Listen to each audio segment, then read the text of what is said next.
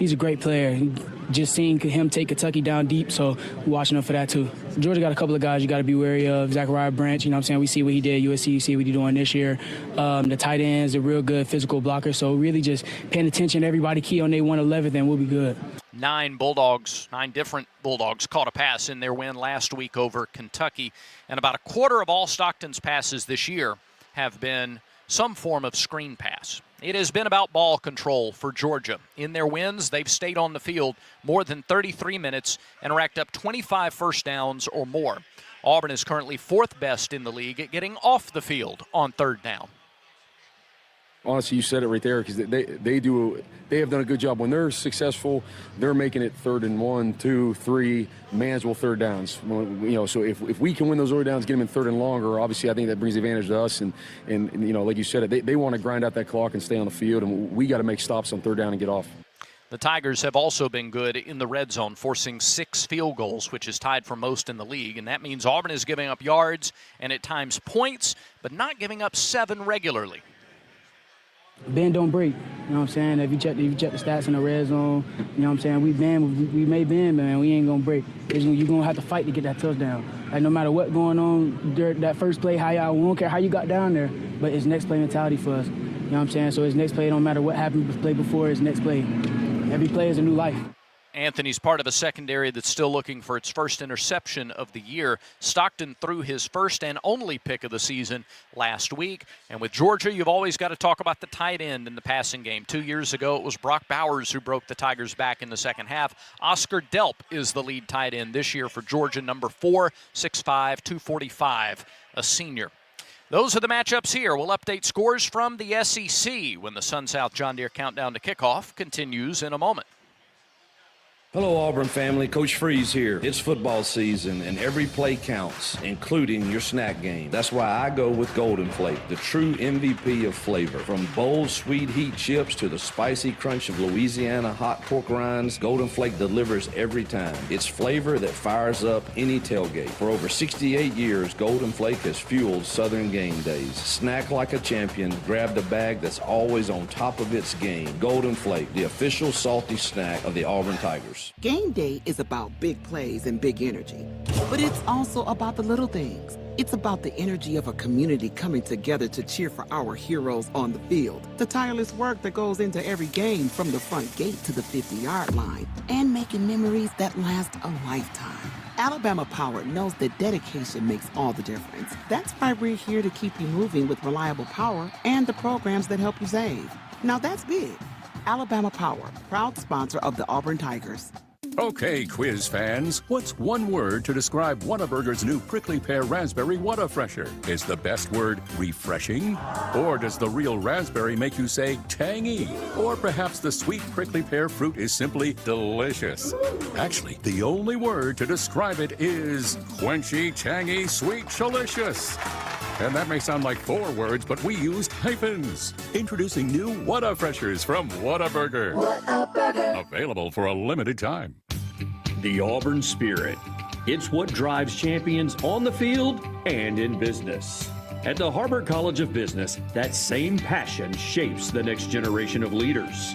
With a personalized, hands-on approach, we prepare students for success, whether in the boardroom or big moments in life. Auburn Pride. Auburn Innovation. Harbert College of Business. Inspiring business. Visit harbert.auburn.edu to learn more. The Raymond J. Harbert College of Business presents the SEC Report, a look around college football's premier conference. At the Harbert College of Business, education is personal. Real-world experience and industry mentors empower students to thrive in business and beyond. That's distinctly Harbert. The Harbert College of Business, inspiring business. Once again, here's Brad Law with a rundown of the day's action in the SEC. Well, 6 other games involving SEC teams, and all but one of them are intra-conference matchups, including the Red River rivalry. And some were amazed that Texas was a favorite over 6th-ranked Oklahoma. Sooners were getting John Mateer back. It was a defensive slugfest in the first half with only field goals. Sooners took a 6-3 lead into halftime in Dallas at the Cotton Bowl. The second half dominated by the Longhorns. They scored. They took a 13-6 lead, and then a big special teams play to create distance and ultimately seal it for the Longhorns. The kick is away. A good punt. Niblett settles under at the Texas 25. Turns upfield to the 30, to the 40. Ryan Niblett to midfield. Niblett down the sidelines to the 40, to the 30. Say goodnight to this one. Ryan Niblett, a 75-yard punt return for a Longhorn touchdown. That made it 20-6. Longhorns added a field goal. It's just gone final. Texas beats Oklahoma 23-6. They limited the Sooners to 5 rushing yards and 88 total yards in the second half in that one. The call courtesy of Craig Way from Learfield. One game then that is still in progress, and that is on Rocky Top, where 12th-ranked Tennessee going toe-to-toe with Arkansas. The Hogs played inspired early. They led 17-10, closing moments of the first half before that high-powered Tennessee offense went to the air. Aguilar drops, fires, Kitzelman right side, end zone. Touchdown! Big Orange with the answer again, this time to Kitzelman. That's the only touchdown pass for Joey Aguilar of the game. They have since gone to the third quarter where the Volunteers have outscored the Hogs 10-0. It's 27-17, Tennessee with the lead. Closing stages of the third quarter. That calls from Mike Keith from Learfield. 2 other finals in the SEC today. Number 8 Alabama gets out of 14th-ranked Missouri with a 3-point win, 27-24. Ty Simpson with 200 yards through the air and 3 touchdown passes. Jam Miller with 86 rushing yards. He left the game, though Kalen DeBoer said that he was diagnosed with a concussion in the victory for Alabama. Missouri suffers its first loss of the season. Tigers come here to Jordan-Hare next Saturday night. 4th-ranked Ole Miss was a winner over Washington State in sort of a journeyman's effort today at Vaught-Hemingway Stadium, 24-21.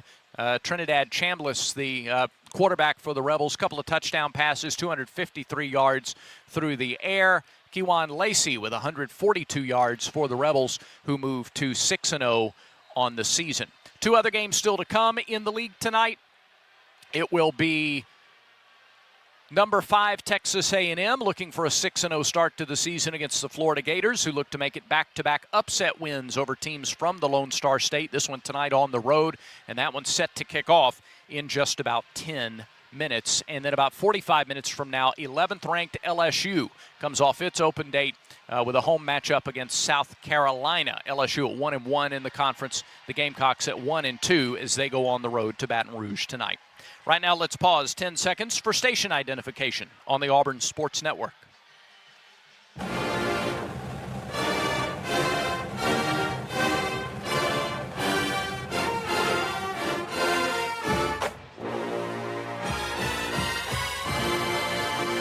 It is 6 p.m. at Jordan-Hare Stadium. We are exactly 43 minutes away from kickoff of the 130th edition of the Deep South's oldest rivalry. The Auburn Tigers in those home blue jerseys. They're on the field. The sun is setting, and it is going to be a memorable night here at Jordan-Hare Stadium. When we come back, Andy Burcham's exclusive pregame visit with head coach Hugh Freeze. Don't miss it. This is the Auburn Sports Network.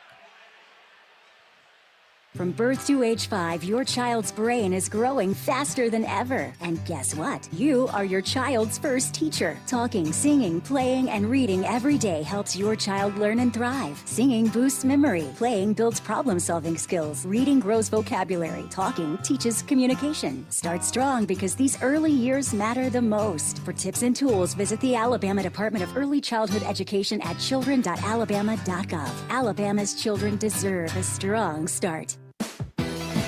Here's a clip from a recent Talking Tigers podcast with Andy Burcham. Ian Borders. We were watching in February guys that we thought maybe had the chance of entering the portal. Denver Jones is a great example of that. We had kind of recognized Denver at FIU around February. He was putting up magnificent numbers, Alabama kid, and we said, man, if this kid enters the portal, we got to jump on him.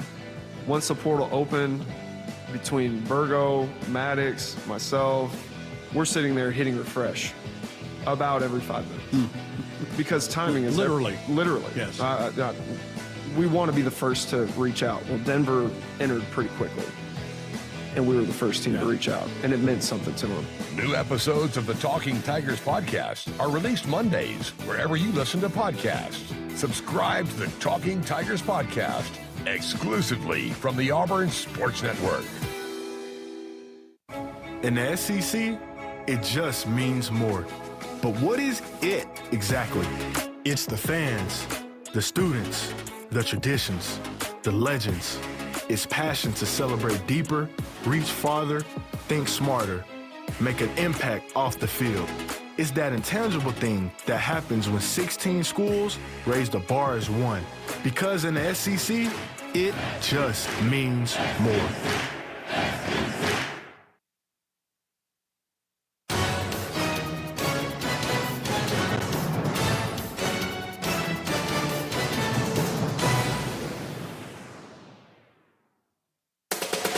Exclusive game day coverage of Auburn football continues with the Hugh Freeze pregame report. Presented by Blue Cross and Blue Shield of Alabama. When you have the right team behind you, it's easy to play with confidence. The same is true when it comes to your health. Blue Cross and Blue Shield of Alabama provides just what you need to feel healthier and happier. Here's Andy Burcham with Coach Freeze. Evaluate last week, the off week, and then this week getting ready for Georgia. The off week was a mixture of ticked off and at the same time encouraged. You know, it's I know a lot of people probably don't understand that, but we in this profession, you can't live in the past, but it does when you have an off week, especially. You're looking at the fact that you had a chance to win, 2 games against top, 8 opponents. And, what are the reasons we didn't? All right. Is it a belief that we can't get over that hump? Is it obviously execution? Is it better coaching? Better, all of that you look at. And so, and it was a work week, really. We didn't, hopefully open season 2 or open week 2, we can recover more. But just felt like we had to go to work to try to, we're close, and no one can argue with that.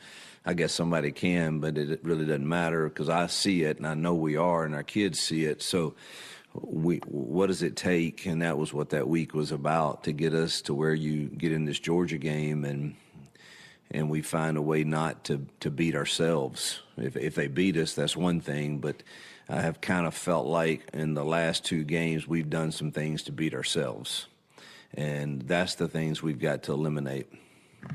Will that result in any personnel changes going into this ball game tonight? No, not really. Tutal will probably play more.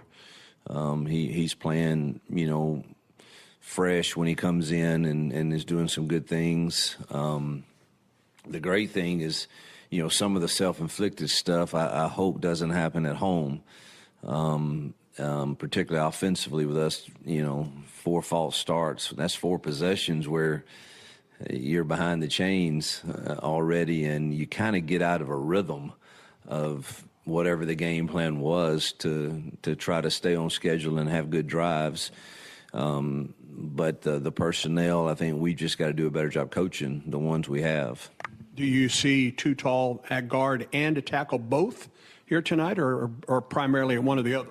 In this game, probably more at tackle, and Jacoby would be probably the next guard because he would hold up better against their girth, the size that they have. So that's probably, Tutal would be probably better suited at tackle. For this, Jacoby probably the next guard in, and obviously Kale could play guard or center.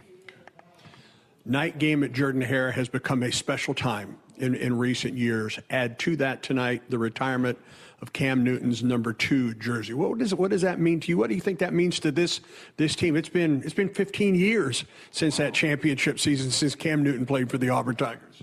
We're getting old. That seems like yesterday. Man, it's awesome that we can honor Cam and what he did for this program, and one of the best college football players ever. And I think that just adds to the excitement and electricity that would be in the stadium, on that night, and to add to that, helping in recruiting. What does it mean for a weekend like this from a recruiting standpoint? I know it's a basic question, but boy, this is an important time. Huge. I can't. We went over it yesterday in staff meeting. I won't be able to meet with everybody. It's so many, and that's I like to do that, but it's just impossible to do. So we got to try to figure out a way to make sure that they sense how we feel about them. But it's hard. We've got official visits, not many, which is good, that I'll be able to spend time with on Sunday. Mm-hmm. But most of the others will be gone, and you're trying to get ready for a game. You're trying to do Tiger Walk, and then you want to have a meeting here, a meeting in the Heisman room there with as many as I can. But we've got literally probably 35 really, really good players, and so I'm gonna have to meet with them as a group, a lot of them, and I'm not crazy about that, but that's just everybody deals with that on games like this. We had 850 coaches request, and I think we allot 300 tickets for that. So, well, we had to say no to a lot of people, which I apologize. I hate that for high school coaches. I do, but I'm not in charge of how many tickets go where. Back with more of the Auburn head coach after this for Blue Cross and Blue Shield of Alabama. When you have the right team behind you, it's easy to play with confidence. The same is true when it comes to your health. Blue Cross and Blue Shield of Alabama provides what you need to feel healthier and happier. A choice of plans, a large network of doctors and hospitals, and personal support to help you choose the right plan with confidence. No second guessing, no confusion. Just care that works for you and your family. Blue Cross and Blue Shield of Alabama is proud to be on your team and proud to be a sponsor of athletic programs across the state. Throw a flag before ants, termites, and other pests invade your home by calling Cook's Pest Control. Cook's proven pest control methods and superior termite control system protect your home from unwanted pests and are backed by a 110% satisfaction guarantee. Make the right call and call the South's most trusted name in pest control for a free inspection. Cook's Pest Control. Looky, looky, looky, here comes Cookie, Cook's Pest Control. You work hard to keep your car running and your home safe, so it only makes sense to keep them protected with a company that has your interest at the heart of what they do. That's why turning to Country Financial for your car and home insurance is an easy choice. Country Financial has been providing insurance and protecting families like yours for 100 years. That's the kind of stability you can trust. Our dedicated reps live and work in your communities and are ready to connect you to get you the insurance that fits your needs. Get more from your car and home insurance at countryfinancial.com. It takes hard work to be the best in the game. Planning, commitment, resilience, sweat. That's why Old Dominion Freight Line, the #1 national LTL carrier for quality, works hard to be the best in the game and is proud to support those striving to be the best in theirs. Old Dominion Freight Line, official freight carrier of Auburn Athletics, helping the world keep promising. All right, let's talk Georgia. When you turn that tape on, let's start with Georgia on defense first. What stands out about the Bulldog defense here tonight? The size up front is concerning. And then I think they have the best linebacking core we've seen. Safeties are really good too.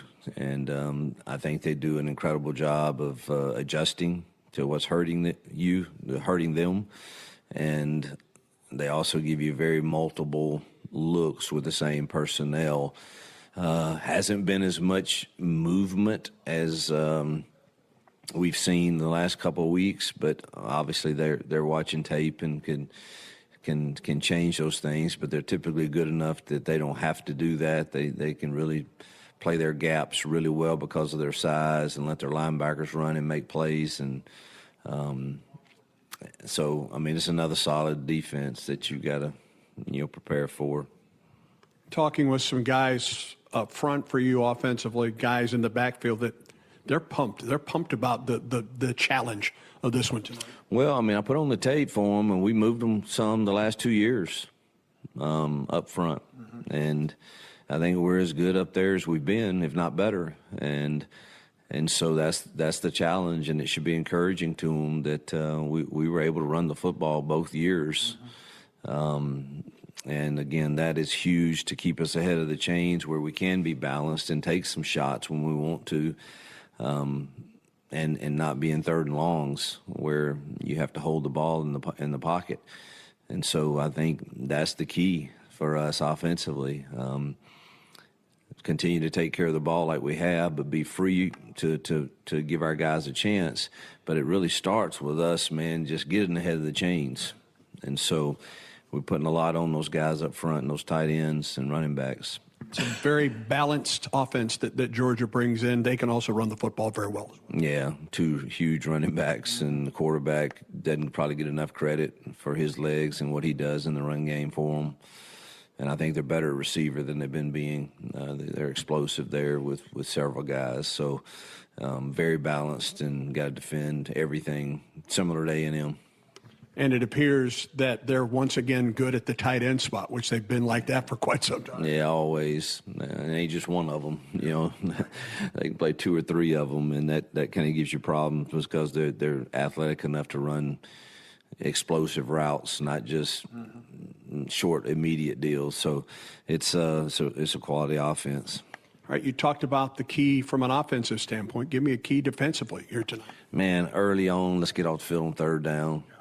It'd be great to get a couple turnovers, but really I think if we gain confidence as we get off the field on third down, I think it's just the excitement in the place is going to grow.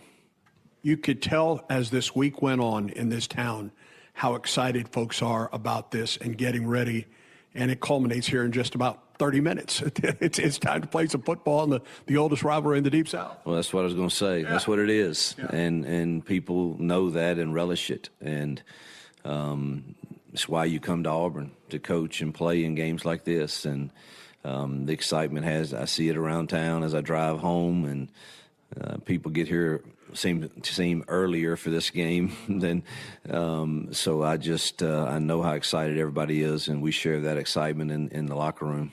Wish all the best tonight. War Eagle. Thank you, Andy. War Eagle. With the Tigers head coach, I'm Andy Burcham. Blue Cross and Blue Shield of Alabama has been proud to present the Hugh Freeze Pre-Game Report. We're proud to be on your team and proud to be a sponsor of athletic programs across the state. Now, stay tuned for more of the Sun South John Deere Countdown to Kickoff. This is the Auburn Sports Network. Finish your Auburn football game day with the Regions Bank Postgame Show. For over 30 years, the Regions Bank Postgame Show has been appointment radio for Tiger fans. Get exclusive locker room interviews with players, assistants, and head coach Hugh Freeze. Plus, get expert analysis, a full rundown of SEC and national scores, and a comprehensive highlight package. The Regions Bank Postgame Show on the Auburn Sports Network. The Edward Via College of Osteopathic Medicine in Auburn is dedicated to its mission of transforming medical students into caring, compassionate physicians. VCOM partners with Auburn University for student activities, shared learning experiences, and research opportunities. Students are instructed in a hands-on learning environment by outstanding faculty members that are dedicated to student success. VCOM is working to improve the health of Alabama's citizens by increasing the number of primary care physicians throughout the state, especially in rural and underserved areas. Find out more at vcom.edu. The Whataburger Buffalo Ranch Chicken Strip Sandwich is back, and it's still bigger and better than any chicken sandwich out there. More chicken strips, more Monterey Jack cheese smothered in buffalo and ranch, all on a 5-inch bun. There's so much crispy, cheesy, saucy goodness, you may find yourself speechless when someone asks what's your favorite part. Not because you can't find the words, just because it's hard to talk when your mouth's full with this much deliciousness. The Buffalo Ranch Chicken Strip Sandwich is back for a limited time. What a burger. In the SEC, it just means more. But what is it exactly? It's the fans, the students, the traditions, the legends. It's passion to celebrate deeper, reach farther, think smarter, make an impact off the field. It's that intangible thing that happens when 16 schools raise the bar as one. Because in the SEC, it just means more.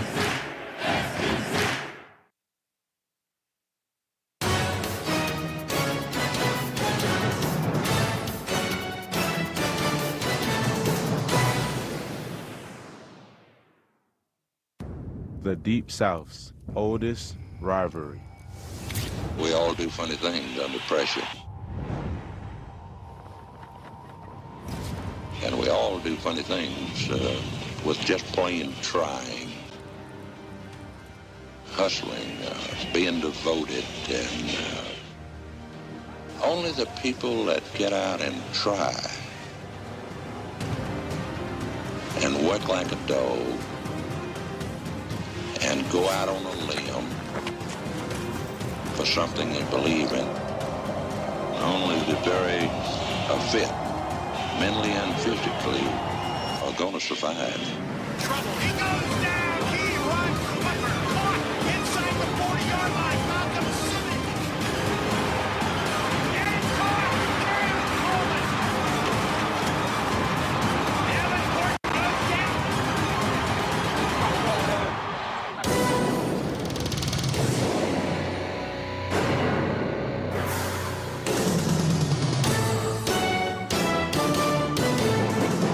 Nighttime at Jordan-Hare Stadium. The renewal of the oldest rivalry in the Deep South. What began at Piedmont Park in February of 1892 continues on the plains tonight. This rivalry has produced Shug Jordan, Vince Dooley, and Pat Dye. Tonight, it's the 130th edition of one of the grand games in all of college football. Good evening and War Eagle from Pat Dye Field at Jordan-Hare Stadium. With Jason Campbell, Brett Eddins, Brad Law, Jeff Shearer, Gene Dulaney, Patrick Tisdale, Britt Bowen, and Ben Harling. I'm Andy Burcham. After an open weekend, Auburn looks to turn things around at home. The Tiger defense is among the best in the SEC. Offensively, Auburn looks for an identity against one of the best rushing defenses in the league. Georgia suffered its first loss 2 weeks ago at home to Alabama. The Bulldogs responded with a resounding win over Kentucky. Georgia racked up 452 yards in total offense, didn't give up a sack, and Gunnar Stockton rushed for a pair of touchdowns. Chauncey Bowens went over to the 100-yard mark for the second straight game, and Georgia held Kentucky to just 45 yards on the ground. The last time Auburn beat Georgia was November 11, 2017. The Dogs have run off 8 straight wins. They can tie a series record with another win tonight. Auburn looks to break that streak and begin October in grand style. The Sun South John Deere countdown to kickoff continues in a moment. Some people just know you can save money on car insurance by checking Allstate first. Like you know to check if they're going for it on 4th down, before going to the concession stand. Yeah, give me 3 hot dogs, 2 jumbo touchdown, baby! What? Hey, buddy, you want cheese with those? Yeah, checking first is smart. No. So check Allstate first and see what you could save. You're in good hands with Allstate. Potential savings vary, including based on how you buy, subject to terms, conditions, and availability. Allstate North American Insurance Company and affiliates, Northbrook, Illinois. From birth to age 5, your child's brain is growing faster than ever. And guess what? You are your child's first teacher. Talking, singing, playing, and reading every day helps your child learn and thrive. Singing boosts memory. Playing builds problem-solving skills. Reading grows vocabulary. Talking teaches communication. Start strong because these early years matter the most. For tips and tools, visit the Alabama Department of Early Childhood Education at children.alabama.gov. Alabama's children deserve a strong start. Build Giants Alabama is proud to support this broadcast of Auburn football. The state of Alabama has a proud history of building ships for the U.S. Navy, and today it's helping deliver the Navy's next generation vessels. With thousands of jobs and training opportunities open statewide, we're here to connect you with the companies building the fleet. Interested in careers building the next generation of Navy ships right here in our state? Visit BuildGiantsAlabama.com to learn more. I'm Andy Burcham, and you're listening to the Ford F-150 Truck Highlight Show. War Eagle. The smart and powerful Ford F-150 turned in another championship caliber performance. Thanks to available Pro Power onboard and outstanding payload numbers, fans will be talking about this tailgate for years to come. For great offers on the official truck of the Auburn Tigers, See your local Ford dealer today. See owner's manual for important operating instructions.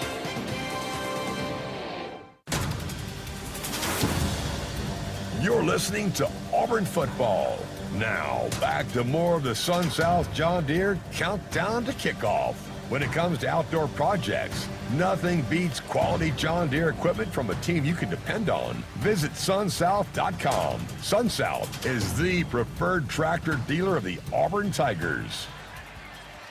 And we welcome you back to Jordan-Hare Stadium on a simply spectacular fall evening for football. It's Auburn and Georgia, the 130th rivalry, the 130th edition of this fantastic rivalry. With Jason Campbell and our entire Auburn Sports Network crew, I'm Andy Burcham. Great things are possible when you have the power, performance, and smart features of a Ford F-150. It's the official truck of the Auburn Tigers. Greatness starts at your local Ford dealer. Jason, what are your Ford keys to the game?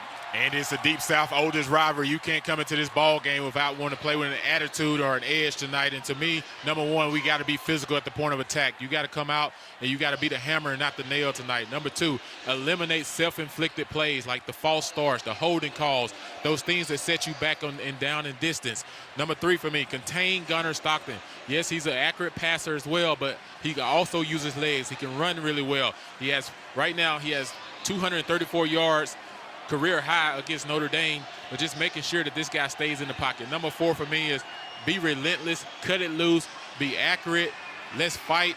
This is a game for Auburn that we need to rewrite our history and get it back in the right place. You look at the running game for both of these teams, and both of these quarterbacks run the football and well. Both of these quarterbacks, Jackson Arnold for Auburn, Gunnar Stockton for Georgia, have 5 touchdown runs apiece. They have more touchdown runs than anybody else on their roster right now. For Auburn to run the ball effectively tonight, it's not just Damari Alston. It's not just Jeremiah Cobb. It's not just those 5 guys up front.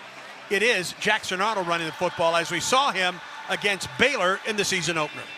Yeah, and you talk about 2 guys, both is identical, right? You think about Jackson Arnold, 70 carries for 192 yards, 5 touchdowns. Gunnar Stockton, 29 carries for 194 yards, 5 touchdowns. So identically, both of these teams like to get their quarterbacks involved in the run game. We call it the RPO system, right? Where you got to read the defensive end. Then once you get outside on the edge, you can decide at that standpoint if you're going to throw the ball or keep it. Both of these guys made pretty good decisions in the RPO game as far as like when to run the ball. And I think that's been the difference. So you can't go to sleep by just focusing so much on their running backs and lead these quarterbacks with the opportunity to get a lot of gains. Eric Kleypas, who's Auburn's groundkeeper here at Jordan-Hare Stadium, said that the surface hardness is 60.5 with a 19.6 volumetric moisture. It's a fast track to get a report from sideline. We go down to Brett Edens, who's with us tonight, in a Cook's Pest Control sideline report. It's on. Hey, guys. Huge atmosphere here. All kinds of Hall of Famers down here. Big thing for the team tonight. Weather's not going to play a role, but I think just managing your emotions to keep your energy even and be ready for the fourth quarter is going to be a huge key for both teams. Do not make a quick move down there. The Eagle is flying at Jordan-Hare Stadium. Auburn University's Raptor Center division of the College of Veterinary Medicine is celebrating 25 years of pregame Eagle flights during the 2025 football season. Honor and Auburn tradition, support the center's work during its 25th anniversary campaign. Learn more at vetmed.auburn.edu/Raptor. All right, let's talk a little defense. And against this Georgia balanced offense, Gunnar Stockton, 91 of 132 yards, 91 of 132 attempts, 68.9%, over 1,000 yards, 6 touchdowns, just 1 interception. When you look at this passing game for Georgia, Jason Campbell, what do you see? Yeah, the thing for me, they're balanced, right? Offensively, they run the ball for over 200 yards a game. They throw the ball for about 231 yards a game. Everything used to start with a tight end in this offense, right? But if you look at their depth, like Branch is one of their better receivers. He has 18 catches for 234 yards. Kobe Young is the Nets receiver, 247 yards and a touchdown. They do their receptions by committee when it comes to the receiver position. Now, you talk about the tight end. They haven't thrown a ton to the tight end, but he's still a pivotal part of their offense and what they do. So Auburn's got to pay attention to their passing game, but Andy, it still starts to mean stopping the run. You got to stop the run with these guys first and force them to be one-dimensional. You get Jordan-Hare crowd behind this defense. Now you can unleash Kendrick Fault. You can unleash Kieran Crawford. You can bring in Murray, Jared Smith. These guys, your depth pays for you on defense, which can be a huge effect for us tonight against this Georgia's offense. There really is no way to quantify what a nighttime game at Jordan-Hare Stadium means to Auburn, but you listen to coaches like a Kirby Smart, like a Nick Saban, coming into this stadium, and especially at night on a Saturday night. This is one of the toughest places, and Auburn has to rely on that for the next 2 weeks, as a matter of fact. Tonight against Georgia, Missouri next Saturday. Yeah, I can't remember the last time Auburn had 2 big-time night games at home, and we have to make sure that works into our advantage, correct? Like, when you talk about the crowd noise in Jordan-Hare, I know a lot of people talk about LSU, they talk about Tennessee, they talk about Florida. A lot of SEC schools have a nice, loud atmosphere, but it's something about Auburn that makes it magic in this place. And hopefully, Andy, we get some magic tonight, but this is one of the best places to play college football in the nighttime as an atmosphere. This is why you come to school here. This is why you choose to play in these big games. And throwing that on top of it, you're retiring Cam Newton's jersey tonight. So there's a lot of people and a lot of excitement to be going for Auburn tonight. Tonight is also the 18th consecutive sellout at Jordan-Hare Stadium, dating back to the beginning of the 2023 season. It surpasses the previous program record of 17 set from 2013 to 16. Auburn is going to blow out this record for the rest of this season. You talk about night games at Jordan-Hare Stadium. This might surprise you. First time that these two teams have played a night game at Jordan-Hare Stadium since 2012. Since 2012. I guess I'm so used to us playing the 2:30 game, right? Back in November when the game was played in November and it got darker earlier. You know, you start the game, it would be daytime, but then by the time you got to the second half, it was night. But tonight, this game starts off night and it's going to end night. So this is a great opportunity for Auburn to get that signature win. Auburn hadn't had a signature win in 4 years. And you think about it, our last top 10 win was against Ole Miss in 2021. So can Auburn come tonight and get the edge back? This is a top 10 program, but we got to start showing it. Georgia's longest win streak in this series is 9, from 1923 until 1931. However, the Dogs have won 8 straight against the Tigers, dating back to that November 2017 Auburn win in the regular season. It started in the SEC championship game. Georgia can tie for the longest win streak in this series tonight. Boy, there's just a ton on the line. It is Auburn, Georgia. Auburn looking for its first SEC win, a 2-game homestand with this one tonight and Missouri next week. Boy, just so much on the line and so much riding on this ball game tonight, Jason. Well, Andy, we talked about this earlier in the year. I don't think there's going to be any SEC team with less than 2 losses by the time we get to the end of the season. So for Auburn, if you have an opportunity to win out, you still control your destiny. And you think about a Georgia team. They lost to Alabama by 4 a couple of weeks ago. They're thinking the same thing to continue to stay in the hunt. You saw some teams get knocked off today within that top 10. So college football is not as it is as a whole. You never know on any given Saturday, anybody can be beat. Auburn has lost this game by 1 score 4 of the last 6 times. By 1 score. So it's not like we haven't been in the ball games, and Coach Freeze talked about it earlier this week. He showed the guys the tape where how we dominated in some of those positions up front, but it didn't show up in the scoreboard at the end of the game. Tonight, we needed to show up at the end of the scoreboard. Auburn University Marching Band is making its way onto Pat Dye Field at Jordan-Hare Stadium. We're getting set between Auburn and Georgia. Stay tuned. This is the Auburn Sports Network. Alabama Power is here for you when big storms hit, but we're also here for the little things. We're there to get the coffee started, to make sure everyone's ready for school, for midday dance breaks and evening entertainment. We're also there to help you save on all that energy with easy-to-use tips, tools, and efficiency programs. So enjoy these moments. Kids, movie night. And we'll do the rest. Visit alabamapower.com and follow us on social to learn more. You work hard to keep your car running and your home safe, so it only makes sense to keep them protected with a company that has your interest at the heart of what they do. That's why turning to Country Financial for your car and home insurance is an easy choice. Country Financial has been providing insurance and protecting families like yours for 100 years. That's the kind of stability you can trust. Our dedicated reps live and work in your communities and are ready to connect you to get you the insurance that fits your needs. Get more from your car and home insurance at countryfinancial.com. The fans are out today, Gabe. That's right, Andy. Big games mean bigger tailgates. Check out that Ford F-150 truck, a championship caliber performance. Flawless execution, Andy. Smart, powerful, and with available Pro Power on board, F-150 just took this tailgate over the top.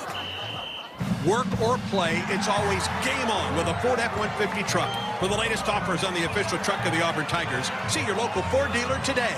See owner's manual for important operating instructions.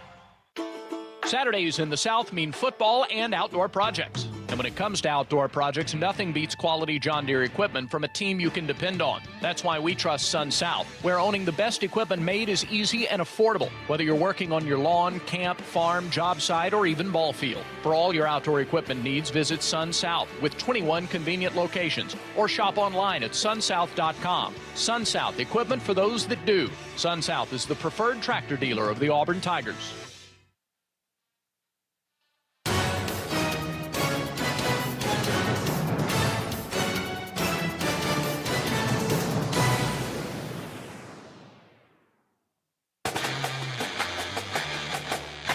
This is Auburn football, and these are the Yellowwood starting lineups for the Tigers. Defensive line. Kendrick Falk, Highland Home, Alabama, Highland Home High School. Bobby Jameson Travis, Minneapolis, Minnesota, Minneapolis North High School. Malik Blogden, Montgomery, Alabama, Pike Road High School. Kieran Crawford, Memphis, Tennessee, Garth Christian School. Linebackers. DeMarcus Riddick, Clayton, Alabama, Chilton County High School. Xavier Atkins, Jonesboro, Louisiana, Summer Creek High School. Secondary. Caden Lee, Atlanta, Georgia, Cedar Grove High School. Jalen Crawford, Atlanta, Georgia, Parkview High School. Champ Anthony, Fort Worth, Texas, Timberview High School. Caleb Harris, Belgium, Alabama, Thompson High School. Sebastian Smith, Mumford, Alabama, Mumford High School. Offensive line. Xavier Chaplin, Buford, South Carolina, World Bank Early College High School. Dylan Wade, Houston, Texas, Cypress Falls. Connor Liu, Kennesaw, Georgia, Kennesaw Mountain High School. Jeremiah Wright, Selma, Alabama, Selma High School. Mason Murphy, Riverside, California, J. Sarah Catholic High School. Receivers. Cam Coleman, Phoenix City, Alabama, Central High School. Eric Singleton, Atlanta, Georgia, Alexander High School. Malcolm Simmons, Alexander City, Alabama, Benjamin Russell High School. Tight end. Brandon Frazier, McKinney, Texas, McKinney North High School. Running back. Damari Austin, Atlanta, Georgia, Woodward Academy. Quarterback. Jackson Arnold, Denton, Texas, Denton Geyer High School. Special teams. Alex McPherson, Fort Payne, Alabama, Fort Payne High School. Hudson Cox, Seymour, Australia, St. Mary's High School. Reed Hughes, Conway, Arkansas, Conway High School. The starting lineups have been presented by Great Southern Wood, makers of Yellowwood pressure-treated pine. If it doesn't have that yellow tag, you don't want it. You've been listening to the Sun South John Deere Countdown to Kickoff on the Auburn Sports Network. Now, it's game time.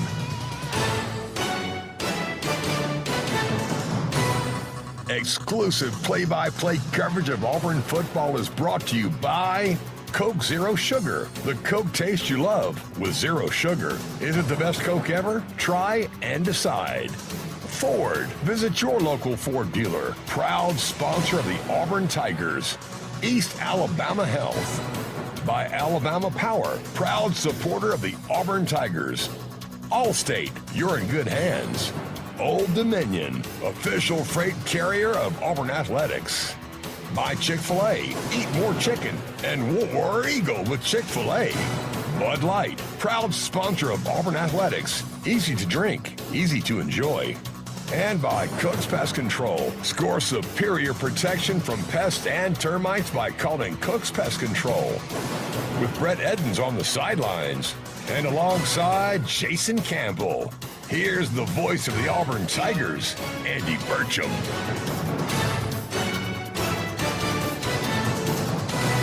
About 8 minutes away until the start of the 130th edition of the Auburn-Georgia rivalry. We welcome you back to Pat Dye Field at Jordan-Hare Stadium. It's all Auburn, all orange across this vast stadium. And tonight, Auburn University Marching Band about to form into the AU and welcome the Auburn Tigers out of the South locker room and on to the field. Game day weather tonight brought to you by Sensagreen, proud sponsor of Auburn Athletics.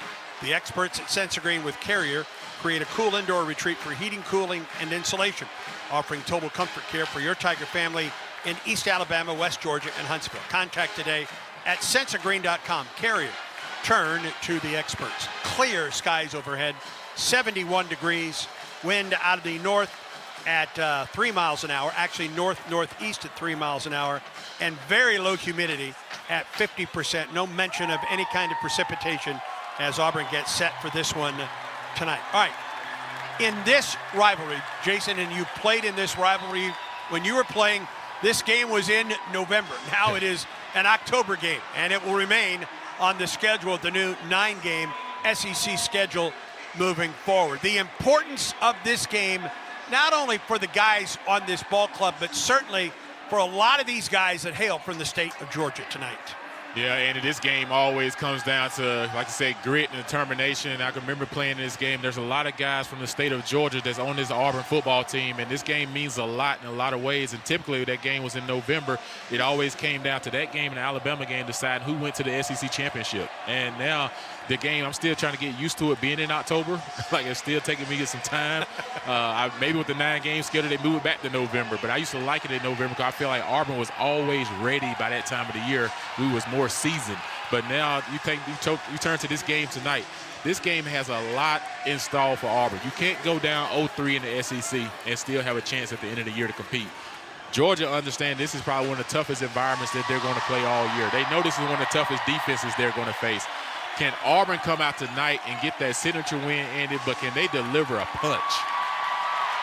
What does that mean to you? What is that punch here tonight, Jason? That means to me, like, you come out, you fight, but it got to show it. You can't just say it. To me, I got to see the energy. Each play, I got to see some excitement. I got to see guys flying around. I got to see some rose green hits without it being a penalty. So I need to see some guys being the hammer tonight. And to me, Andy, it starts with your mouth by running the football. You say you want to run the football, then come out tonight and let's do it in the beginning. Set the tone up front for this offensive line. Let's get these guys going, and then let's pass protect and get these guys some big plays downfield. Watching guys in the pregame tonight, specifically Keldrick Falk with those defensive linemen.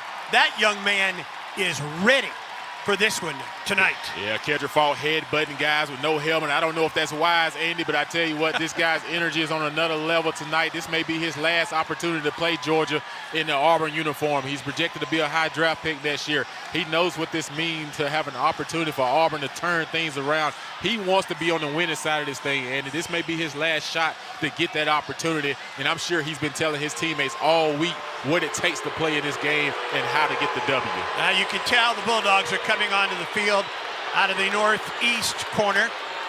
The Auburn University marching band in the AU. Auburn about to come on the field. You'll be able to hear when the Tigers make it onto the field here at Jordan-Hare Stadium as we get ready for the start of Auburn and Georgia tonight. As good as Auburn has been at home, as good as Auburn has been at home at night, this Georgia team, though, and here come the Auburn Tigers. As good as this has been, Georgia has dominated this series in the last 20 years. They've won their last 8 games in this series against Auburn. In order to create it to be a rivalry again, Andy, you got to start the streak over. And for Auburn, that's tonight. Toss of the coin presented by Kia of Auburn, where you're always number one. Tonight's referee, Ken Williamson. Ken Williamson, I'll be your referee tonight. This is Mr. Hill, he's your umpire. You're the visitors, so you're gonna call it. Heads is gonna be the SEC emblem. Tails are the flag. What are you gonna call? Tails. Tails is the call. He's calling tails, okay? It is tail. You have one. You may kick, receive, defend, or defer. Defer. Or defer. You want the ball, correct? Who plays like to kick? I can kick that way. Right, put your back on there, and you put your back on there.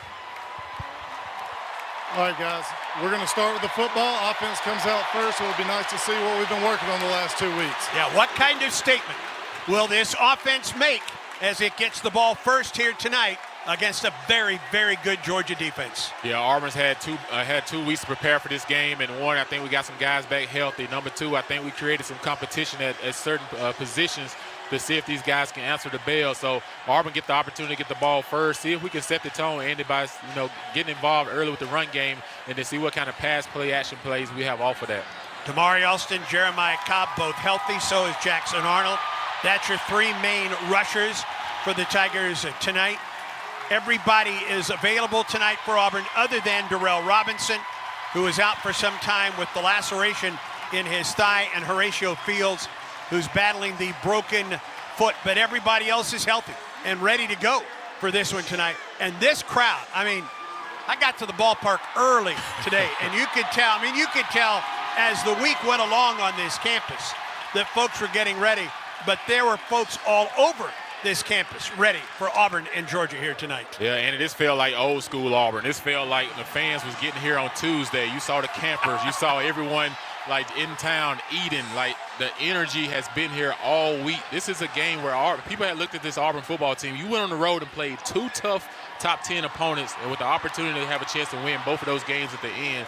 So Auburn is on the cuff of turning this thing around, and they need a big one tonight to rewrite the ship. Well, and that's what Hugh Freeze has said for the last couple of weeks. His ball club is close. And you know what? Now we have to see it. Right. Now we have to see Auburn take that step at this point and have to do it against one of the best teams in recent years in the Georgia Bulldogs. Yeah, I think that's something he wants to see from his guys, right? This is his roster now. He's had an opportunity to get a lot of his the guys that were freshmen when he came in are now juniors. So this is a game where some guys going to have to grow up tonight and play some really good football for this Auburn team. And it's going to be physical. It's going to be relentless. But you got to stay in it all the way to the fourth quarter and knowing that this is a four-quarter game and a fight to the end. Georgia will kick with the wind to its back. Auburn will defend the south goal. Rayshawn Pleasant drops back just inside the 3-yard line for the Tigers. Jeremiah Cobb is one of the up men at about the 9. And we're about ready. Finally, goodness gracious, we're finally about ready for Auburn, Georgia football. After an off week for the Tigers, consecutive 1-score losses on the road, frustrating losses to Oklahoma and Texas A&M on the road. Auburn's back at home for 2 straight games, and now getting ready for the Georgia Bulldogs tonight. Goldring will kick it off. Kicks it high, kicks it deep, down the sideline and into the end zone. And Auburn will start 1st and 10 at its own 25. Jackson Arnold, the 6'1 junior, 219 pounds, from Denton, Texas, 87 and 134 for 846 yards, 64.9%, 5 touchdowns, no interceptions. Yeah, I think for Jackson tonight, you just got to come out and just play the game. Like, just sit back there. If guys are open, just cut it loose. Don't worry about what's happened over the last 2 weeks. Tonight is a different opportunity and a new start. Tigers will open up between the hashes. Double wide receivers right, Cam Coleman left. Man comes in motion near side. Handoff, Singleton turns the corner, 35, and run out of bounds near the 40. Nice start for Auburn on 1st down. Eric Singleton coming on that sweet play. One of the plays Coach Freeze and his staff decided to put in over the bye week. They saw this guy at Georgia Tech last year, what he was able to do to this Georgia defense. Big play on the first play for game of 15. Kyron Jones, a redshirt sophomore from Swainsboro, Georgia, ran Singleton out of bounds. 1st down for Auburn at the 40-yard line. Ball at the left hash mark. Jackson Arnold from the gun. Arnold throws to the sideline. It's Singleton, a blocker ahead of him.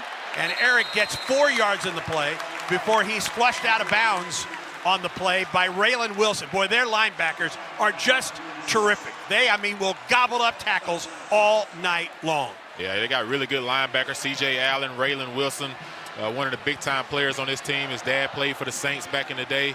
But then you talk about just the guys, they don't get a lot of sacks, Andy, but they play great team defense. Auburn got 4 yards on 1st down. 2nd down and 6 from the 44-yard line, left hash.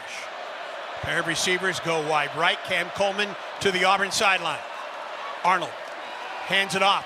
Cobb stays on his feet, slithers forward out to the 48-yard lines. Another 4 yards for Jeremiah Cobb. It's going to bring up 3rd down, and we'll call it 2.5 for Auburn. Ball between the hashes. And this is what Auburn wanted. 3rd down and short, not 3rd down and long. Auburn's first 3rd down of the night. The Tigers went over on 3rd down at Texas A&M 2 weeks ago. Between the hashes, 3rd down and 2.5 for Auburn. Arnold floats it. It comes to the tight end. 1st down across midfield. Dives to the 45, Brandon Frazier. And Auburn gets a 1st down into Georgia territory at the 45-yard line. Yeah, nice play call by the coaching staff there to get Brandon Frazier, fake like he's blocking, release Jackson Arnold, put the ball in his hands for a gain of 7 for a 1st down. Really nice block by Cam Coleman as well on the edge. 1st down for Auburn, left hash mark, ball at the 45-yard line. A pair of receivers go wide right. Coleman single coverage to the short side of the field. On 1st down from the Georgia 45. Play action. Arnold looks, he throws, complete. Coleman out of bounds, just shy of the 1st down, I believe, maybe a half-yard shy. It's going to be 2nd down and a half-yard on Cam Coleman's great catch. concentration by Cam, too. He fell down and got back up to make that catch. 18 catches on the season for Coleman.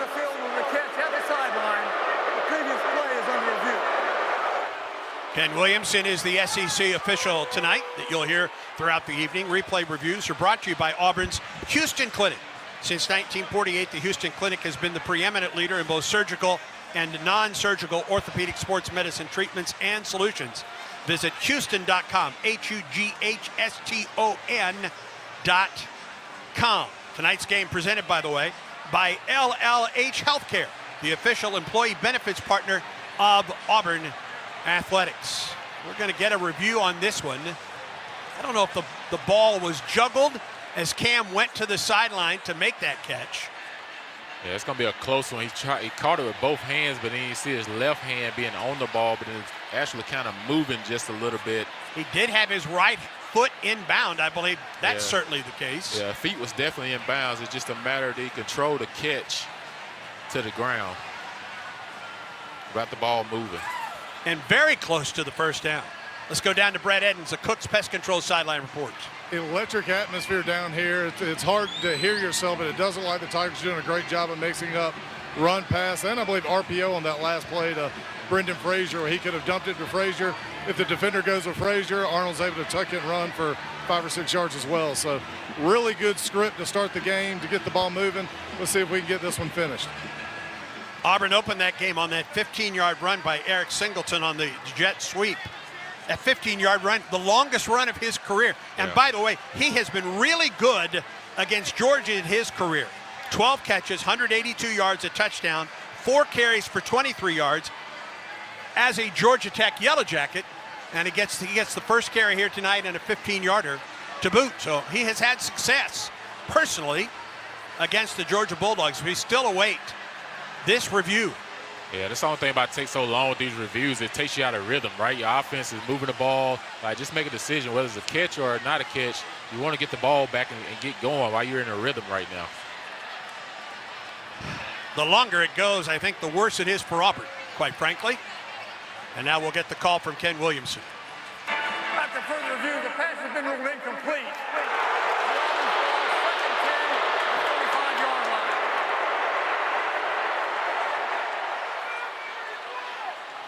So 2nd down and 10 for Auburn instead of 2nd down and a half yard. One more note with regard to Eric Singleton. Now 30 straight games with a catch. That's every game of his collegiate career. The streak, the 12th longest active streak in the FBS, and the 3rd among players in the Southeastern Conference. But Cam Coleman doesn't get the catch. And it's 2nd down and 10 for Auburn from the Georgia 45. Trips to the wide side of the field for the Tigers. And now a man in motion. That's 4 receivers wide right. They throw that way. They get the ball over there to Malcolm Simmons. Simmons gets a couple yards before he's gobbled up over there by Ellis Robinson, the 4th. 6 foot 180, a redshirt freshman from New Haven, Connecticut. Here's 3rd down and 8 for Auburn. Yeah, I still like the call. Got the ball out of Jackson's hand quickly. Try to get Malcolm Simmons on the edge. Corner made a really good job of getting inside our receiver to make that tackle, make it a short game. You look at Frazier again. He's coming off of a career high down at Texas A&M. Already has 1 catch on the night. He sets up in the slot to the left. They bring an extra man. Arnold throws it across the middle. Pass is complete. First down, Auburn. Pass complete to Perry Thompson. He was able to turn it upfield, and he gets to the Georgia 32-yard line. Yeah, Auburn trying to go with speed. Great job of Perry Thompson running that underneath drag route. Good accurate throw by Jackson Arnold to give him a chance to turn upfield. First down for the Tigers. They flip it out. They get the ball to the sideline, out of bounds at the 30-yard line. Eric Singleton Jr. with the catch. They'll give him the 29 on the play. It's a 3-yard gain, second down and a 7. This is the opening drive of the ball game for the Tigers. Yeah, you see the Auburn offense trying to make this Georgia defense is really good, run east and west and try to see if they can run with the speed of our team. Second down and 8 for the Tigers. Those are the football at the Georgia 29-yard line. Ball at the left hash. Coleman short side of the field. Pair of receivers split wide right. Handoff. Cobb tries to get to the corner. Does. 25 taken out of bounds inside the 25-yard line. Jeremiah Cobb taken down on the play by Allen, C.J. Allen, the junior linebacker out of Barnesville, Georgia. Yeah, nice job of Jeremiah Cobb. Wanted to hit it inside, bounced it outside, and it was a race to the sidelines against him and C.J. Allen. Third down and a long 2 for the Tigers. Play clock at 17 as Arnold walks to the line of scrimmage. Puts Frazier outside the right tackle. A bunch set for the Tigers. Handoff. Jeremiah Cobb, first down. Jeremiah Cobb just finds his way right up the hash mark inside the Georgia 20-yard line. First down for the Tigers. Auburn in the Chick-fil-A red zone for the first time tonight. Yeah, really good job of this Auburn offense, shifting in the beginning of the snap, making sure guys are getting lined up, trying to cause confusion on the Georgia defense and not let these guys just line up and know exactly what we're doing. I really like the concept I'm seeing from Auburn right now. Auburn 3 of 3 on third down on this first drive after the 7-yard run by Jeremiah Cobb. First down for the Tigers from the Georgia 18, from the left hash. And a timeout call. There was some late movement by Auburn, and the Tigers was running out of time on the play clock, and Auburn will burn its first timeout of this first half of play. When play resumes, 1st and 10 for Auburn at the Georgia 18-yard line on the opening drive of the night. Register your child ages 5 to 12 for the Auburn Tigers Kickoff Kid Contest from Berkshire Hathaway Home Services. Winners will see the kickoff from the sideline at Pat Dye Field, plus receive 4 game tickets, pregame VIP hospitality, a t-shirt, and video board recognition. Enter at auburnKickoffKid.com. Stay tuned. Auburn football continues in a moment. Bill Giants, Alabama is proud to support this broadcast of Auburn football. The state of Alabama has a proud history of building ships for the U.S. Navy. And today, it's helping deliver the Navy's next generation vessels. With thousands of jobs and training opportunities open statewide, we're here to connect you with the companies building the fleet. Interested in careers building the next generation of Navy ships right here in our state? Visit BuildGiantsAlabama.com to learn more. Throw a flag before ants, termites, and other pests invade your home by calling Cook's Pest Control. Cook's proven pest control methods and superior termite control system protect your home from unwanted pests and are backed by a 110% satisfaction guarantee. Make the right call and call the South's most trusted name in pest control for a free inspection. Cook's Pest Control.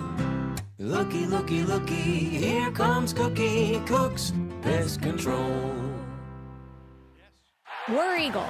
This is Katherine Robertson, proud graduate of Auburn University, and I'm running to be Alabama's next Attorney General. Thanks to President Trump, America is winning again. And as Attorney General, I'll make sure we keep winning, keeping the border closed, deporting the violent illegals, and cracking down on crime. I'm proud to have the support of the Alabama Farmers Federation, along with sheriffs and police chiefs across our state. Visit KatherineForAG.com to join our team. Paid for by Robertson for Attorney General. P.O. Box 530063, Birmingham, Alabama 35253. Yellowwood knows that a 5-star backyard is the place to make lasting memories. Like roasting marshmallows on a cool fall night. That's it. Turn it nice and slow. Get it toasted all... Oh, no, it's on fire. Oh, you want it on fire. Okay, that's a choice, I guess. Crunchy. For 5-star backyards and the most memorable experiences, Yellowwood brand pressure-treated pine. If it doesn't have that yellow tag, you don't want it.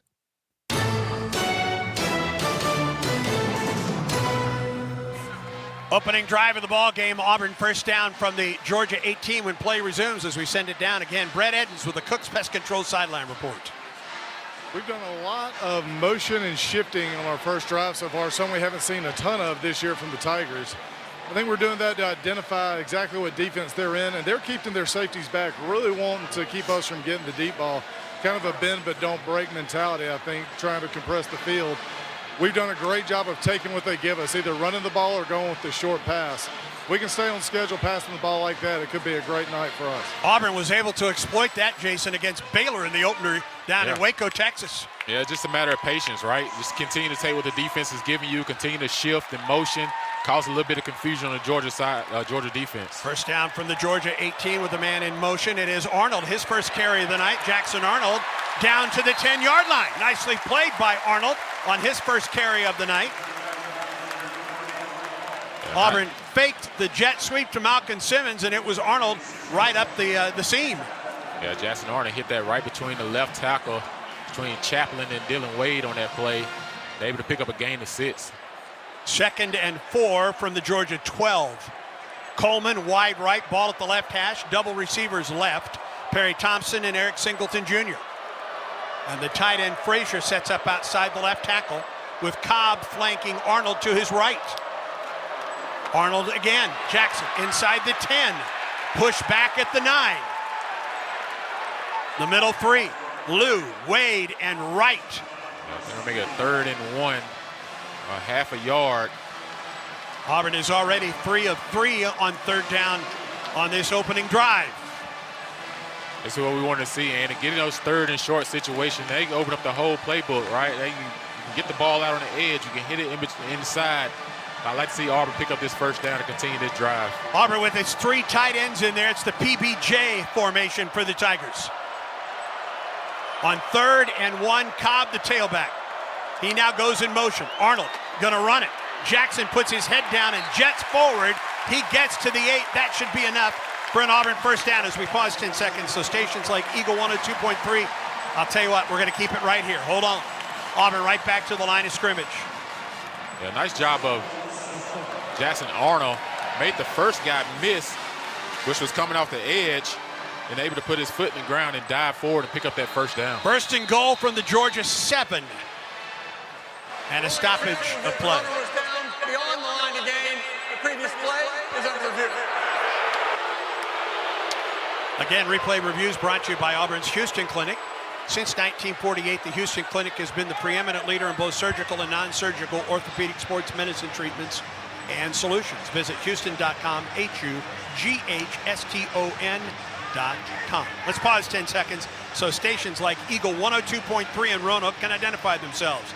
This is the Deep South's oldest rivalry on the Auburn Sports Network.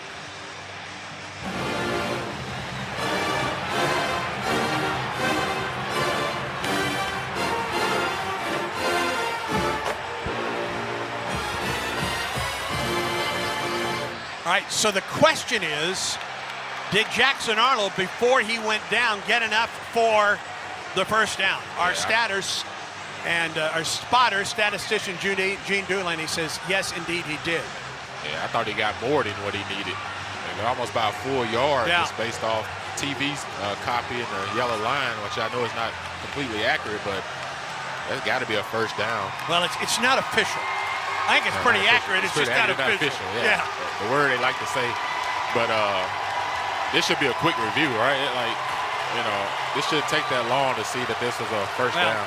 In the meantime, Cameron Newton just below us with one of the megaphones of the Auburn cheerleaders and spiking up the crowd down here in the end zone. Cam is really enjoying that moment, where he likes to get in the stands and get the and he should. He should, yeah. Yes. He's one of the college football's greatest players. And then, so they're looking at the right knee, Andy. It's all depending on where his right knee was down. Yeah. All right. So first and goal from the 7 for Auburn. And no team has been better in the red zone than this Auburn ball club this season. 14 of 14 scoring in the red zone. 10 touchdowns for Auburn in the red zone this season. Yeah, it'd be really good to see Cam go to the student section and stand up and get those guys crunk when Georgia get on offense and make this thing super loud. Georgia, by the way, holding opponents to scores on 77.8% of the time in the red zone. First and goal from the 7 for Auburn. Arnold to the end zone. Coleman in and out of his hands. Stripped away by Dalen Everett. Flag down. Flag down just inside the goal line. And we wait for the call from Ken Williamson.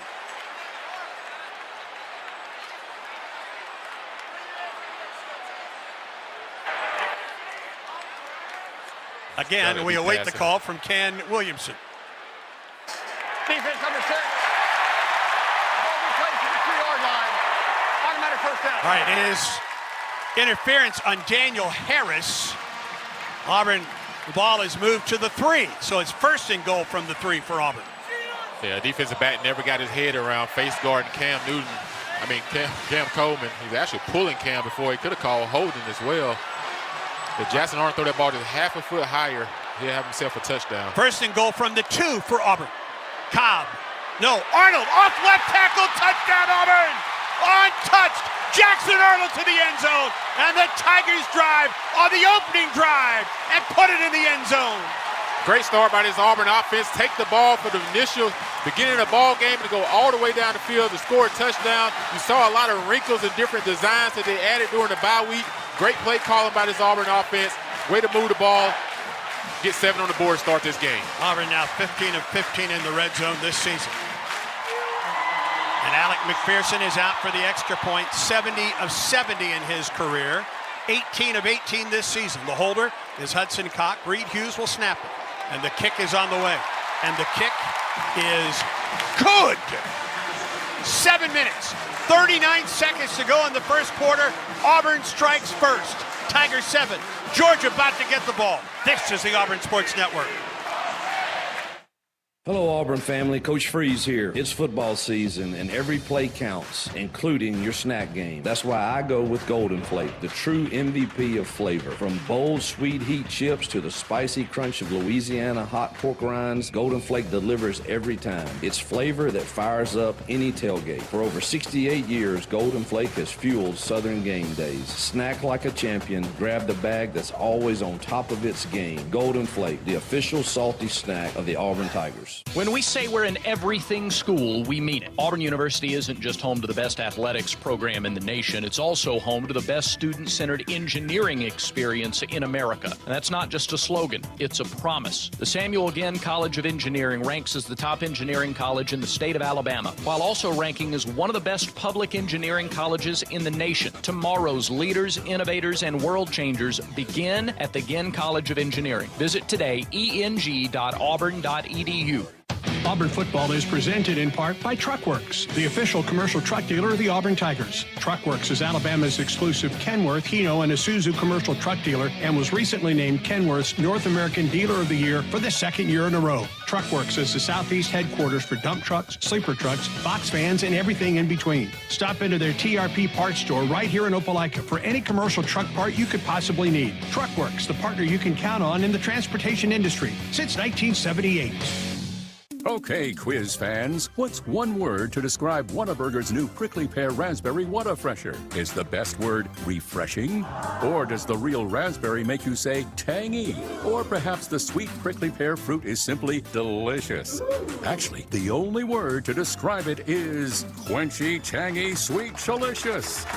And that may sound like 4 words, but we used hyphens. Introducing new Whata Freshers from Whataburger. Whataburger. Available for a limited time.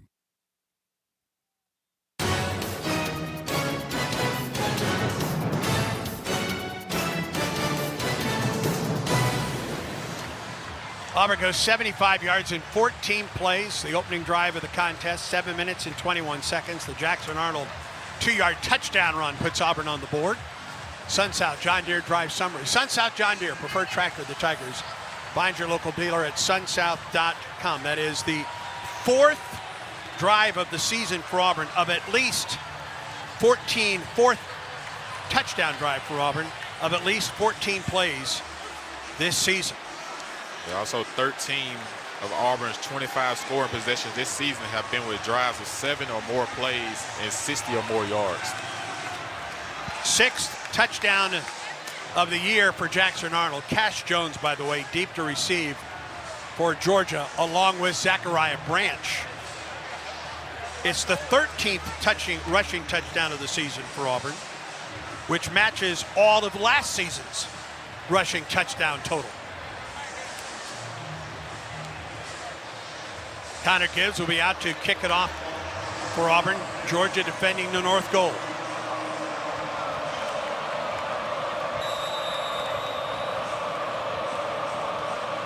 $7-0 Auburn, 7:39 to go in the first quarter of play.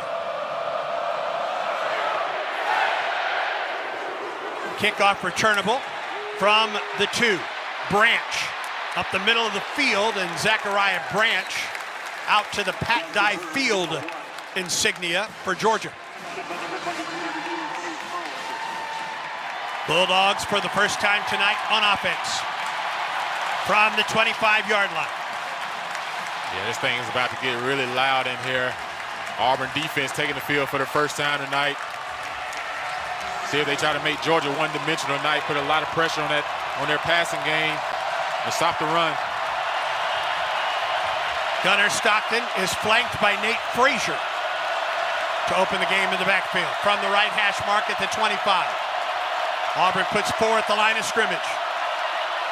Frazier the carry. Frazier gets 2, maybe 3 before he's taken down by who else? Xavier Atkins, a team leading 29 tackles coming into tonight. Back-to-back career highs, including 10 tackles, 2 tackles for loss, a sack and an interception against Texas A&M. He got 3 yards on the play. 2nd down and 7 for the Dogs. And Auburn starting out in a 3-down lineman front. Single high safety. Zachariah Branch in motion across the set. Auburn thought that they moved. Stockton to throw, does. Pass is caught by Branch at the 35-yard line, taken down by Kayan Lee. First down for Georgia at the 35. Auburn thought the left guard or the left tackle moved, but didn't get the call. Yeah, they didn't get the call on that one. One thing about that play, Auburn played a single high safety. Matched up, actually a great catch by Branch to reach behind him on that slant throw. Branch in the slot to the right. Colby Young splits wide right. Now Branch back in motion. Stockton looks that way, now looks to the Auburn boundary, throws, passes complete to Frazier. It gets across the 45-yard line before he is taken down on the play for the Auburn Tigers. It was Caleb Harris, the sophomore out of Bessemer, Alabama, with the stop. Georgia faking a quick throw to the left and then pirouette, as we call it, coming back to throw the flat route to the running back. 11 yards to the 46. Pair of first downs for Georgia. From the Georgia 46-yard line, right hash mark. Drew Bobo, the Georgia center. His father, the offensive coordinator. Stockton drops the throw out of the gun. Oh, my goodness. Oh, he was drilled by Robert Woodyard. Oh, my. You don't see that very often anymore. Yeah, Coach Durkin did a nice job dialing that up. Robert Woodyard did a good job of selling it. He showed like he wasn't coming on blitz, and all of a sudden the ball snapped, and boom, he shot the gap and hit Gunnar Stockton for a -7 sack on that play. Back to the Georgia 37. Trips to the Auburn sideline, the short side of the field for Georgia. Humphreys goes in motion. They flip it out to Branch. Branch hit at the line. Xavier Atkins brought him down. Yeah, we got a number of guys on that play in on the tackle. We got Keyron Crawford, Xavier Atkins. Guys running to the football inside out. Dallas Clark also coming from that defensive line position, getting a little bit on that tackle. Coming up, making a big 3rd down to Jordan Hare. 3rd and 16 for the Dogs. 48% this season.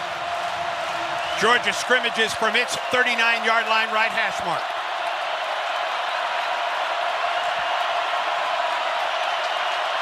Cash Jones is the tailback.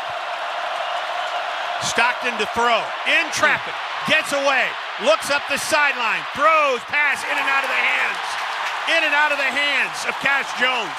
Great pressure, and we've got a flag thrown on the play, and it may be a late hit on Auburn. I think it will be offensive pass interference on Georgia.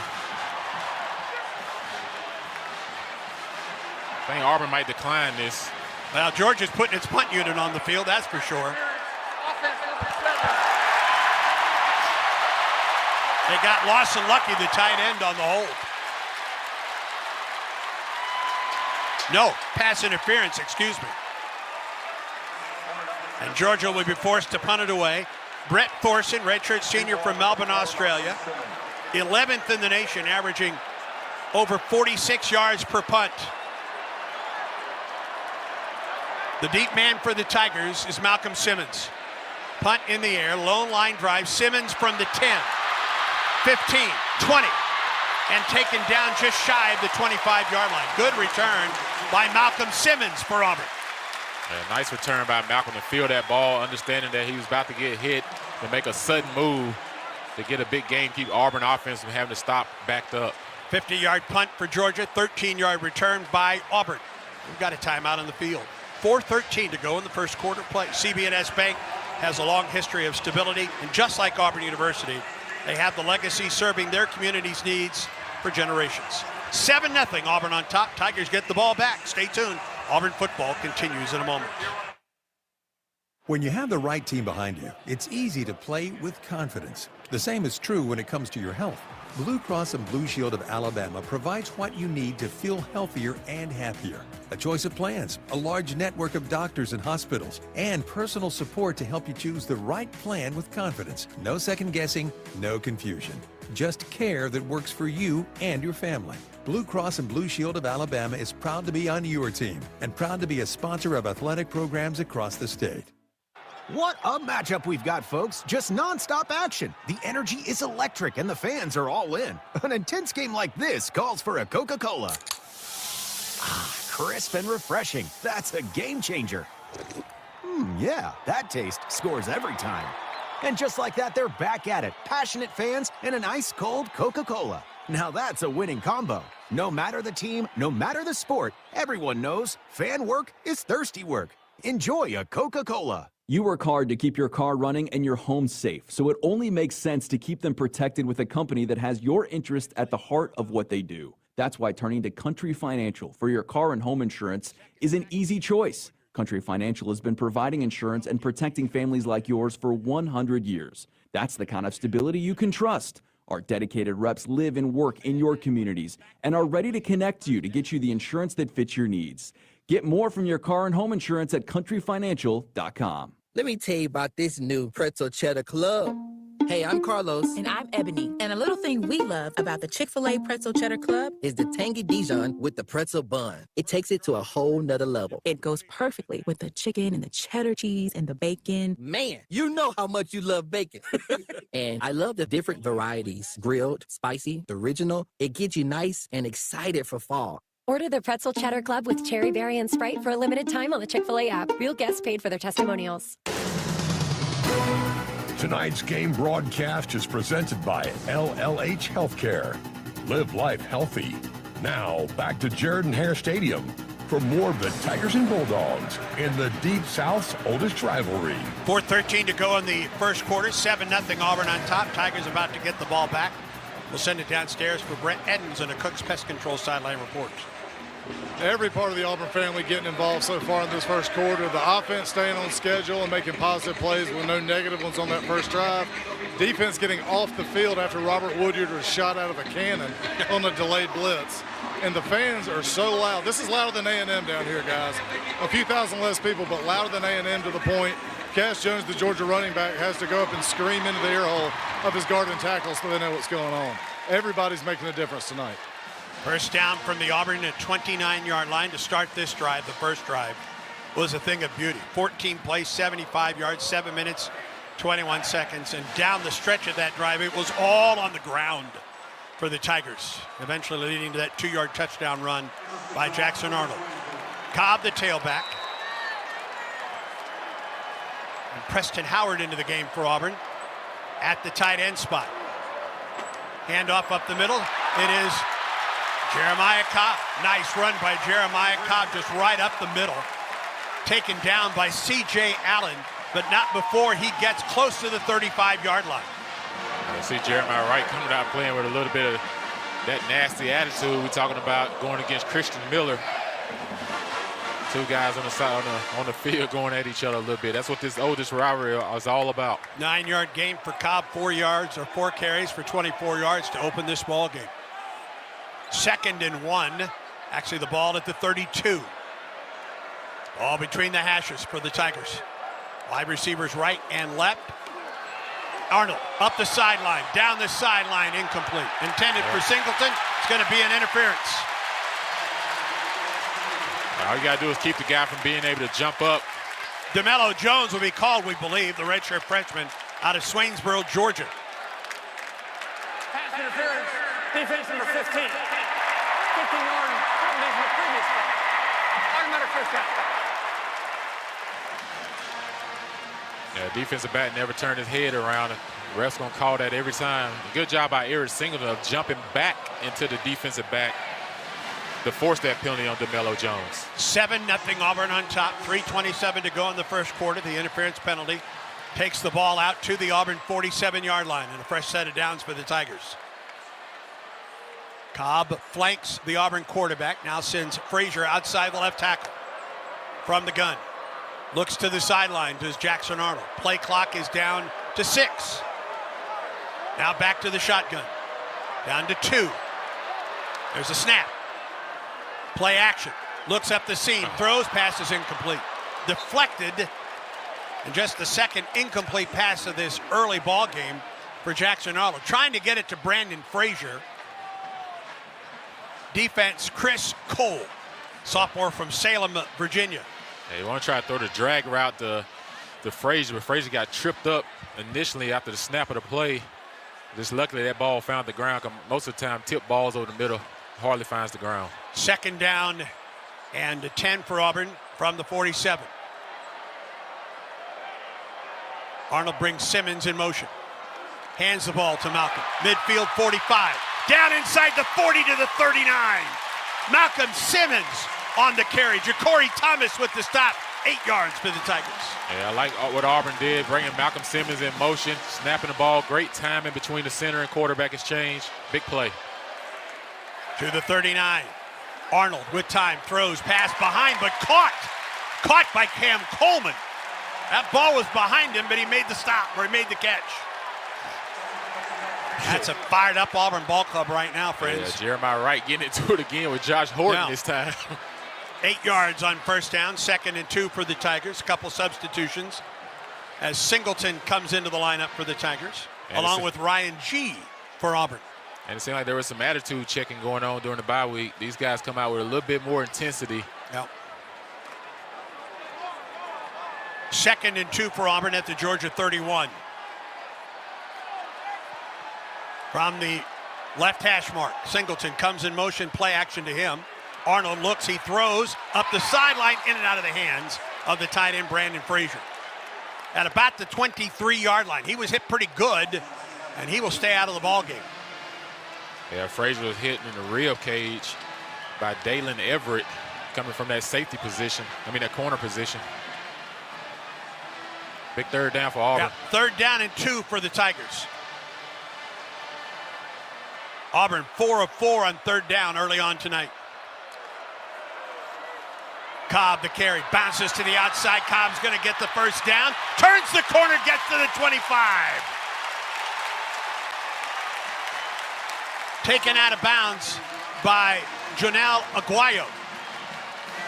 Cobb shows you that exceptional speed, and he bouncing inside, and all of a sudden, boom, he sees daylight outside, able to beat the guy to the corner for a gain of 6 and Auburn first down. To the Georgia 25-yard line. Frazier back into the ball game for the Tigers at tight end.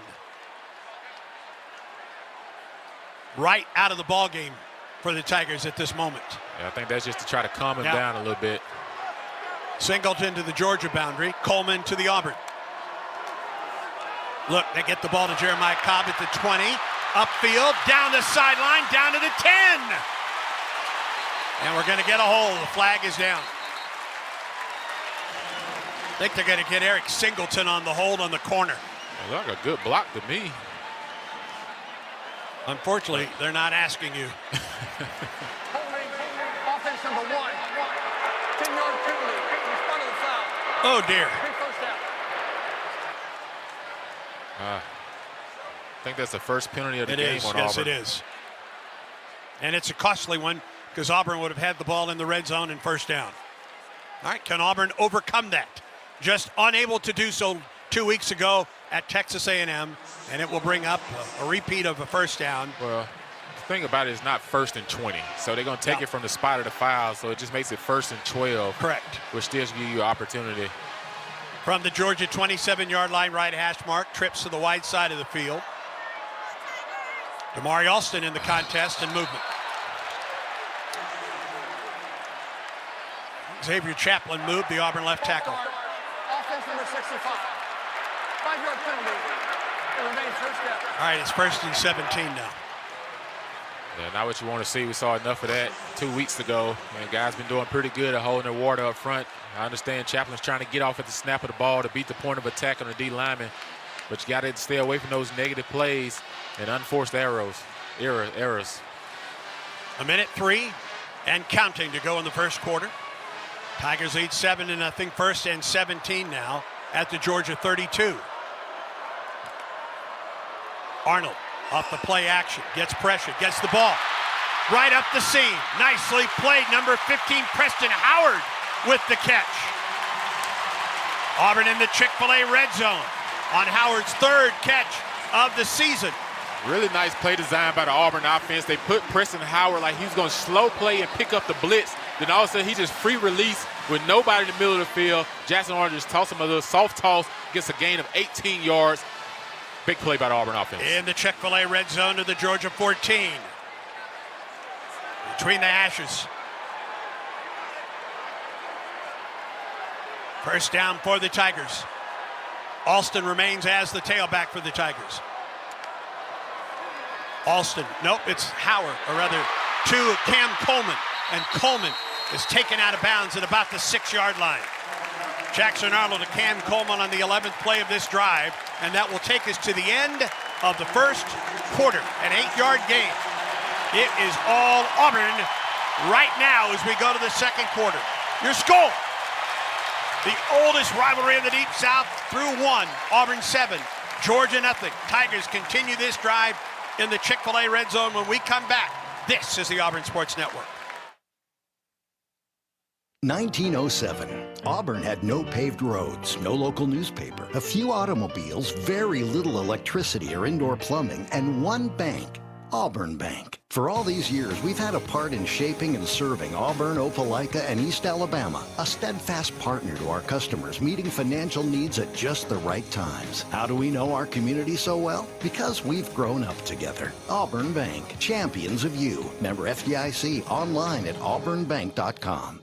This is Ray Hornsby at Affordable Comfort Cooling Systems and Plumbing. We believe our work is more than just AC and plumbing repairs. It is about serving people with integrity and care. As a Christian-owned company, we take Colossians 3:23 to heart. Whatever you do, work at it with all your heart, as working for the Lord, not for men. That's why at ACCS and Plumbing, we do the job right the first time and always stand behind our work. Honest service, faith-driven values. Give us a call today or visit accsauburn.com to learn more. That's accsauburn.com. Alabama license number 12084. From the thrill of the game to your own peaceful retreat, all in one game day. The Residences at Arbor Lake in the heart of Auburn combines comfort, connection, and calm. A short drive from the stadium and AU campus, the Residences at Arbor Lake is a 35-acre escape with stocked fishing lake and private balcony for each unit in the 55-plus apartment community, locally owned and operated. Discover your quiet place. The Residences at Arbor Lake. War Eagle.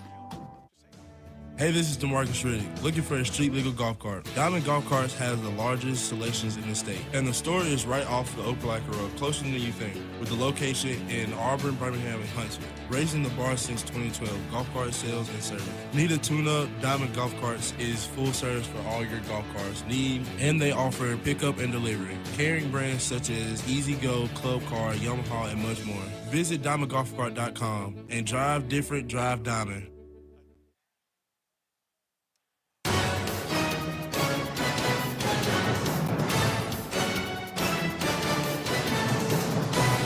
Auburn leads Georgia 7-0, and the Tigers are nearing the doorstep again as we get set to start the second quarter, and the stats bear that out. In quarter number 1, Auburn with a statement drive out of the gate, 15 plays, 75 yards, chewed up over 7 minutes off the clock. Jackson Arnold a 2-yard touchdown run, and that's the only scoring to this point. Auburn gave up a couple of first downs on the ensuing Georgia possession, but Robert Woodyard with a statement sack on a 1st and 10 play. That put the Dogs behind the chains, and they had to punt it away. Auburn started its second possession at its own 23-yard line. It has been marching since, and as we start the second quarter, the Tigers have it 2nd and 2 at the Bulldogs' 6-yard line. 141 yards of offense for the Tigers, 14 yards of offense for the Bulldogs. Auburn has held the ball 11.5 minutes. Georgia, 3.5 minutes. Voice of the Tigers, Andy Burcham, Jason Campbell, quarter number 2. 2nd down and 2 for Auburn as the second quarter begins. 2nd and 2. Yeah, I'll probably see Auburn may try to hit it inside again with Jeremiah Cobb. He's been doing a nice job of bouncing it inside and then getting outside. But then you may flip the ball to Frazier out in the flat. But if Cam's one-on-one, do you throw the back shoulder fade? Alston stays in the game at tailback for Auburn. 2nd and 2 from the Georgia 6. Ball at the left hash. Handoff Alston. He's going to lose some yards back to the 10. Georgia saw that one coming. Led up the middle by Kristen Miller. A career-high 5 tackles last year in the playoffs against Notre Dame and a preseason first-team All-SEC selection. Yeah, that was supposed to have been a reverse. So Damari Alston was supposed to toss that ball to Eric Singleton, going back on the reverse, back to the field. But Damar didn't feel like he can get it off. If he gets it there, there's probably room for Singleton to run it. He gets to him. He got 4 blockers in front of him, probably for a touchdown. All right, 3rd and 6 now for Auburn from the 10. Singleton in motion across the set. Handoff. Alston tries to bounce to the outside. Damari puts a head down and gets back to the 8-yard line.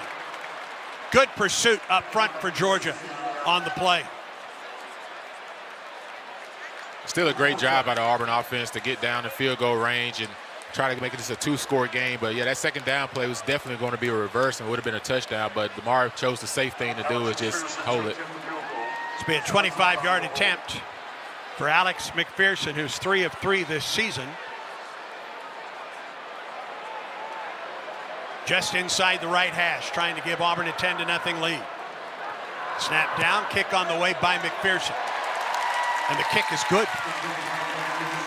So with 13 minutes and 41 seconds to go in the second quarter, Georgia, a big play on 2nd down and 2, but Auburn is able to get some points on the board. Auburn 10, Georgia nothing. Again, 13:41 to go in the second quarter of play. As we headed downstairs, Brett Edens with the Cooks Pest Control sideline report. Hey, time to see if the Auburn defense can answer the bell again. We've got a good long rest. Auburn has dominated time of possession so far. The defense can come out and really put an exclamation point on this first half if we can get a good drive here. Sun South John Deere drive summary, 70 yards, 12 plays, 5 minutes and 32 seconds. The Alex McPherson 25-yard field goal gives Auburn a 10-0 lead. Sun South John Deere, preferred tractor of the Tigers. Find your local dealer at sunsouth.com. See if Auburn comes back to that play, Andy, that 2nd down play. The reverse? The reverse, it was definitely there. Yeah.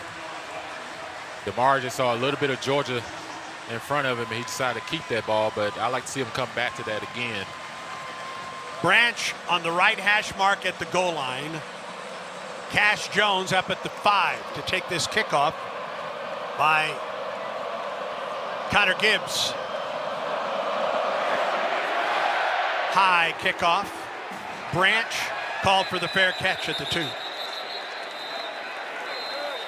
right, we talked about what we've seen from Auburn offensively early on. What did you see from Auburn defensively on that Georgia first drive? Well, I thought the big play was when Robert Williams shot the gap and got that 7-yard sack for a loss on Gunnar Stockton. That kind of put the Georgia offense behind the schedule, and from that standpoint on, Auburn was able to get off the football field.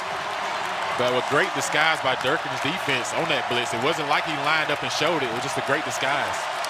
We see Chauncey Bowens at tailback, 5'11", 225, 56 carries, 310 yards, 3 touchdowns. Back-to-back 100-yard games for Bowens. First down from the 25. Bowens to the outside and is wrestled out of bounds by Xavier Atkins after a 1-yard run. A good tackle by Xavier Atkins. It looked like Bowens going to get a nice stiff arm on him. But Atkins was able to hold on and pull him out of bounds. A 1-yard gain for Bowens. got his first career start last week against Kentucky. 120 yards against Alabama, a career high. 2nd and 9 from the 26 for the Dogs. Pair of receivers to the wide side of the field.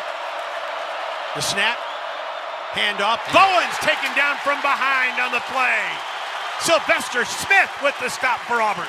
Yeah, Sylvester Smith coming from that star position. You saw him initially at the snap. He started creeping inside. He shot the C gap to get there and make that tackle on Bowens. Big play. No gain.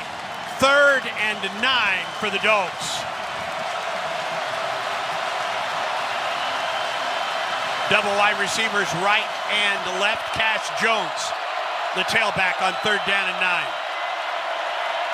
Roaring here at Jordan-Hare Stadium on 3rd and 9. The snap. He looks, pressured, throws, pass, incomplete. Intended for Dylan Bell. Defended by Kayan Lee. And Georgia 3 and out for the first time tonight. 3 and out tracker. Driven by Truckworks, official commercial truck dealer of the Auburn Tigers.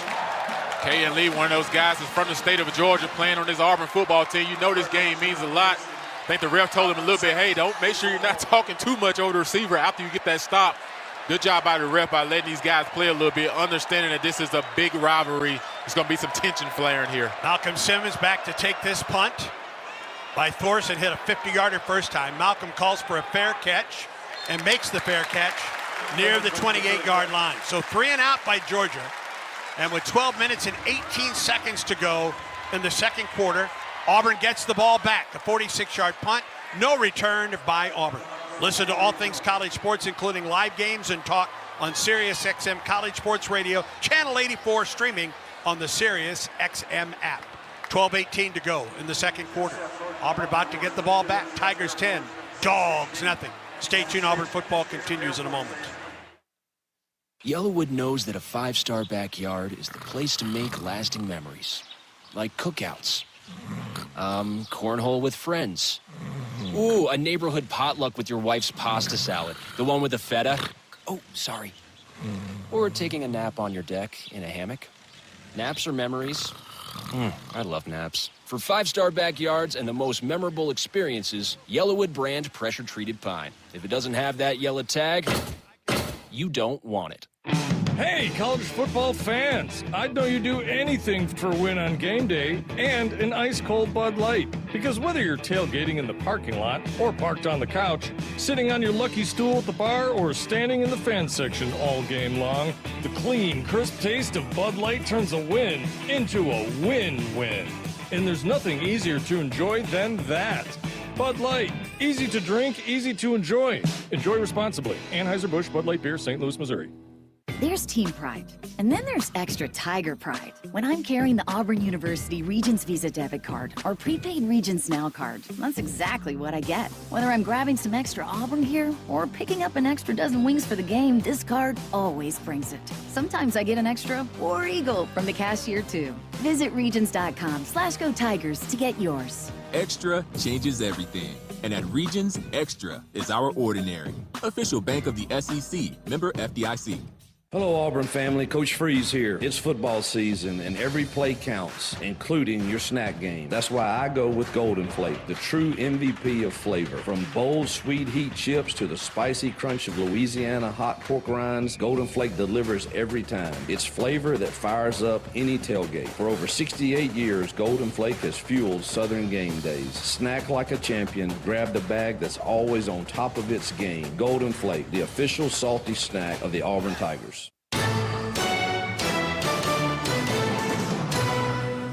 Brad Law back at Jordan-Hare Stadium as we check the Yellowwood scoreboard. South Carolina running back Matthew Fuller had 71 rushing yards on the season until the last play Carolina ran at LSU. He ripped off a 72-yard touchdown run. Gamecocks lead LSU 7-3 late stages of the first quarter in Baton Rouge. Texas A&M leads Florida 21-14. They're late in the second quarter in College Station. The two quarterbacks are passing for a combined 300-plus yards in the game.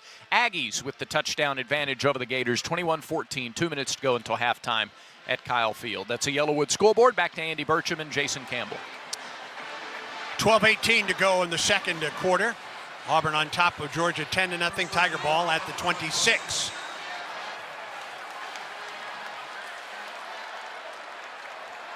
Perry Thompson goes wide right. Singleton and Coleman, Thompson goes wide left. Singleton and Coleman wide right. That's the Auburn sideline. Cobb, the tailback. Cobb, no, play action. Down the sideline. Coleman in the air, and he can't come up with the play. Defended nicely by Ellis Robinson, the fourth. Yeah, he got the matchup you wanted. Allen Robinson against the big, tall Cam Coleman. Jackson just got to throw him down the field. He kind of threw a jump ball for Coleman on that one. But that one, he had him beat by 3 yards. Just throw him down the field, let him go get it. 2nd and 10 for Auburn. Cam got a hand on that one, but Robinson was able to dislodge it. On 2nd down and 10. All between the hashes. Cobb the carry, puts the head down. Jeremiah Cobb surges forward near the 30. A 4-yard gain. Cobb lost his lid.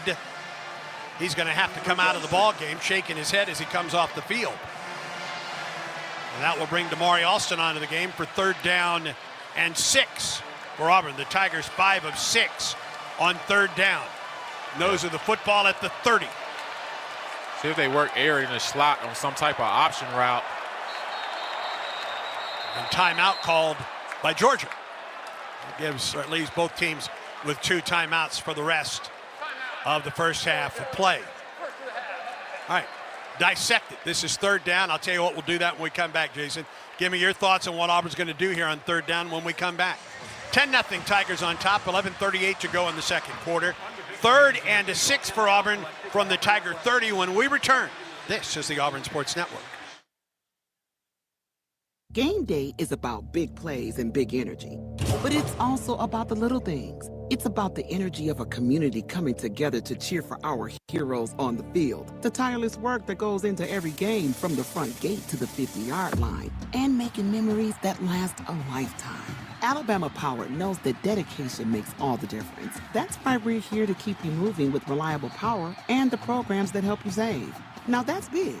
Alabama Power, proud sponsor of the Auburn Tigers.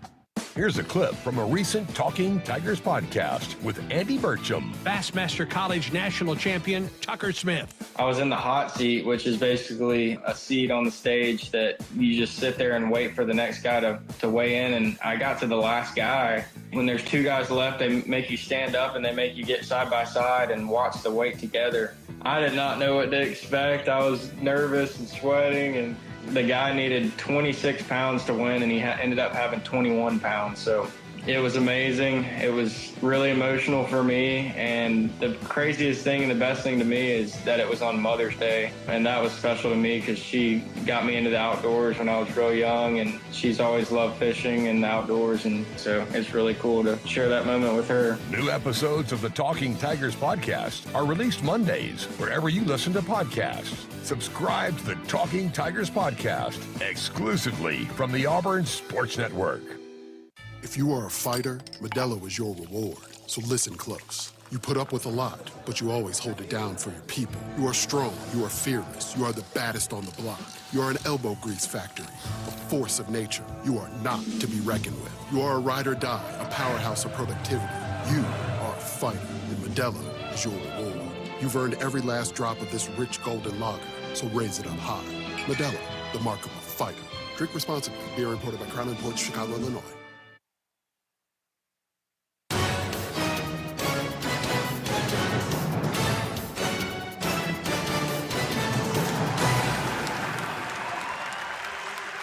$11:38 to go in the 2nd quarter. Auburn 10, Georgia nothing. 3rd and 6 for Auburn at the Tiger 30. Jason Campbell, what are you dialing up on 3rd down and 6 right here? I like what Auburn did early in the ball game in the 1st quarter. You're expecting Georgia to probably play a little bit of fire drop zone here. And that means you may have an opportunity to drag route. They brought Perry Thompson on a drag route early to hit him and got a 1st down. I expect them probably to do the same again with Eric Singleton or Perry playing that boundary receiver, dragging him across the field again. That is Singleton, Thompson, and Coleman as Auburn huddles before this 3rd down and 6 from the Auburn 30-yard line.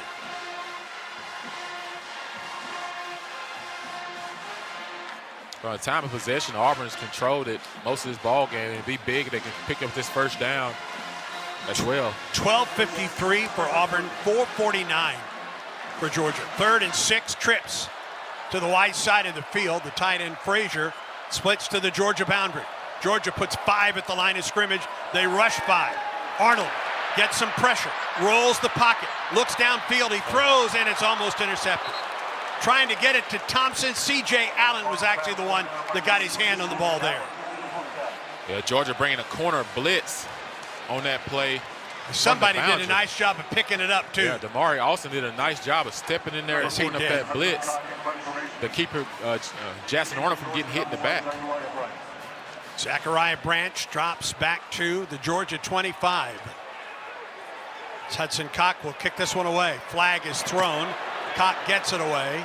High end over end. Fair catch by Branch at the 31-yard line, but a flag again thrown at the line of scrimmage. False start on Auburn.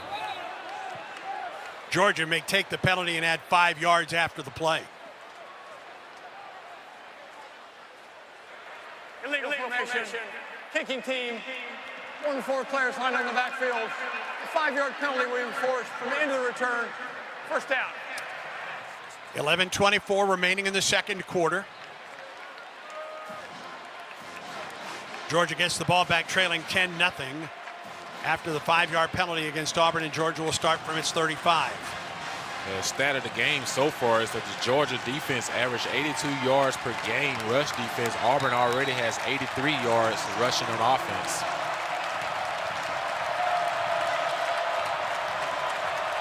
London Humphreys and Colby Young stack up wide left for Georgia.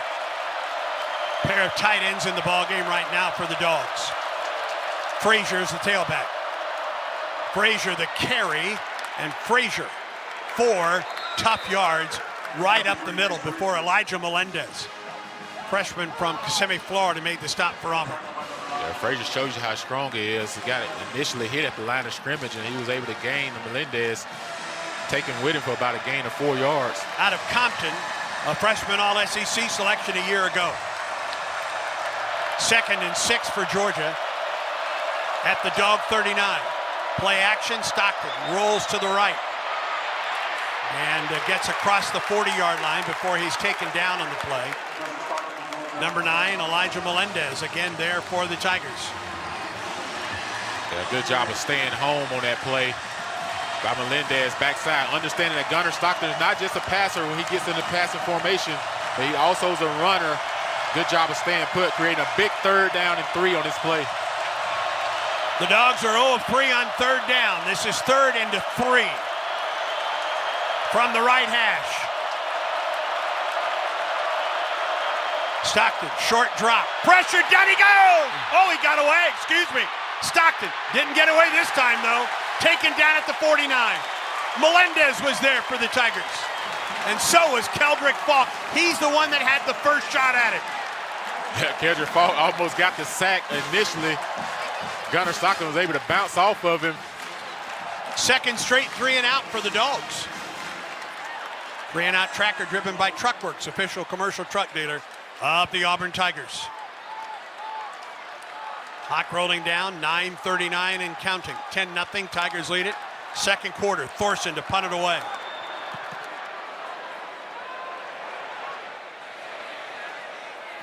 Ball bounces behind everybody. Nice job to deke for the Tigers by Malcolm Simmons. He came up, it bounced at about the 5 and sailed into the end zone. A 1st and 10 for Auburn at the 20 for the Tigers. Downstairs we go. Brett Edmonds, a Cook's Pest Control sideline report. During that efficient but quick break for the offense there, the bench was calm. They were talking to him about little things. It seemed like it was a lot more teaching than yelling and rah-rah. So I feel like they got the good plan for what's going on. But we'll see, though, if they get back to running the football. 9:27 to go in the second. First down for Auburn at the 20, ball between the hashes. First and 10, Auburn from the 20. We have seen more of Ryan G tonight as a tight end. He's in there for the Tigers at tight end as well. And so is Preston Howard. Now this time Cam's lined up inside. Now they shift. He motions outside, and Eric goes to the boundary. Eric Singleton goes wide left. Got to hurry. Down to 1. There's the snap. And Auburn ran out of time. That was a quick whistle. Play game. Offense. 5-yard penalty. Hate to see these penalties start to seep into this Auburn offense right now. Yeah, he called that one initially time it hit 0. Typically, they give you almost half a second when the clock hits 0. 1st and 15, back to the 15-yard line. Coleman wide right, Singleton wide left. Damari Alston, the tailback, on 1st down and 15 for the Tigers. Play action, they throw it to the boundary. Singleton turns the corner, gets out to the 21-yard line. Singleton with the catch for the Tigers. Yeah, I like the matchup. Singleton on Everett from Georgia. Got open space. Pick up a gain of 7 yards. Nice play on 1st down. Dalen Everett was the MVP of the SEC championship game a year ago, coming off of a 6-tackle performance in the loss to Alabama. 2nd and 8 for the Tigers. Alston, the man in motion. Jackson Arnold rolls, throws, pass complete. Preston Howard with the catch. He gets to the 24-yard line. It's a 3-yard gain for Auburn. Yeah, Auburn's trying to keep this Georgia defense guessing on what they're going to do. You see them moving Jackson out of the pocket. They're hitting him with the quick game, and they're hitting him inside with the run game, going to empty formation on his 3rd down. 3rd and 6 for the Tigers from the right hash. Empty set. Arnold looks, throws, pass complete. That's G with the catch up the seam. 1st down for the Tigers out to the 37-yard line. Yeah, nice job. They caught Georgia in the fire zone. Decided they were going to bring the guy that's over the tight end. Tight end did a nice job of looking, putting the ball on it for a gain of 13 yards. His first catch since the Ball State game in which he caught the ball and then fumbled. Tigers with their 6th 3rd down conversion of the night. Yeah, Ryan G getting a lot of action tonight. One of those guys over the bye week. Yep. Just getting an opportunity. Freshman from Milton, Georgia. 1st down for the Tigers. Play action. Arnold looks to the Auburn boundary, throws, pass complete. Coleman turns the corner. Then Cam Coleman near the 49-yard line of the Auburn Tigers. 12 yards and a 1st down for the Auburn Tigers. Chris Cole with the stop. And we've got an injured Auburn player. That's Jeremiah Wright sitting down and holding his left knee. At East Alabama Health's Spencer Cancer Center, they help patients tackle a cancer diagnosis that is, with high-quality care provided by a team of expert cancer specialists. East Alabama Health, official partner of the Auburn Tigers. Auburn's medical staff is out there right now. All right, we'll give you an update on Jeremiah Wright when we come back. 7:34 to go in the second. Auburn on top by a score of 10-0. And Auburn football continues in a moment. Hey, college football fans! I'd know you'd do anything for a win on game day and an ice-cold Bud Light. Because whether you're tailgating in the parking lot or parked on the couch, sitting on your lucky stool at the bar, or standing in the fan section all game long, the clean, crisp taste of Bud Light turns a win into a win-win. And there's nothing easier to enjoy than that. Bud Light. Easy to drink, easy to enjoy. Enjoy responsibly. Anheuser-Busch Bud Light Beer, St. Louis, Missouri.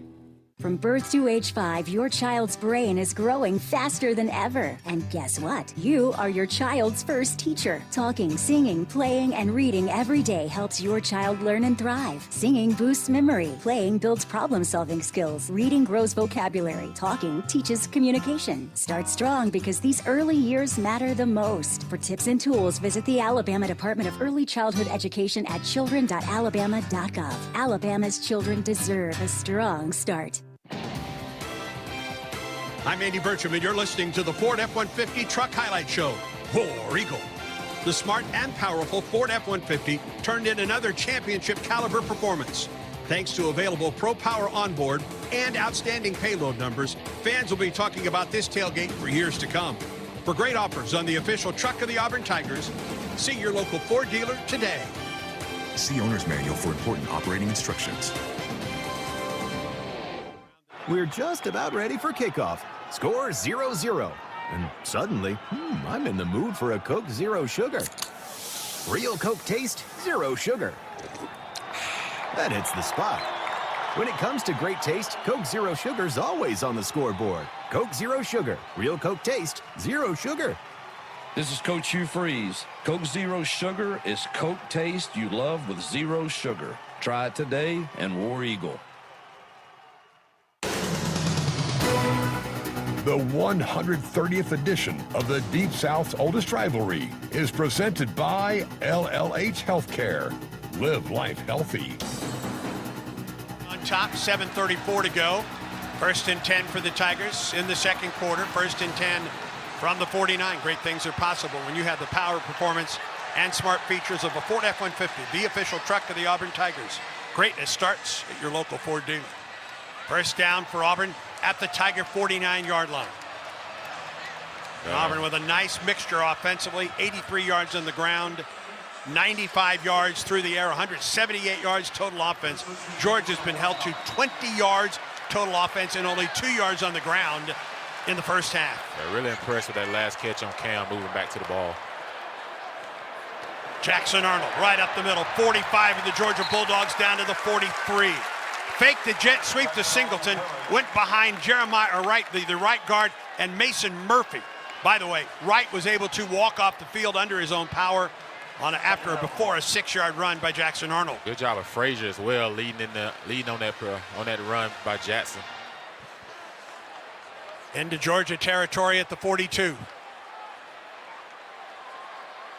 Too Tall Miller, by the way, is the one at right guard right now, replacing Jeremiah Wright, who just left the game. Play clock is down to 7 from the right hash. Arnold with Alston to his left. Hands the ball to Damari Alston, just puts his head down, bowls his way forward, down to the 38-yard line. Damari Alston, another one of those players from the state of Georgia, playing for this Auburn football team his senior season.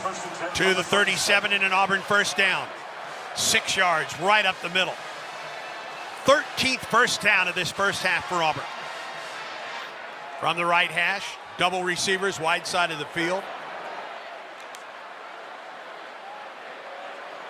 Arnold looks to the sideline. Cam Coleman, single coverage at the Auburn sideline, getting Dale and Everett there. Play clock down to 5, the snap. Arnold, Damari, picks his way forward to the 35. He gets a couple yards on the play.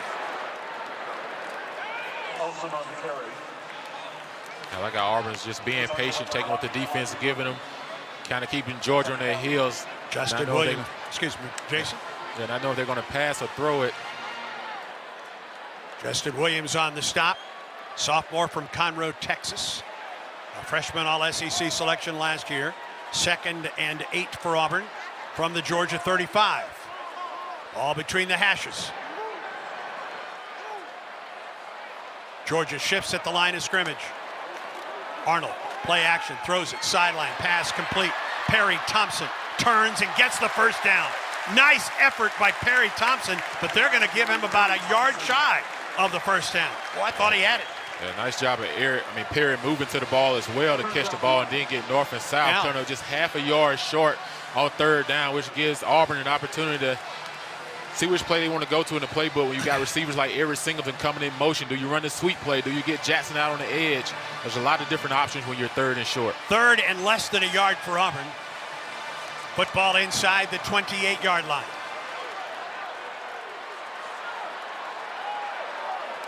Third and 1. Alston picks his way forward. I think he's got enough for the first down. He'll be right at it. Close. Good job by Frazier shielding off the block. It is a first down for Auburn. Tigers needed a half yard, probably got a full yard, but enough for the first down. 14th first down of the first half for Auburn. Yeah, Frazier did a nice job because Georgia beat us to the punch on that play, but Frazier just saw the first person. That wasn't even his guy, but he saw him and just shielded off Joseph. Big 99 for the Georgia. 10th play of this drive for Auburn coming up. 1st and 10 from the Georgia 27. Singleton, wide right along with Cam Coleman. Pair of tight ends in the lineup for Auburn. Hand off to Damari Alston, and Damari is punished at the 26-yard line. Got a yard, and that's about it, maybe 2. The thing about this drive is Auburn is eating up a ton of clock while sustaining these long drives. Well, this is the third out of 4 offensive drives for Auburn in double figures as far as the amount of plays. Your 2nd down and 9 for the Tigers from the Georgia 26. Preston Howard sets up outside the right tackle. Singleton now in motion to the Auburn sideline. They bring an extra man. Arnold drops to throw. Eludes one man. Flag is thrown. Arnold will run it. Jackson taken out of bounds near the 20. Then he had a flag thrown, and we'll wait to see the call. The tick when it's thrown that deep is something up front with the offensive line in the trenches.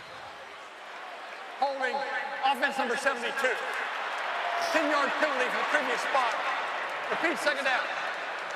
And Wright will replace Tall Miller, who was called for the hold. Auburn's done a nice job for most of the night so far, not getting those holding calls. Another big run by Jackson Arnold on the scramble, but negated with a holding call. Well, those holds just killed Auburn 2 weeks ago at Texas A&M. Let's see if Auburn can overcome this one.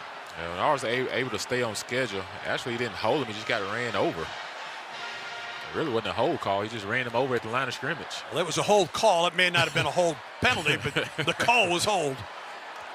2nd and 19 for Auburn, back to the 36 of Georgia. Trips to the wide side of the field, now an empty set with 4 wide to the right for the Tigers. Arnold, an empty set, throws it, pass complete across the middle to the 31-yard line to Cam Coleman. And a Georgia player is down. That's Dalen Everett. And Georgia quickly, the Georgia medical staff is quickly on the field to tend to Dalen Everett. I think his own player, when he tried to hit Cam, hit him. Let's pause 10 seconds so stations like FM Talk 106.5 in Mobile can identify themselves. This is the Deep South's oldest rivalry on the Auburn Sports Network.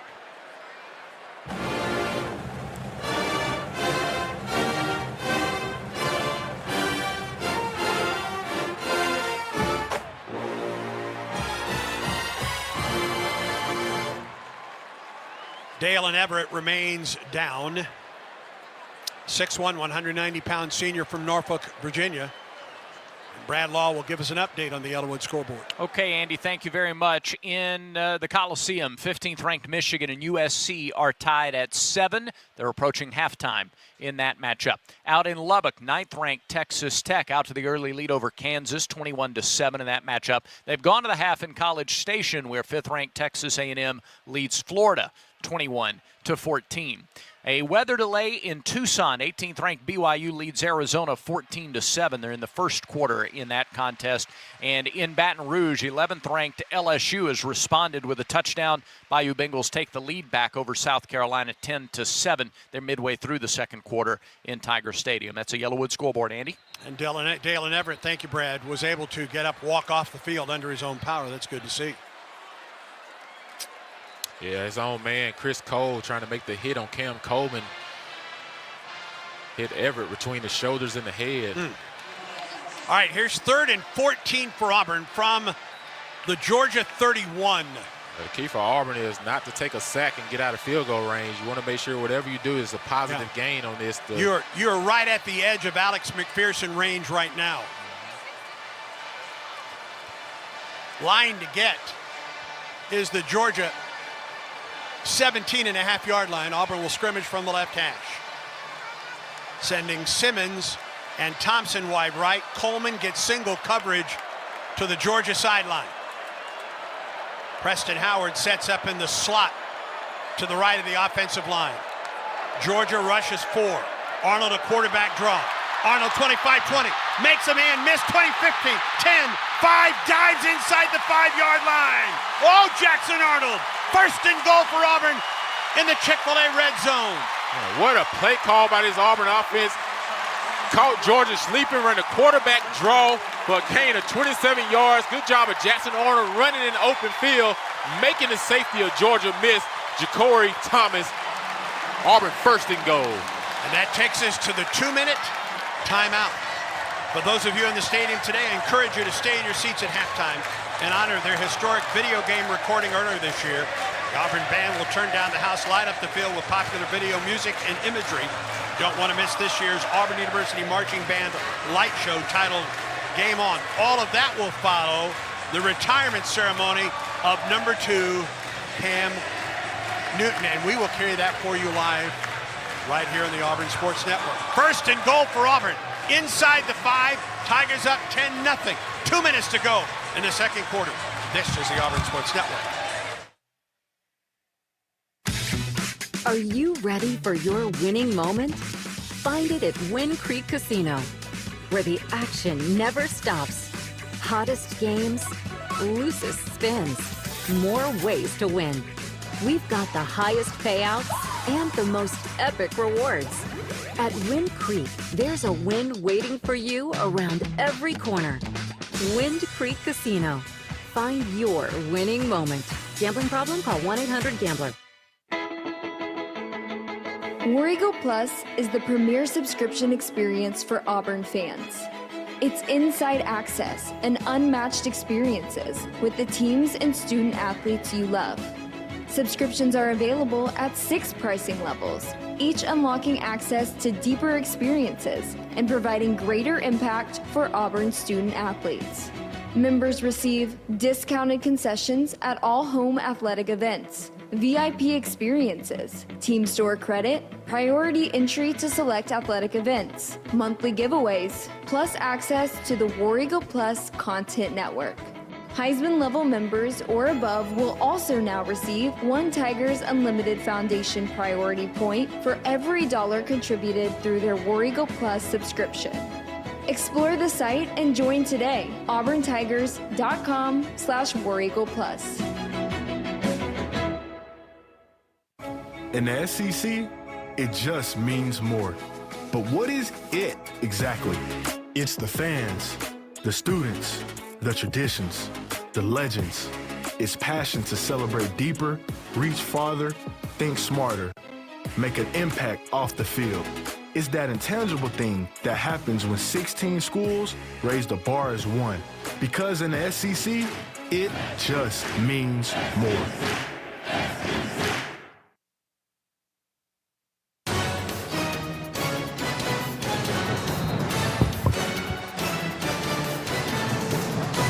A 27-yard quarterback draw by Jackson Arnold, Auburn's longest run of the night, and the Tigers have first and goal from the Georgia 4.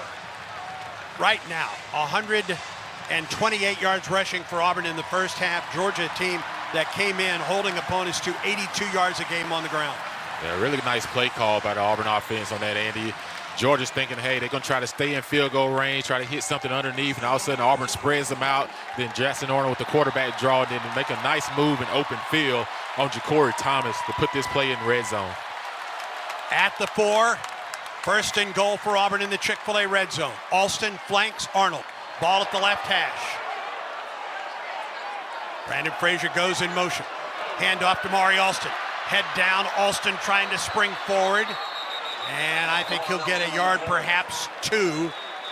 Good pressure up front by the Dogs that time. Xavier McLeod, a redshirt sophomore from Camden, New Jersey, a transfer from Carolina, with the stop, and Georgia calls a timeout, stopping the clock with 1:51 to go. And we'll send it downstairs to Brett Edens for a Cook's Pest Control sideline report. Great job by the Tigers so far, staying on schedule with their plays offensively. Big point here in the game to try to get that advantage of the middle 8 that I talk about. Controlling your emotions, not getting negative plays, keep grinding it toward the goal line to finish strong, give the defense a chance to really end the half on a strong note here. Big 2 minutes ahead of us. Georgia trying to save as much time as it can to get the ball back regardless of what Auburn does. A reminder to you that Georgia will have the ball first when the third quarter begins. But oh my, if Auburn could take a 17-0 lead into the locker room at halftime. If Auburn can punch this in, you got a great confidence booster going into halftime. And then, like Georgia said, Georgia's going to try to see if they can move the ball and get in field goal range, but I like our opportunities there. Auburn has 13 rushing touchdowns this season, including 1 tonight. It matches all of Auburn's rushing touchdowns from a year ago. Coleman wide left. Perry Thompson, Eric Singleton wide right. Second down and goal from the 3. Arnold's going to run it himself. He is near the end zone. He's a yard shy. They've got him down inside the 1. It's going to be third down and goal from inside the 1-yard line. He was able to fall into the end zone, and the nose of the football is right at the goal line. I think they might want to take a look at this. They might want to take a look at the spot of this one. Oh, man, I think he broke the plane, Andy. Now, let's see if we get a review out of it. The elbow's down, but the ball's broken the plane at the same time.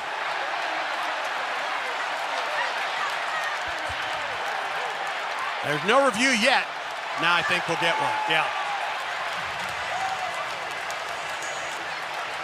Replay reviews brought to you by Auburn's Houston Clinic. Since 1948, the Houston Clinic has been the preeminent leader in both surgical and non-surgical orthopedic sports medicine treatments and solutions. Visit Houston.com, HUGHSTON.com. Jackson Arnold has 1 touchdown run on the night. They're reviewing to see if he has 2. Yeah, the only thing that has to happen, and even if his elbow's down, but the ball is breaking the plane at the same time, then it's a touchdown. If you look at his right elbow where the ball is, a tip of the ball is breaking the plane, that's a touchdown. I don't think they're going to give it. That's my prediction. I think because you got to have conclusive evidence. Yeah. They probably going to put him at the half inch. Yeah, it's close. It's really close. I expect us to go tush push at that point. I mean, he did put the ball in the end zone, but I think they will say it is after his elbow came down. Yeah, the tip of that ball is breaking the plane, the beginning of the plane. That's all that matters. But like I said, it has to be conclusive evidence for the refs to overturn the call. But at worst, Auburn had the ball at the half-inch yard line. Yeah. And maybe go a quarterback sneak. 238 yards total offense for Auburn in the first half to Georgia's 20. 107 through the air, 131 on the ground. Arnold 14 of 19 for 107 yards. He leads Auburn in rushing, 7 carries, 51 yards.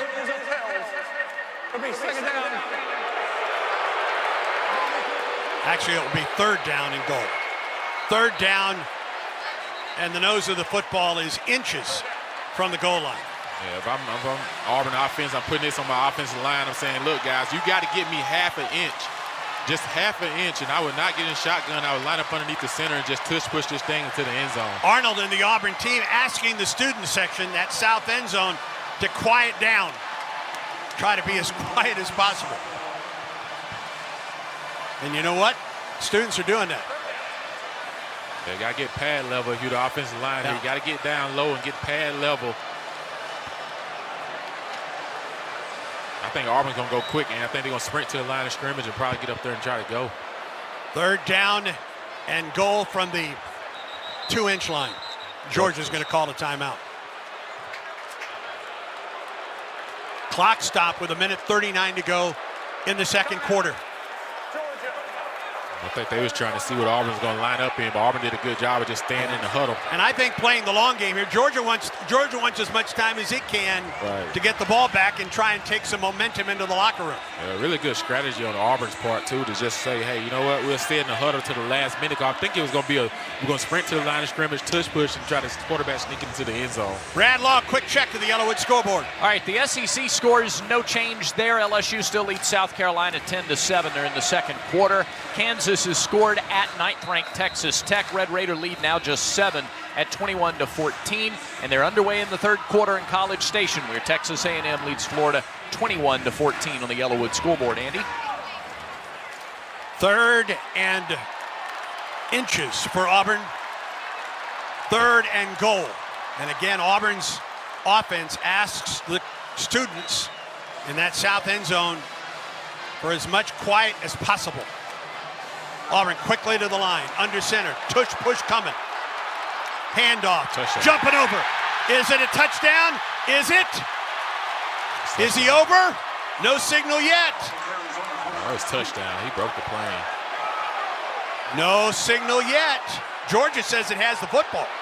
Looking at the TV copy, he broke the plane. Georgia says he fumbled the football. I don't understand how the sideline judge on the side of the ball to the left. And they're going to give the ball to Georgia. I see him breaking the plane. That's a touchdown. If he breaks the plane with the ball, it doesn't matter what he does after that. Well, this definitely has to be reviewed. That's touchdown. He broke the plane.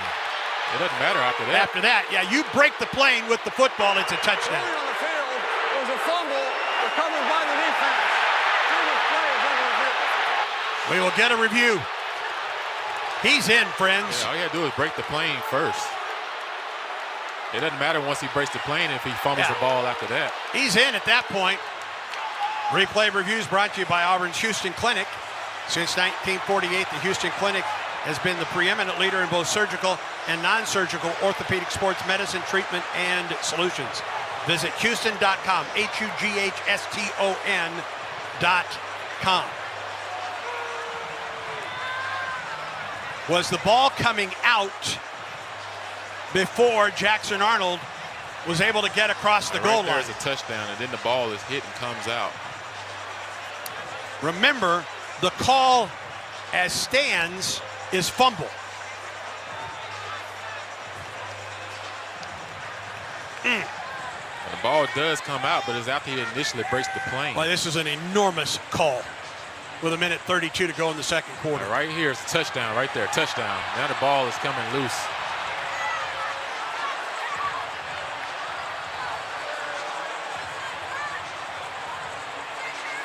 He's across as we look at it from the goal line, but you cannot tell from that point when the ball comes out. Yeah, right here you can see a better view. He's across. He's across. He's hit as that ball is across the goal line. Right, you just got to break that first part of the goal line. And that's it. And that's it. Like right there's touchdown. Yeah, he's across. That's across the goal line. It comes out after he crosses the goal line. Wow. Well, Auburn is convinced it's a touchdown. Georgia's convinced it's a fumble recovery. It's almost simultaneously, right? Almost.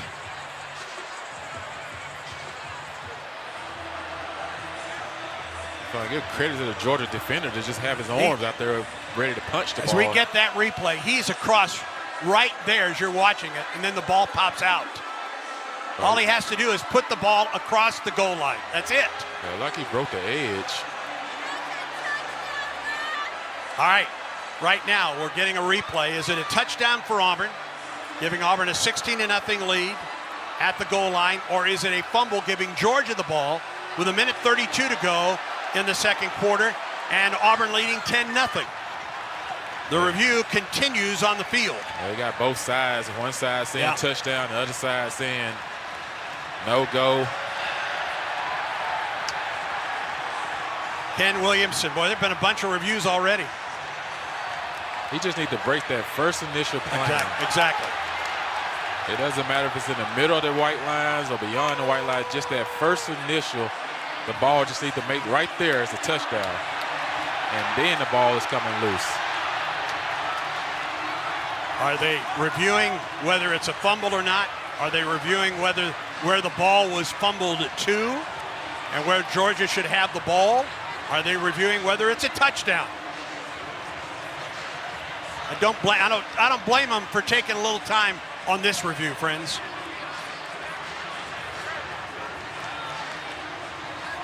But the review continues at the 20-yard line near the north end zone. Yeah, I think they're trying to wait to get this one from out of Birmingham. Well, that's where it's going. They're talking with the folks in Birmingham.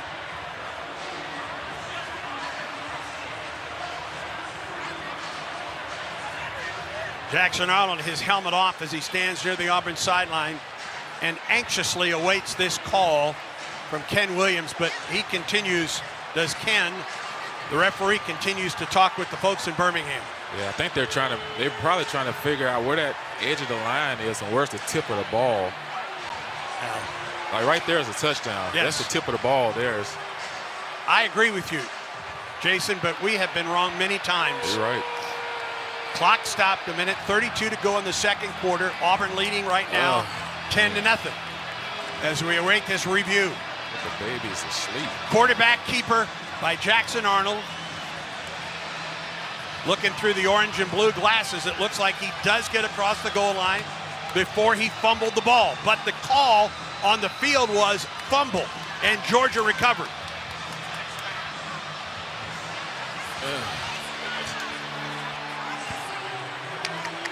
And the review. Saw this happen a couple of weeks ago in the NFL. They awarded a touchdown. See if it sticks the All same right, here comes the call from Ken Williamson. Further review, the runner lost control of the ball prior to reaching the plane. I'll be darned.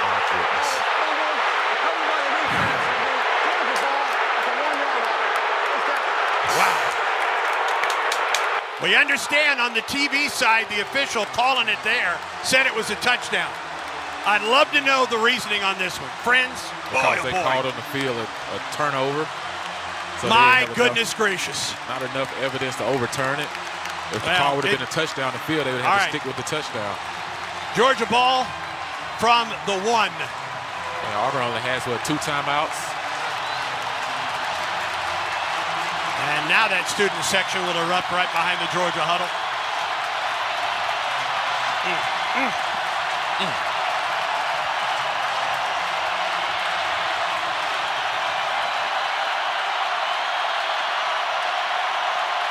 Georgia will have a tush-push to get off the goal line. I'm not sure they got anything. I think Gunnar Stockton was stopped at the line of scrimmage. Auburn takes a timeout. Stops the clock with 1:26. Georgia maybe got a half yard on that play.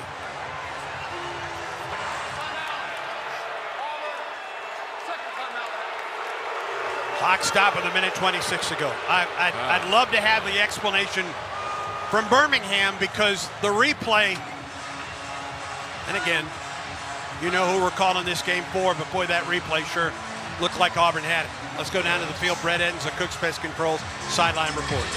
Hey guys, very important for the defense to stay locked in right here. We've still got another timeout. We've got a chance to get the ball back with good field position. You've got to kind of put whatever Birmingham saw on that replay behind you. I mean, we saw it pretty clear here on both Jumbotrons that the ball crossed the line under Jackson's control. Not sure what they saw in Birmingham, not sure what they saw on the field. I felt like one of the refs even called a touchdown early, but defense has to stay locked in, keep doing what they're doing, give us a chance to get the ball back and get some points to finish the half. Just to that point, I did not see any official signal touchdown coming in from either sideline on the play. We just hadn't had a lot of calls go our way this early in the season, right? You know, we've seen too many go against us in these close call situations, but like Brett said, you just got to put it behind you now and continue to focus on the game. 2nd and 10 from the 1, Stockton in the gun, 3 yards deep into the end zone. Handoff tailback, near side, Frazier. Out to the 10-yard line, up the sideline, across the 15, and out of bounds. Actually, that's Josh McCray, a redshirt senior from St. Augustine, Florida. And they get off the shadow of the goal line out to the 18-yard line for Georgia. Boy, it looked like Auburn was about to get a 17-0 lead going into the locker room. Yeah, Kayla Harris was in between on that one, whether he wanted to try to come up and make an early tackle. 1:20 to go in the half. First down for Georgia at its 18-yard line. Cash Jones in motion out of the backfield. Stockton throws it to Jones. Jones, 20, out to the 25 sideline. And taken out of bounds on the play. Number 12, Blake Woodby, comes off the field after making the stop, and he's holding his left arm coming off the field. And right now, Auburn is thinking keep them out of field goal range. Georgia has no timeouts. Got to try to keep these guys in bounds, make that clock keep going. Clock stop with 1:14 to go in the half. First down, or excuse me, 2nd and 3 for the Dogs from their 25-yard line. Colby Young wide right. Dylan Bell, Zachariah Branch wide left. That's the wide side of the field. Stockton throws it across the middle. Pass is complete to Zachariah Branch, to Lucky Lawson, or Lawson Lucky, the tight end. First down to the 32-yard line. Clock rolls down, 1:08, 1:07, out to the 32-yard line. Stockton with some pressure. Holding. Stockton And a whistle and a stoppage of play. Going on the field, the runner retains a first down. Previous plays and review. Goodness gracious. Oh, my gosh. Replay reviews brought to you by Auburn's Houston Clinic. Since 1948, the Houston Clinic has been the preeminent leader in both surgical and non-surgical orthopedic sports medicine treatments and solutions. Visit Houston.com, HUGHSTON.com.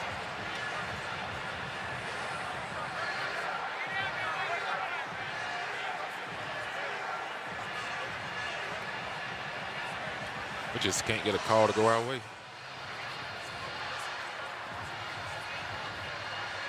Well, we'll be seeing that call at the goal line for a long, long time. With a stoppage of play in the review, it's a free timeout for Georgia with a 1:01 to go in the half.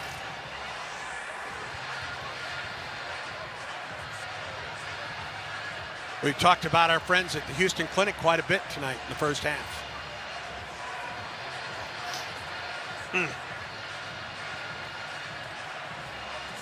As the play stands, it's first and 10 Georgia at its 32-yard line. So he's saying his knee might have been short of the first down. If that's that, they got to take 10 seconds off the clock if he's short of the first down. And here comes the call. A further review, the ruling on the field is upheld. It's first down Georgia at the 32-yard line. Please put 1 minute, 10 seconds on the game clock. A minute 1 to go. First and 10 Georgia at its 32-yard line. Now Auburn got to continue to think. Yeah. Get him down in bounds, keep that clock running, keep him out of field goal range. But Georgia receives the ball to start the second half. From just inside the right hash mark, first down for Georgia at the 32. Gunnar Stockton from the gun, drops to throw, gets pressure, gets away from the blitz, and he throws the ball up the sideline. Was the pass complete? It is. It's complete to Colby Young. First down for Georgia at the 43. Yeah, he's very close to that line of scrimmage, just getting that ball off right before taking a big hit. Dan Lee's helmet came off, so he has to come off the field. Rayshawn Pleasant checks in at corner on the short side of the field for Auburn. Oh, his toe. He caught that with his toe in the line. That needs to be looked at. They're not going to look at it. Branch goes in motion for Georgia. Stockton with pressure, and they will review it. They stopped the play after it began. Yeah, I was like,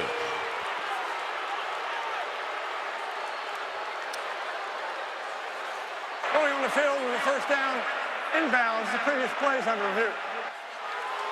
And repeat with me, friends. Replay reviews brought to you by Auburn's Houston Clinic.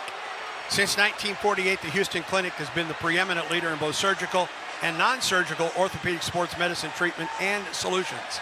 Visit Houston.com, HUGHSTON.com. And we value our partnership with the Houston Clinic.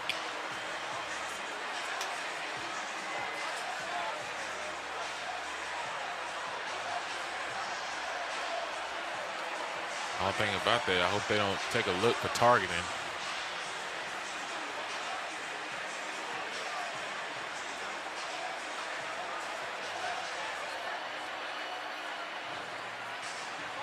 Stockton was hit by Kayan Lee, who then lost his helmet after Stockton threw the ball. Coming up at the half, the retirement ceremony of Cam Newton's number 2 jersey. Brad Law with all the scores and highlights throughout the first half of this one. As it stands right now, Georgia first down at the Georgia 43, a minute 3 to go in the first half. Auburn 10, Georgia nothing. Just what a change of just, man. You go from about to be up 17-0 to Georgia got the ball at almost midfield with a minute 3 to go, trying to get in field goal range and receiving the ball to start the second half. Game of inches. And the call from Ken Williamson. After review, number 4 of the defense hit a protected player above the shoulders with his helmet. Therefore, targeting has been created as a foul. Number 4 disqualified from the game. 15 yards will be added to the end of the run. It'll be first down.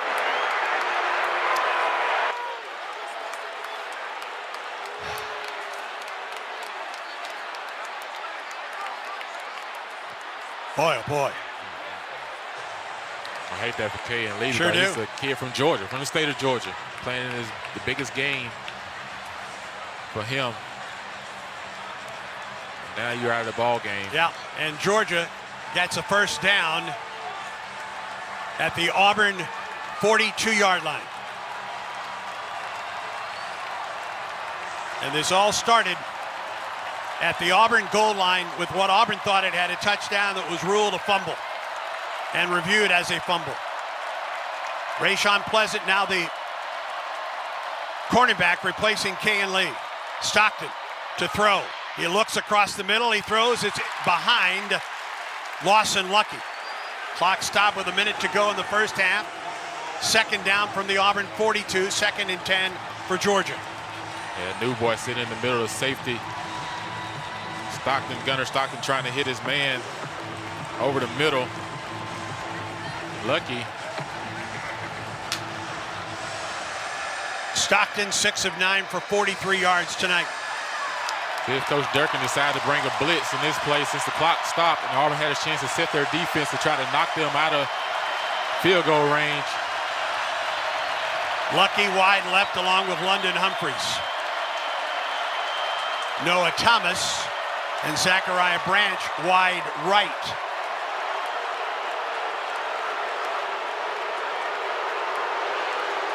Cass Jones is the tailback. Not so sure what's the holdup. I guess the sign guy waiting on the sign guy to get there. Down in distance. Yeah, that's what it is. 2nd down and 10 for the Dogs from the Auburn 42.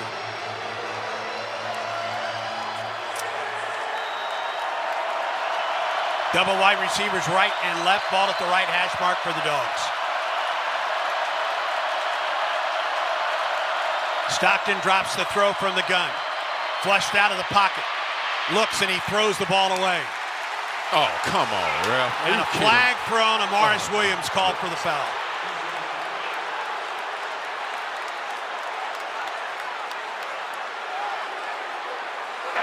Personal foul over the passer. Boy, boy.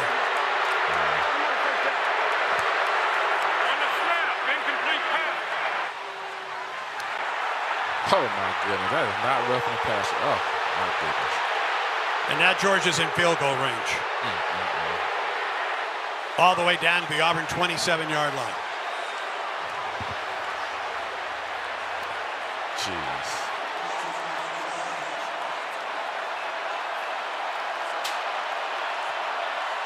Auburn puts 7 at the line of scrimmage and brushes the throw. Pass incomplete. Intended for Lucky. Auburn almost brought the house that time. It was Kieron Crawford that put the pressure on the Georgia quarterback. The Auburn decided to bring pressure, but Kieron Crawford got a great get off at the snap of that play and beat the edge. 49 seconds to go in the first half. 2nd and 10 for Georgia at the Auburn 27. From the right hash mark. Double wide receivers right and left. They throw it to the sideline. Zachariah Branch out of bounds at the 27 and a flag down, and I think Auburn was offside. I think Kieron Crawford might have lined up all sides. You want it?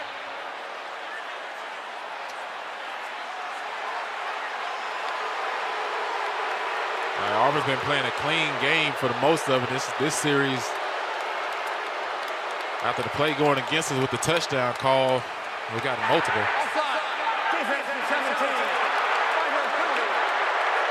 Now they got Xavier Atkins.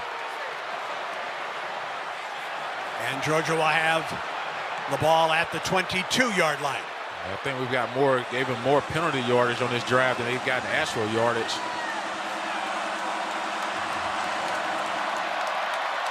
Single receiver, double receivers to the right, short side of the field. Cass Jones in motion. They throw it. The pass is complete. Number 8, Colby Young, inside the 10. Colby Young down to the 5 and pushed out of bounds with 35 seconds to go in the half. The most important thing coming right now is Auburn's got to do their best to keep them out of the end zone and force a field goal. Ball is actually at the 6. Clock starts. 30 seconds in the first half. Stockton to throw to the end zone, and he throws it out of the back of the end zone. Intended for Young. Rayshon Pleasant defending for Auburn. Stops the clock with 27 seconds to go in the half. Boy, what a wild turn of events. Wild last minute and 30 seconds. From a 17-0 Auburn lead to Georgia on the doorstep in the final seconds of the first half, trying to get on the board with Auburn leading 10-0.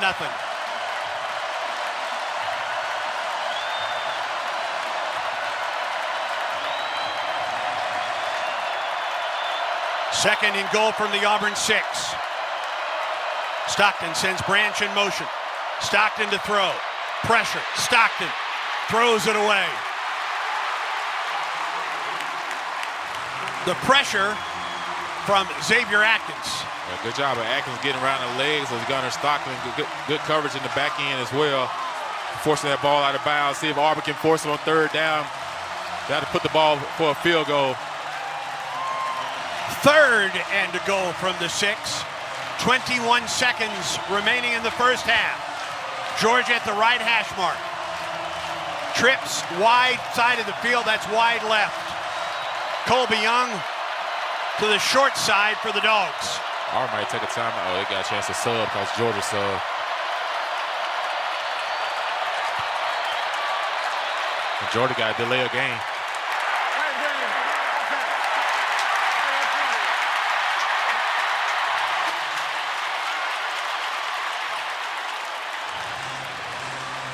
That was a nice job of Auburn, Andy, because what happened to Georgia sub, so Auburn saw the play clock and said, hey, go out there slowly. Don't go out there too fast. Jared Smith was the one that came on the field replacing Kieron Crawford. Right. Now it's third and goal from the 11 for Georgia. From the right hash. Stockton from the gun drops to throw. Pressure. Throws. Ball batted down at the line of scrimmage. Almost been intercepted. Was that Bobby Jamison Travis that got his big paw up to knock it down? Great job by Bobby James, because I'm telling you what, Georgia had a receiver in the back of the end zone wide open on that play. And Bobby James got his palms on it. Big play right there. If you can't get to the quarterback, put your hands up. Good things happen. Peyton Woodring hasn't missed this season.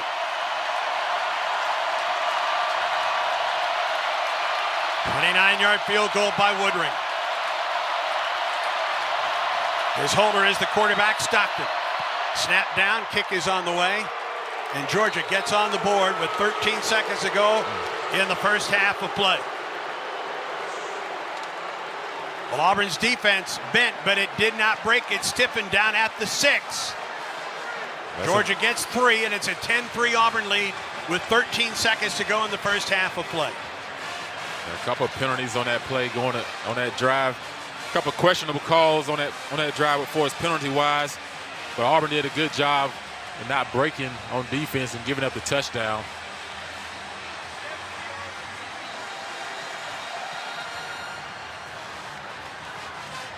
It's all about at halftime, man. You just got to refocus. Lock back in the game. You can't control what's being called by the refs and those different things. Can't let that get in your head. Yeah. Keep your psyche on what's going on on the football field between those white lines and control what you can control.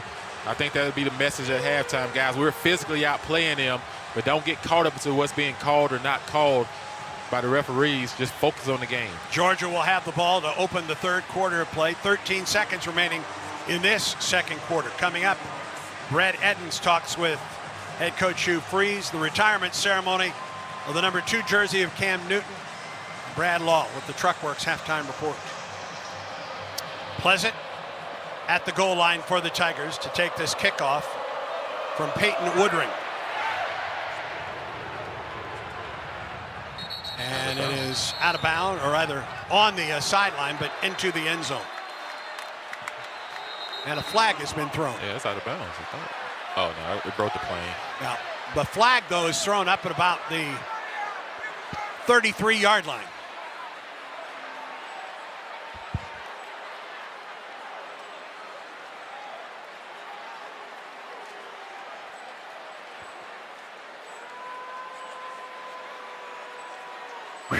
Dead ball foul. Personal foul. Illegal blindside block. Kicking team 25. Half the distance to goal. First down. It's not half the distance from the goal line if the flag is against Georgia. Was the penalty against Georgia? Receiving team. Thank you. This way. Yes. It's been an eventful first half for this officiating crew, hasn't it? Yeah, this last 2 minutes kind of unraveled a little bit. What's going on? Just got to get to halftime, regroup. But the refs right now kind of... Guess they called that against Jaquez Robinson. And Auburn will take a knee and send it to the locker room with a 10-3 lead, in which a first half that Auburn absolutely dominated in every facet. Yeah, it's just unfortunate on that goal line play. Arnold takes the knee, and the first half will come to a close.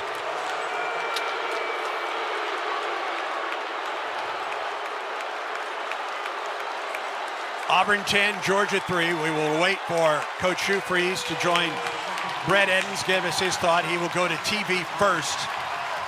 All right, how do you address all of the things that happened in the last 2 minutes of the first half in the locker room, Jason? Well, first thing first, you got to tell guys, take a deep breath. Everybody just take a deep breath, refocus. We've been controlling this game for the most part. We've out-physicaled them. Just do not let the refs get in your head and your psyche and keep you from winning this ball game in the second half. Just let that make you come out and play with a lot more intensity that you started this ball game off with, but do not lose your focus trying to control what the refs do. Again, Georgia will have the ball to open the second half. Instead of a 17-0 Auburn lead, it's a 10-3 Auburn lead. Going into the locker room as we await head coach Hugh Freeze to join our sideline reporter, Brett Edens, get his thoughts. And then the halftime ceremony will start, and this place will go dark. Yeah, I just would like to know what the call was on the goal line, why it wasn't a touchdown, when all you have to do is break the plane. I just want to know what was seen in Birmingham.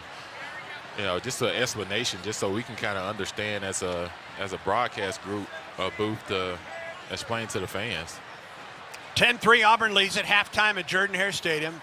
Cam Newton, number 2, retirement ceremony is coming up as soon as Brett Edens talks things over with the Tigers head coach. He is now meeting with the TV folks first. And now we'll send it downstairs. Brett Edens with Auburn head coach Hugh Freeze. Coach, your guys have played a great first half. How do you get back in the locker room? Our guys have kicked their butt, and it ought to be worse than it is. And unfortunately, it's not. We got to get in here and keep fighting for 60 minutes, see if we can get a break go our way. We'll make it happen, Coach. Yep. War Eagle. Let's go! Our score at the half, Auburn 10, Georgia 3. Now, Britt Bradlaugh with the Truckworks halftime report. All right, Andy, thank you very much. Now we go to the field at Jordan-Hare Stadium. Now the moment that all Tiger fans have been waiting for, Tim, and that is the arrival of Cam Newton. He's Superman. 6'6", 250 pounds. Cam Newton has tremendous athletic ability. Latest hero here at Auburn. He has really put himself in the Heisman conversation. Cam Newton is the perfect weapon. Cam Newton. Now he's going to go deep. 15, 10, 5, touchdown! That's what I do. There goes Cam. Dive! Touchdown! Runs it straight ahead. Runs over a man. He's in. On the fake, right up the middle. Breaks a tackle at the 40. Stays on his feet. 35, 30, 25, 20. Peterson, the one man to beat at the 5. He is in. Flash that smile, Cam. Did he catch him? Yes! Hitting up the middle, up and over. Cam Nation. He is good. Throws downfield. Zachary makes the catch. Touchdown, Auburn! Got Watson, Kirkup. Touchdown, Auburn! Throws it deep downfield. And caught! It's caught! Your Auburn Tigers are SEC SEC champions. The Auburn Tigers are on top of the college football world. The winner of this year's Heisman Trophy is Cam Newton.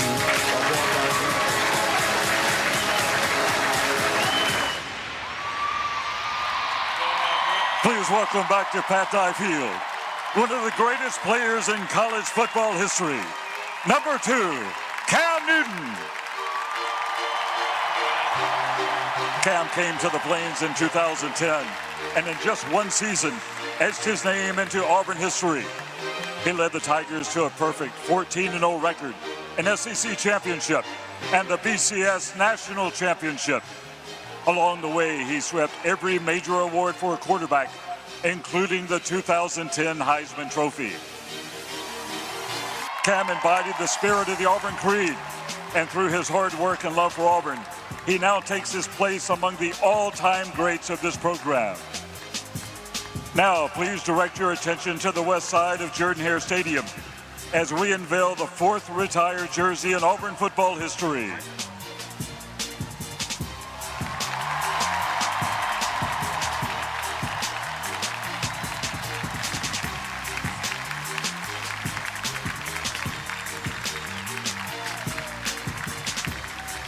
Let's hear it for number 2, Cam Newton.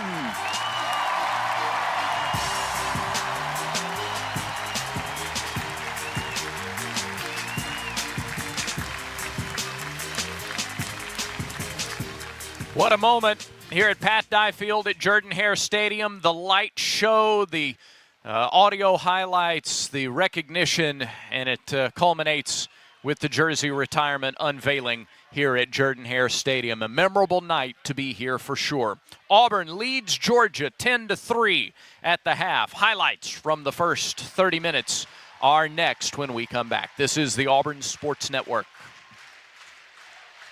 Auburn basketball is a whole experience. This one's over. The Auburn Tigers are Final Four bound. The reigning SEC champions open the season with 3 straight home games. At the top, it's Pettiford, penetrates, 18-footer right side, bang! Big splash from the wing, Auburn wins! The Tigers are back, beginning November 3rd, only on the Auburn Sports Network. When you have the right team behind you, it's easy to play with confidence. The same is true when it comes to your health.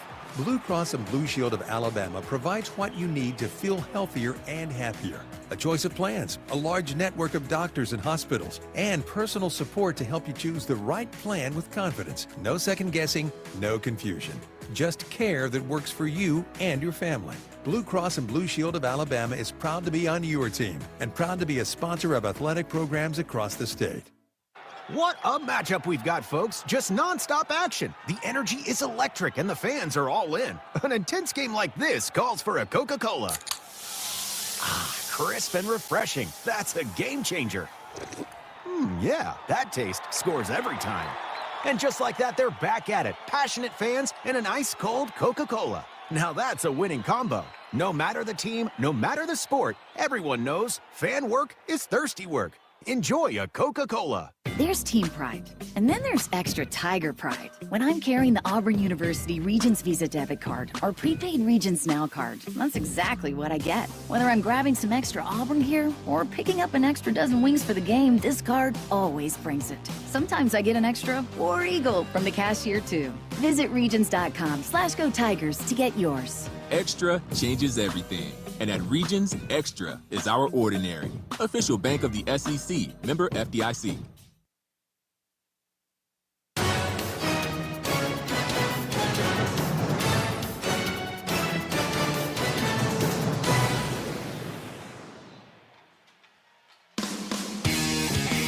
This is the Truckworks Halftime Report, and these are the first half highlights as called by the voice of the Tigers, Andy Burcham. The Tigers lead the Bulldogs 10-3 here at the half. The Auburn University Marching Band has just begun its most elaborate light show ever here at Pat Dye Field. Let's get into those highlights. Georgia won the toss and deferred, and Auburn set out on a statement drive right out of the gate. A 15-yard run to Eric Singleton on the first play from scrimmage, and that got things moving. A balanced drive going up and down the field. Cam Coleman with a catch, an 11-yard catch by Perry Thompson on 3rd and 8. Auburn converted 4 third downs on the drive, including a 3rd and 1 at the 9, a run by Jackson Arnold. That set the Tigers up 1st and goal at the 7. After a pass interference call against the Bulldogs, Auburn was on the doorstep at the Georgia 2. 1st and goal from the 2 for Auburn. Cobb. No, Arnold off left tackle, touchdown Auburn! Untouched, Jackson Arnold to the end zone, and the Tigers drive on the opening drive and put it in the end zone. 4 for 4 on 3rd downs on the drive, 8 runs, 7 passes, 15 plays, 75 yards, 7 minutes, 21 seconds off the clock, and Auburn led 7-0. On Georgia's first drive of the ballgame, the Bulldogs got out to a couple of quick first downs, a 12-yard pitch and catch to Frazier with their second first down of the half. But on the ensuing play on 1st and 10 near midfield, Auburn sent a missile up the middle. His father, the offensive coordinator. Stockton drops the throw out of the gun. Oh, my goodness. Oh, he was drilled by Robert Woodyard. Oh, my. Woodyard's second sack of the season, and that put the Bulldogs behind the chains. 3 plays later, they punted back to Auburn, and the Tigers started at the 23-yard line. 2 plays into the ensuing possession, a pass interference against Georgia moved the ball near midfield for the Tigers, and a 15-yard run by Simmons, and a couple of plays later, a 6-yard run on 3rd and 2 by Jeremiah Cobb, and Auburn was marching down the field again. Drive stalled inside the 10-yard line, however, and Alex McPherson came on to try to cap the drive. Just inside the right hash, trying to give Auburn a 10-0 lead. Snap down, kick on the way by McPherson. And the kick is good. So with 13 minutes and 41 seconds to go in the second quarter, Georgia, a big play on 2nd down and 2, but Auburn is able to get some points on the board. Auburn 10, Georgia nothing. Again, 13:41 to go in the second quarter of play. A dozen plays, 70 yards, 5.5 more minutes off the clock, and the Tigers led 10-0. Georgia went 3 and out on its next 2 drives. Auburn got the ball midway through the second quarter at its own 20-yard line. A delay of game set them back to the 15. But a couple of plays later, Ryan G. hauled in a 13-yard pass on 3rd and 6. That kept the drive going. Then a 12-yard pitch and catch to Cam Coleman to move the ball out near midfield. On 2nd and 8, Perry Thompson caught a 7-yard pass. On 3rd and 1, Damari Alston picked up the first down on a run up the middle. On 2nd and 9, though, a holding call moved the ball back. Tigers faced 3rd and 14 at the Georgia 31-yard line. Jackson Arnold ripped off a 27-yard run, his longest of the season, tied for his longest of the season. That set the Tigers up 1st and goal at the 4. And that's where things began to devolve. 3rd and goal at the 1. Jackson Arnold appeared for all the world and everybody else in it, except for a select group of people. Did not see Jackson Arnold break the plane with the football.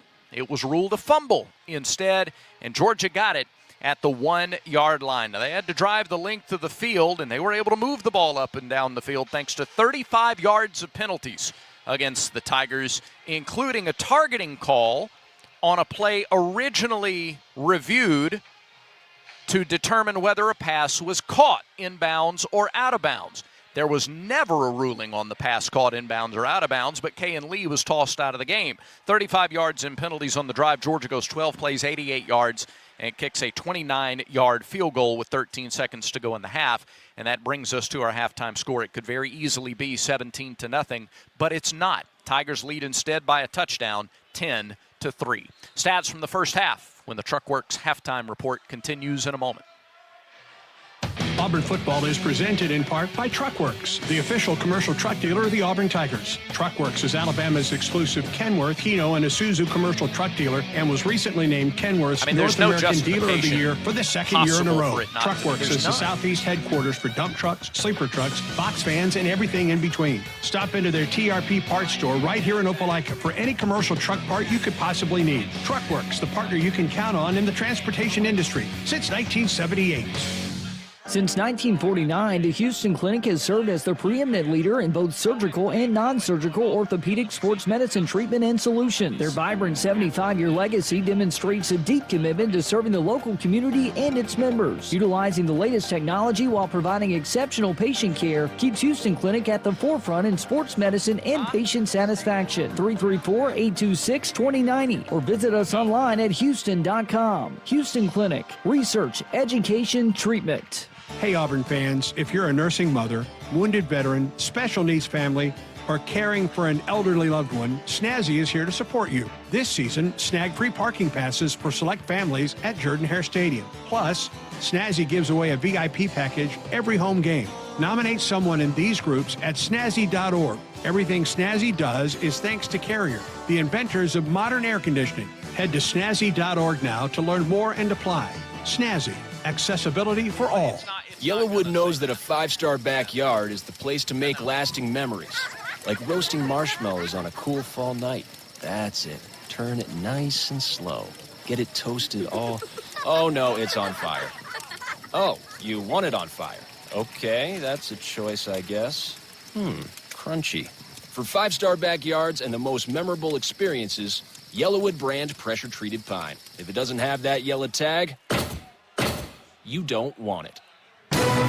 This copyrighted broadcast is authorized under rights granted to play Fly Sports by Auburn University and is intended solely for the entertainment of our audience. It may not be rebroadcast or retransmitted in any form without the documented consent of Auburn University and Play Fly Sports. Just a head-shaking score when you look at stats. Auburn leads 10th-ranked Georgia 10-3. Auburn has flat-out dominated every area of this game to this point. This is the Truckworks halftime report. Truckworks was recently named North American Kenworth Truck Dealer of the Year for the second year in a row. Let's get to the stats.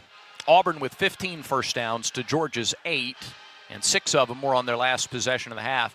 Tigers rushed 25 times for 130 yards, averaging better than 5 yards per carry. Auburn passing 14 of 19 for 107 yards. Total offense 44 plays, 237 yards. Georgia 9 rushes, 19 yards. Gunnar Stockton 7 of 14 for 59 yards. So the Bulldogs 23 plays, 78 yards. And to give you some context to this effort defensively for Auburn, Georgia's 19 first half rushing yards are the fewest in an opening half for Auburn since the regular season matchup in 2017, when Georgia also had 19 yards. It is the first time this season that Georgia's been held under 100 yards of total offense in the first half. It is also the first time this season Georgia has not scored a touchdown in the first half. Jackson Arnold, 8 carries, 51 yards, and a touchdown. He is 14 of 19 for 107 yards through the air. More rushing numbers, Jeremiah Cobb averaging 6 yards a pop, 7 carries, 42 yards. Eric Singleton, 1 touch for 15. Malcolm Simmons, 1 for 14. Receiving, Cam Coleman, 4 catches, 33 yards. 3 catches for Eric Singleton Jr. for 14 yards. Preston Howard, 2 catches for 20. Perry Thompson, 2 catches for 18. On the Georgia side of things, Josh McCray, 17 yards on 1 carry. He's their leading rusher. Nate Frazier, 2 for 7. Chauncey Bowens, 2 for 1. Gunnar Stockton has been sacked a couple of times in the game. He has carried a total of 4 times for a net of -6 yards. On the ground, or rather receiving, Colby Young, 2 catches, 27 yards. Zachariah Branch is hauled in 2 balls for 7. Nate Frazier, 1 for 11. Cash Jones, 1 for 7. Elijah Melendez leading Auburn in stops. He and Xavier Atkins have 3 tackles apiece. C.J. Allen, the leading tackler for Georgia, he has 7 through the first half of play. Auburn 10, 10th-ranked Georgia 3.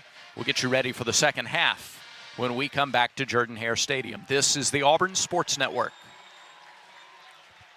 From birth to age 5, your child's brain is growing faster than ever. And guess what? You are your child's first teacher. Talking, singing, playing, and reading every day helps your child learn and thrive. Singing boosts memory. Playing builds problem-solving skills. Reading grows vocabulary. Talking teaches communication. Start strong because these early years matter the most. For tips and tools, visit the Alabama Department of Early Childhood Education at children.alabama.gov. Alabama's children deserve a strong start. War Eagle Plus is the premier subscription experience for Auburn fans. Memberships start at just $14.99 per month. Members receive discounted concessions at all home athletic events, VIP experiences, team store credit, priority entry to select athletic events, monthly giveaways, plus access to the War Eagle Plus content network, featuring brand new video content, including original, never-before-seen, behind-the-scenes access, off-the-field storytelling, special series like Earn the Stripe, Auburn All Access, and The Flight. Heisman-level members or above will also now receive one Tigers Unlimited Foundation priority point for every $1 contributed through their War Eagle Plus subscription. Your favorite athletes, exclusive interviews, archival footage, iconic moments, and so much more. Explore the site and join today. auburntigers.com/War Eagle Plus. This sandwich, it's a complete game changer. Hello, this is Mike, and a little thing I love about the Chick-fil-A Pretzel Cheddar Club is that juicy chicken with that toasty pretzel bun. That bun, it's crispy, cozy, just amazing. With the pretzel bun, the Dijon mustard, and the chicken, it makes that sweet, savory kind of combination. It's everything that you love about food rolled into one. It looks phenomenal. It tastes great. It's delicious. Order the Pretzel Cheddar Club with cherry berry and Sprite for a limited time on the Chick-fil-A app. Real guests paid for their testimonial.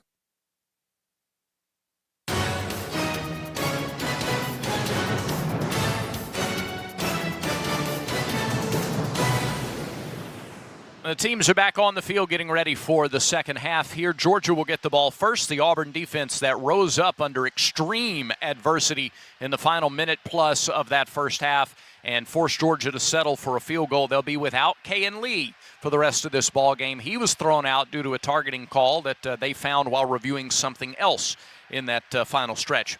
When Auburn does get its first kickoff of the half, take it to the house this football season with the Alabama Manufactured Housing Association and the Auburn Tigers. If Auburn returns its first received kickoff in the half for a touchdown, Red Lewis from Northern Alabama wins up to $75,000 toward the purchase of a manufactured home from an authorized AMHA dealer. Register for your chance to be a contestant at auburntigers.com/take-it-to-the-house. Terms and conditions apply. For a complete list of contest rules, visit auburntigers.com/take-it-to-the-house. Before the second half, let's pause 10 seconds for station identification on the Auburn Sports Network.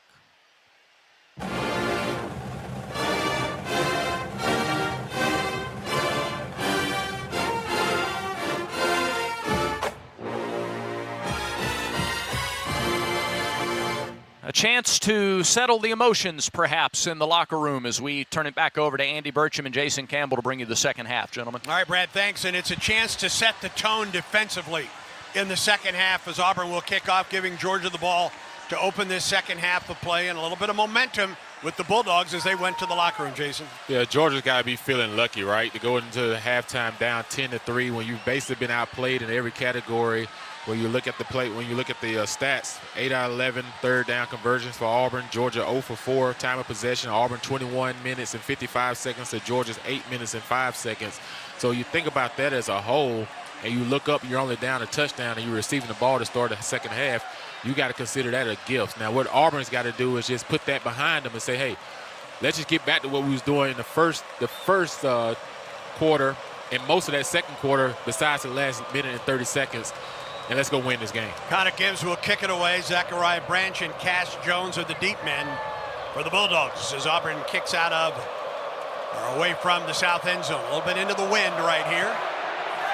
And Gibbs kicks it away. And Branch will watch it sail 7 yards deep into the end zone onto the A of Auburn in the end zone. Quickly downstairs, Brett Enns, Cook's Pest Control sideline reporters. Halftime report from the Auburn locker room. DJ Durkin was dialing in on a couple of things here and there where they felt like Georgia was trying to attack them and what the team could probably expect to come later on in the second half.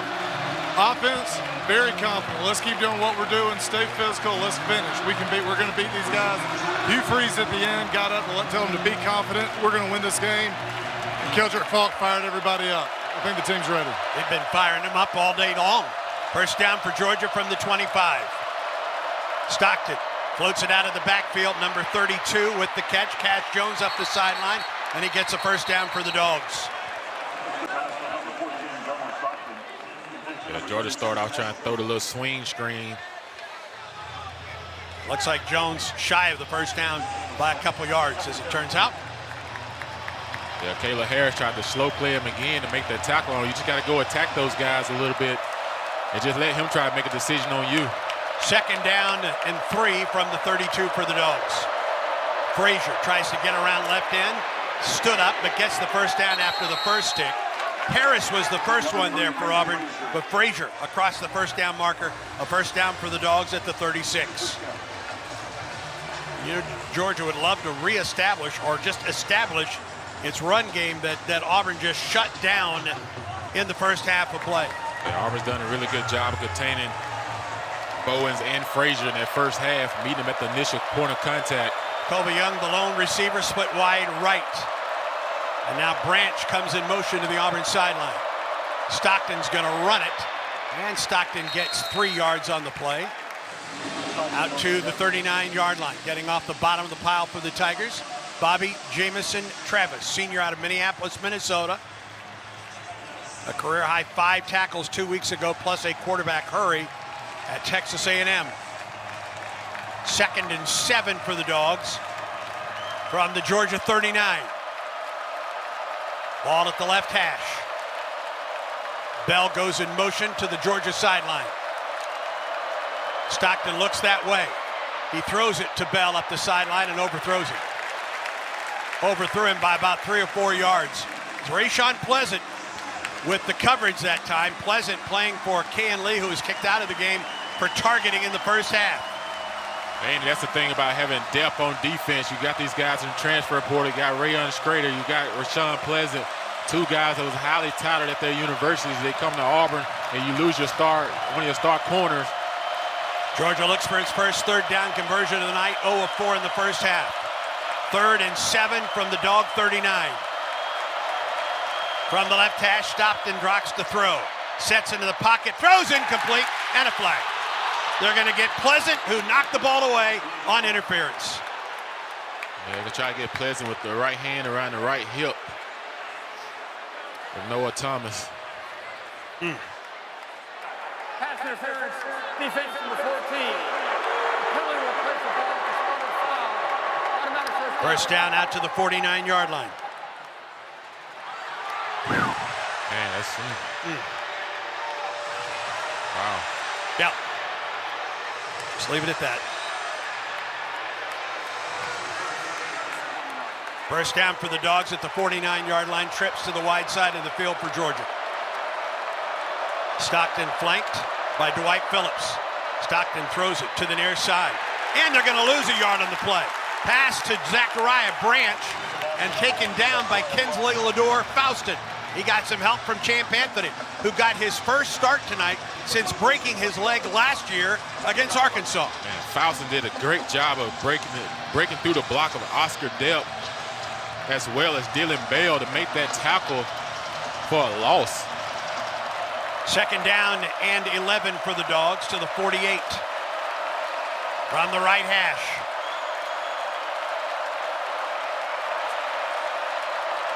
Elias Williams, the man in motion. Stockton steps up and he looks upfield, and the pass is in and out of the hands of Elias Williams.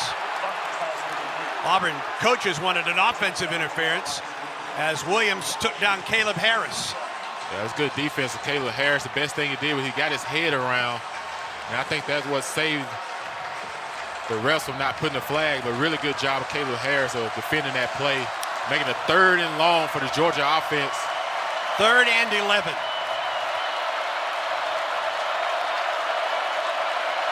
Humphreys in motion. A trip set to the left for the Dogs. They throw the ball there to Zachariah Branch, and Branch taken down at the Auburn 46. Getting off the bottom of that pile, Kieron Crawford for the Tigers. Auburn defense got to stay ready. Yeah. Just to say, 4th make sure down you for don't the jump Dogs. offsides.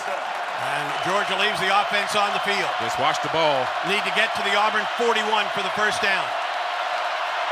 The snap to Stockton. He floats it up the field. The pass is incomplete. Intended for number 8, Colby Young. Defended by Rashawn Pleasant. And Auburn takes over on downs. Man, I am shocked that they actually went for it. I thought they were going to try to draw Auburn off sides on defense, and then they didn't take the delay of game and punt the ball, but they actually tried to throw the jump ball to their big guy, Kobe Young, against Rayshawn Pleasant, filling in for K.N. Lee. Great job of Rayshawn Pleasant. Again, Andy, our defensive backs got their head around. And now Auburn with terrific field position on its first drive of the second half. First down for Auburn at the Tiger 46-yard line. Auburn with 237 yards total offense in the first half, 130 on the ground, 107 through the air. Just inside the right hash mark. Jeremiah Cobb back into the ball game. Singleton goes in motion. Handoff to Eric Singleton. In some trouble, and he's going to lose a couple yards. Nicely played by C.J. Allen.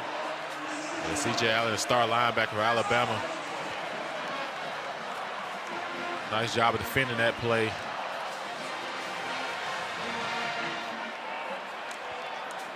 Second down play. Jackson Arnold in some trouble. And he gets to the 44-yard line. A holding call on Georgia against Perry Thompson up top. Yep, on the Georgia sideline at the Georgia 48. We wait anxiously for the call. Defense number 6. 2-yard penalty. Indian line. Automatic first down. They got Dalen Everett. I don't know if that was a cheer of sarcasm by the Auburn crowd or not. Well, I just got fed a bunch of yeah, you did. Peanut butter jelly sandwiches. There you go. You're set. You're set for a couple weeks. Man, Kurt. Yeah. You don't know I'm riding my bike nowadays. Do not argue with Kurt Sampson. All right, first down for Auburn. That's a big break for the Tigers to the Georgia 46. Tigers on top 10-3, 11:25 on a counting clock in the third quarter. Simmons in motion. They hand it. No, it's Jackson Arnold. Boy, it looked like there could have been a face mask as Arnold gets inside the 45-yard line. They'll give him the 44. A couple yards on the play for Jackson Arnold on first down. I think initially he did grab the face mask and just let it loose quickly. 11 minutes to go in the third quarter. First drive of the second half for Auburn. Tigers lead 10-3. Yeah, it was a face mask. Yeah, that was a face mask, friends. Goodness gracious. How do you miss that?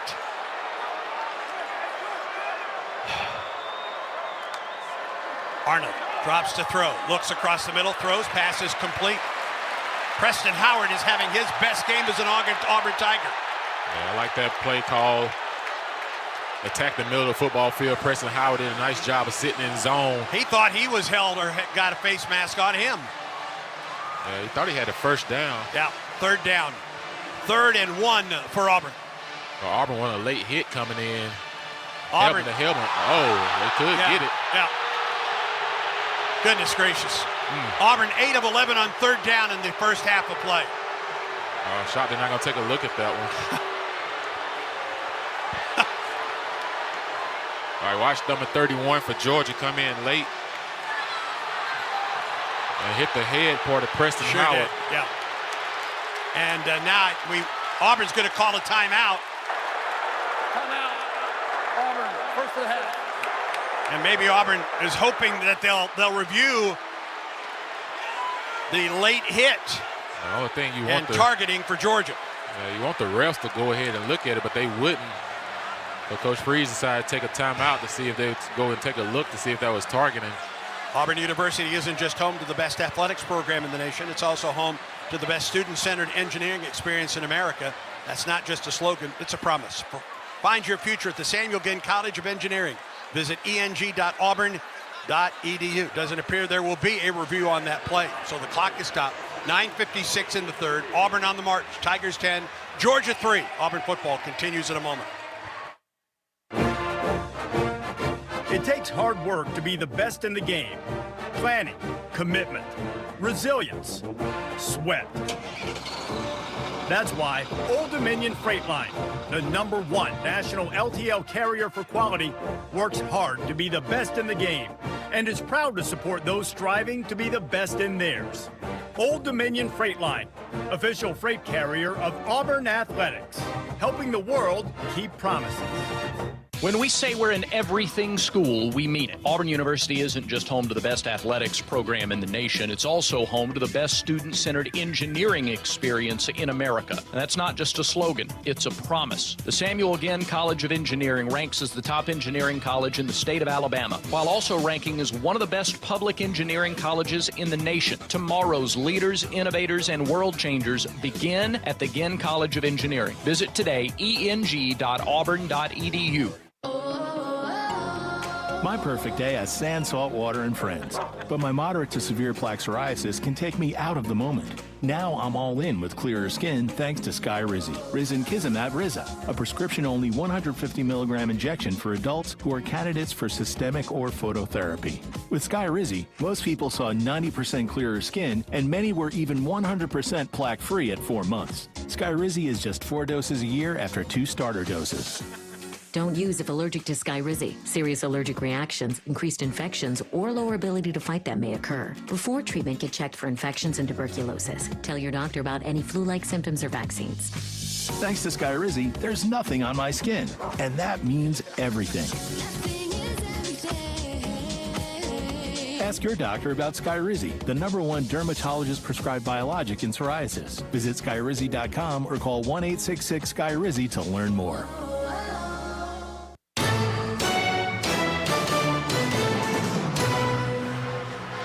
Auburn took a timeout, I think, hoping that the officials would take a look at what Auburn felt was a targeting on Preston Howard or against Preston Howard.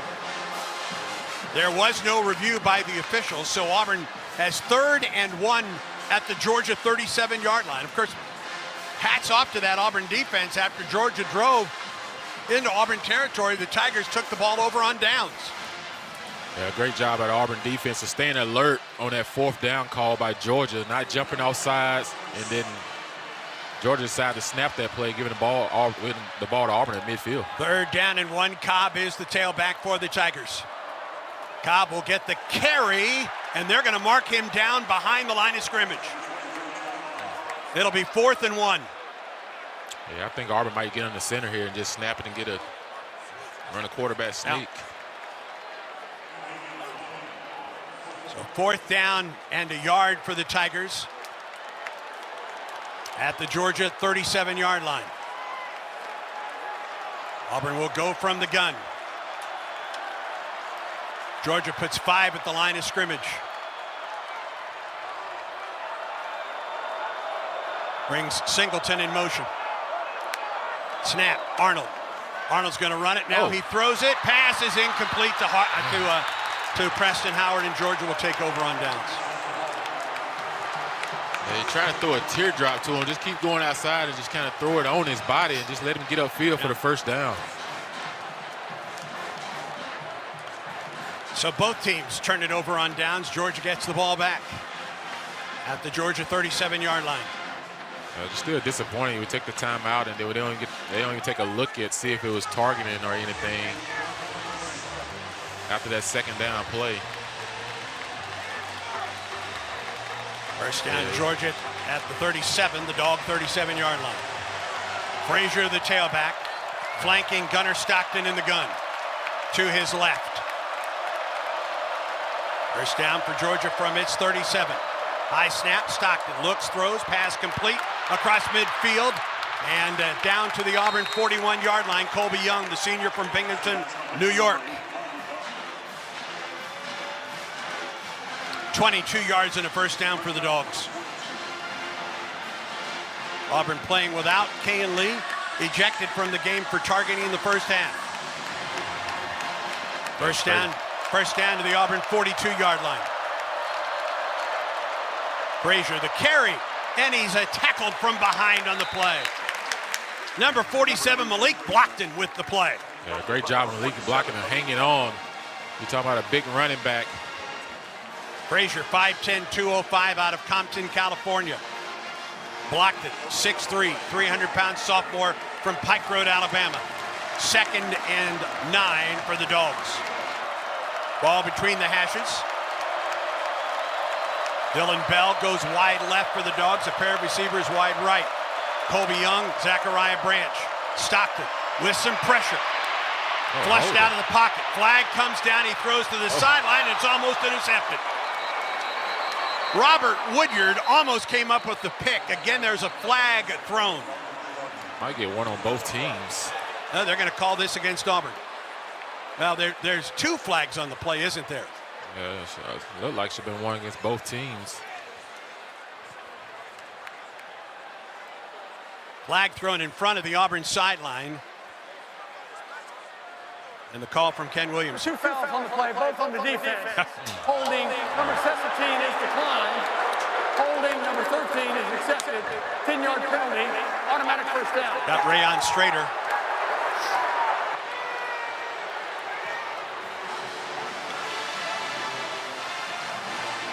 First down to the Auburn 32. Yeah, right there was a hole.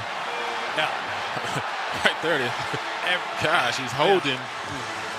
Oh, my gosh. He's holding Jay Hardy. Boy, oh boy. Goodness, and that's right in front of him. I don't get it. I don't understand. 7:58 to go in the third. 10-3 Auburn, Georgia on the march. At the Auburn 32. Fake pitch, Stockton. Looks up the sideline. He throws. It's incomplete. Pass intended for Lawson Lucky. Bryce Diaz was defending for the Tigers. Yeah, well played by Bryce Diaz, the young freshman out of Maryland.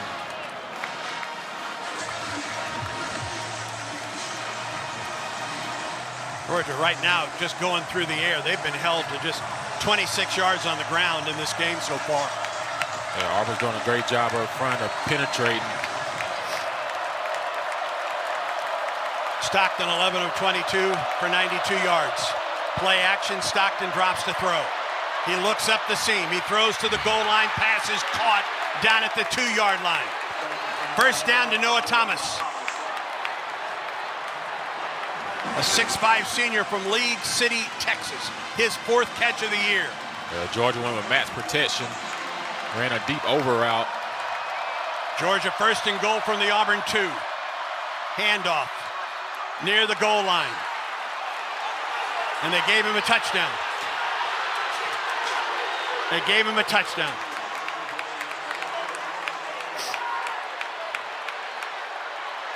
It's wild how this game has just turned so quickly.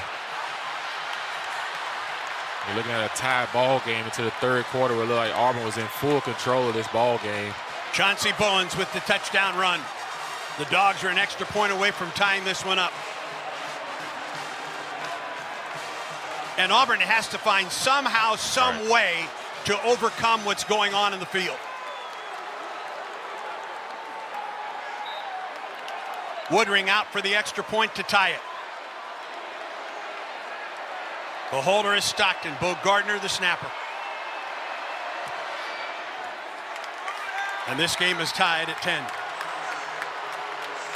7 minutes and 23 seconds to go in the third quarter. And Auburn and Georgia are tied at 10. Stay tuned, friends. This is the Auburn Sports Network. Just the good stuff.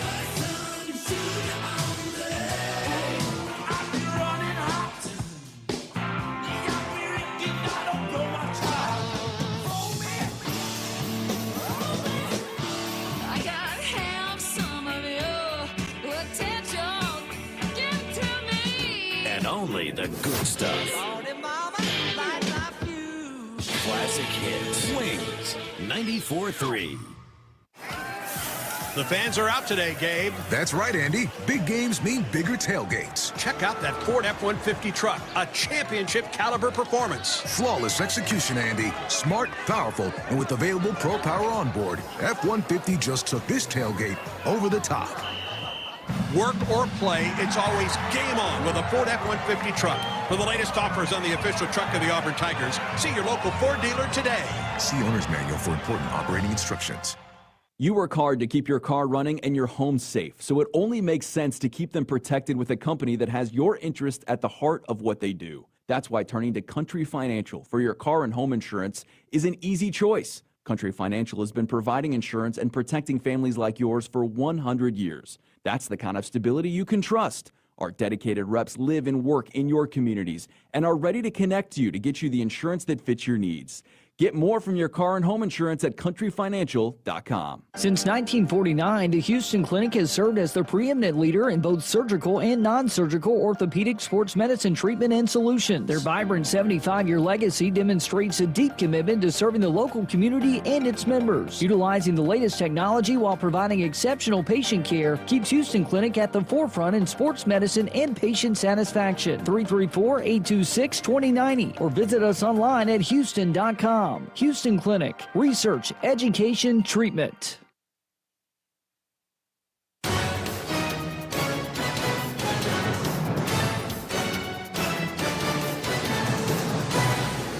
$7:23 to go in the third quarter. Georgia, 63-yard drive in just 5 plays. It took 1:47.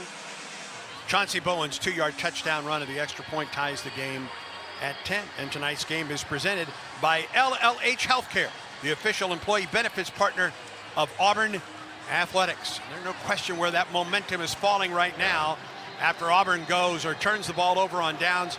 Georgia with a quick drive to tie the game. We'll send it downstairs. Brett Edens, a Cook's Pest Control sideline report. Important drive here for the Tigers. Essentially, the game's back to 0-0 with 22+ minutes to go. Need to get back on track, get on schedule, and get some plays going in our favor. We've done a great job of that all game. Just start to find a way to recreate it here in the second half, get back on the scoreboard. Rayshawn Pleasant back at the goal line. Yeah, I thought Auburn had a great opportunity when they stopped them on 4th down and got the ball at the 50-yard line. Not able to pick the first down up on 3rd and 1 and 4th and 1. And then Georgia got the ball back and hit a big play in the passing game. Peyton Woodring will kick it away for Georgia. And it lands just beyond the goal line. And Auburn will start 1st and 10 at his 25-yard line. 7:23 to go in the third. On the night, Jackson Arnold 15 of 21, 114 yards in the air. 1 touchdown run, 1 costly fumble as it was called. This game is tied at 10. Cobb stays in the ball game for the Tigers at tailback. Auburn opens up 1st and 10 at the 25. See if Auburn can regroup, get their rhythm back offensively. Thompson wide right, Singleton, Cam Coleman wide left. Auburn in the pistol. Jeremiah Cobb with the carry, and Jeremiah a couple yards. Gets a couple yards on the play behind his center, Connor Liu. 2nd down for the Tigers, 2nd down and 8.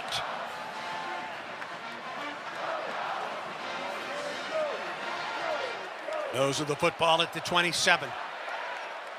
Dogs with 4 at the line of scrimmage. Arnold looks to the sideline. Now brings his receivers into the slot, both right and left. Play clock is down to 5. Frazier in motion. Low snap. Arnold throws it. Complete. Cam Coleman. He gets to the 30 and is wrestled backwards on the play by Dalen Everett. Gets just across the 30-yard line to the 31. So it's going to bring up 3rd down and 4 for Auburn Tigers, right back to the line of scrimmage. Georgia trying to get players on and off the field, and a timeout called. And then a flag comes in from the Auburn sideline. Georgia, hard for the flag. The first of the half. The flag was thrown, but Georgia had already called a timeout. I think Auburn's trying to catch him with 12 on the field.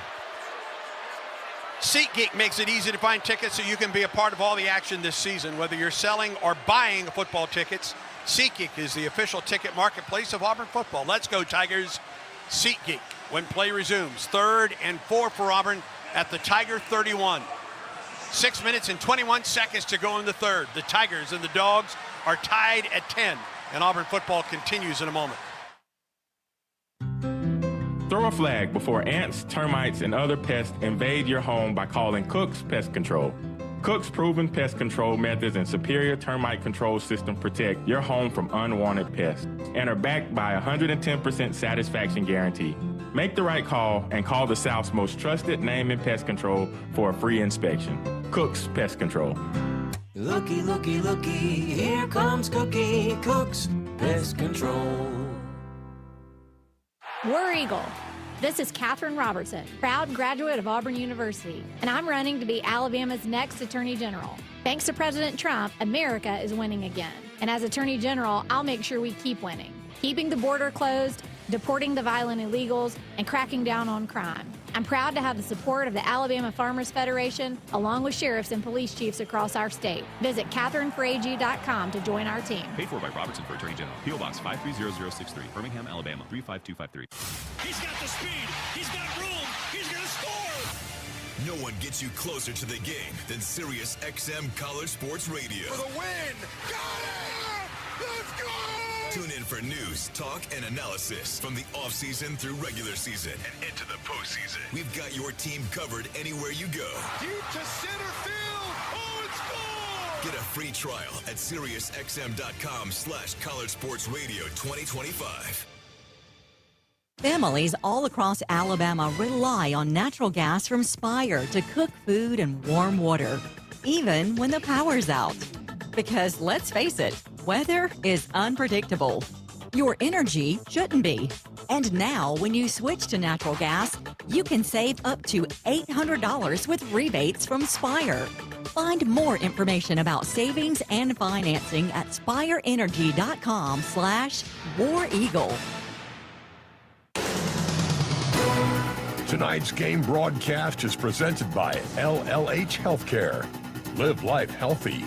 Now, back to Jordan Hare Stadium for more of the Tigers and Bulldogs in the Deep South's oldest rivalry. 10-10 the score, Auburn and Georgia, 6:21 to go in the third quarter. Auburn faces 3rd and 4 at its 31-yard line.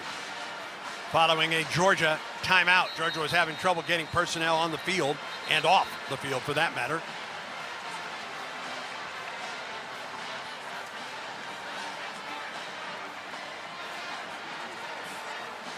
What can Auburn do on 3rd down and 4 from its 31? You got to either find Cam Coleman in that tight formation or you hit Eric Singleton.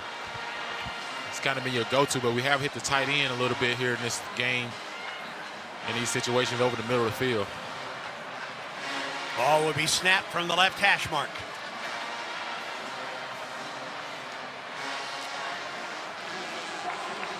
Singleton in the slot to the right. Cobb is the tailback. Now Auburn shifts. Ball at the left hash. Singleton in motion. They bring an extra man, and Arnold is sacked at the 20. Georgia blitzed, and it paid off. C.J. Allen with the sack. Yeah, they confused the offensive line there. They just brought a right side blitz. Jeremiah Wright got confused. He looked outside and then tried to come back inside, but way too late that time. And Hudson Cock is out to punt it away for the Tigers. Zachariah Branch is back for Georgia near the 30. High end over end punt. Branch at the 39 calls for the fair catch.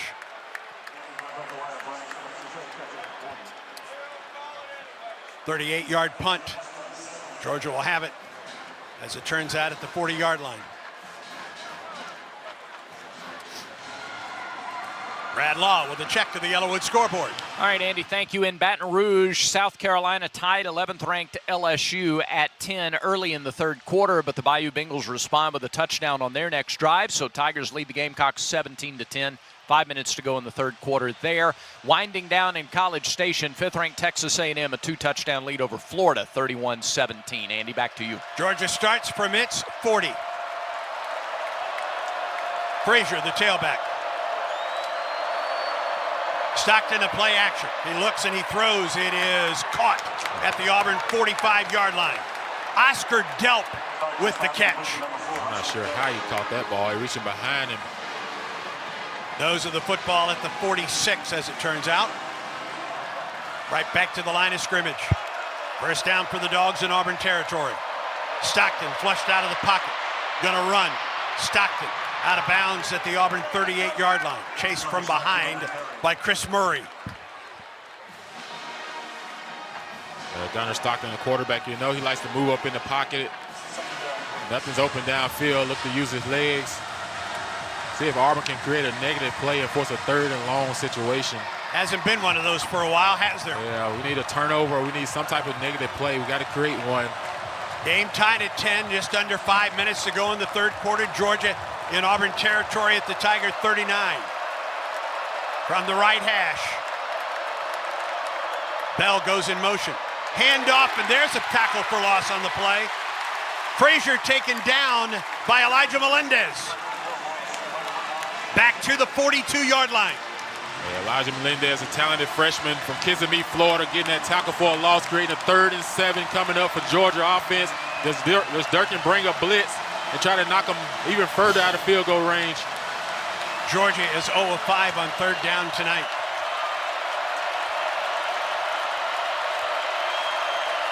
Tied at 10, Georgia. 3rd and 6 from the Auburn 46. Stockton hit as he throws. Pass is caught by Cash Jones, taken out of bounds near the first down marker. I think he's still going to be shy of the first down. Yeah, really nice pressure inside by Darren Smith, another talented freshman from the Maryland area. Good job of Auburn getting a. It's going to be 4th and 1. Dogs will go for it. Yeah, getting Brown. Auburn got to make sure they stay on sides. 4th and 1 from the Auburn 37. Young wide left, Bell wide right. Georgia in their big formation, expect the ball to be handed off to to Frazier. Out of the shotgun. Stockton flips it to Frazier. He's got the corner, he's got the first down. They ran the option. A first down to the Auburn 32-yard line. Yeah, Auburn actually had enough bodies to defend that. We had Xavier Atkins for the quarterback. Yeah. Just need DeMarcus Riddick to play the running back. And they had to stop. First down for the Dogs from the Auburn 32-yard line. Clock rolls down. 3:01 to go in the third quarter. Dwight Phillips is the tailback for the Dogs. Pardon me, that's Bowens. Reverse. Bell's going to throw it. Up the sideline, he had a man wide open. He had Branch open at the 15 and overthrew him. So a reverse pass, and he had Branch open, and it's 2nd down and 10. You're right, he put that on Branch, and he got a chance to make an open field move. Auburn fortunate on that play. Humphreys to the left. Thomas wide right. Bowens the tailback, flanks the quarterback Gunnar Stockton to his right on 2nd and 10. Bowens the carry, and he dives to the 30, maybe inside the 30-yard line. Bobby Jamison Travis got a hand on him, but it's going to bring up 3rd down and 8 for Georgia. Ball at the 30. Auburn needs something to create a negative play again. We got to try to get the momentum back. Right now, Georgia's had it.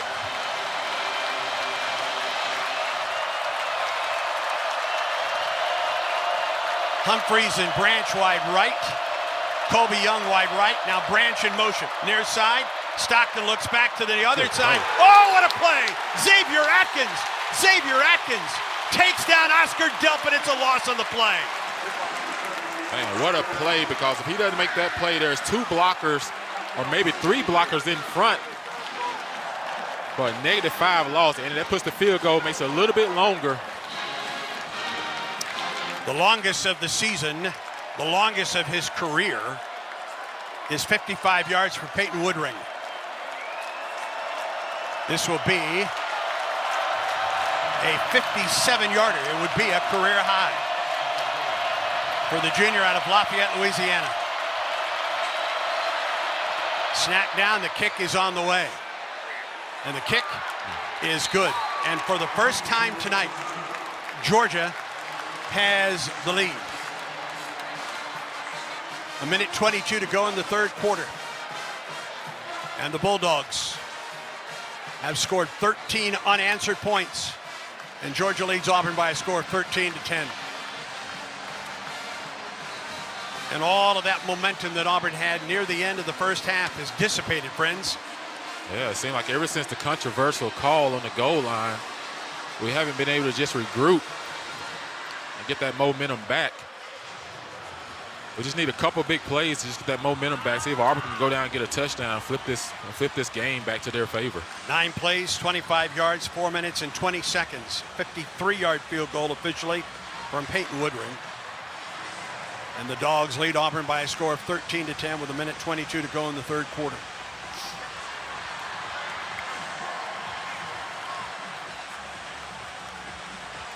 Rayshawn Pleasant drops to receive for Auburn. That's the longest field goal this season for Woodring. It is not the longest of his career at 53-yarder, but most importantly, Georgia now with a 13-10 lead, and he kicks it off. And into the end zone, and Pleasant lets it sail over his head, and Auburn will go 1st and 10 from its 25-yard line. Time of possession starting to even up just a bit. Right now, Auburn 26 minutes and 17 seconds to Georgia's 17-21. But Auburn has been unable to consistently move the ball here in the third quarter since that, as it was ruled, fumble at the goal line at the end of the first half. Yeah, just haven't been able to regroup. Seemed like we just lost our focus, worrying about the refs, and we just got to get it back. We need a big play with those safeties hanging around the box. See if Auburn takes a shot. 54 yards offense for Auburn in the second or the third quarter play. Arnold throws it to Cam Coleman. Coleman spins to the 29-yard line, taken down there. 4-yard gain for Cam. Now they'll give him to the 30, so they give him 5 yards on the play. And Coleman will come off, and he's replaced by Perry Thompson. Wide left. Good spot by the refs. Sure was.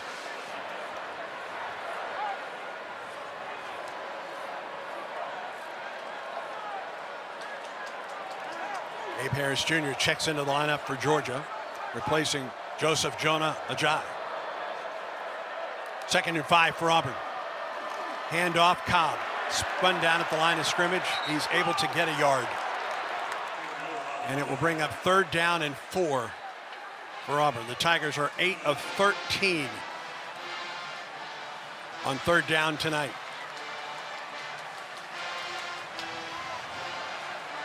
The last time on 3rd and 4, Georgia decided to bring right side pressure. 3rd and 4, Arnold in the gun. Looks, he throws behind Perry Thompson, who was open. Thompson got his hand on the ball but could not bring it in. Pass was behind him, friends. Yeah, if he gets that to Perry Thompson, he may run for another 10 yards if he just give him an accurate throw and put the ball right on his numbers. Oh, man. And Auburn is 3 and out after Georgia takes the lead on the 53-yard field goal. And Hudson Cock to kick it away for the Tigers with Zechariah Branch set to receive it. High and very short. And Georgia's going to get great field position. That was off the side of the foot.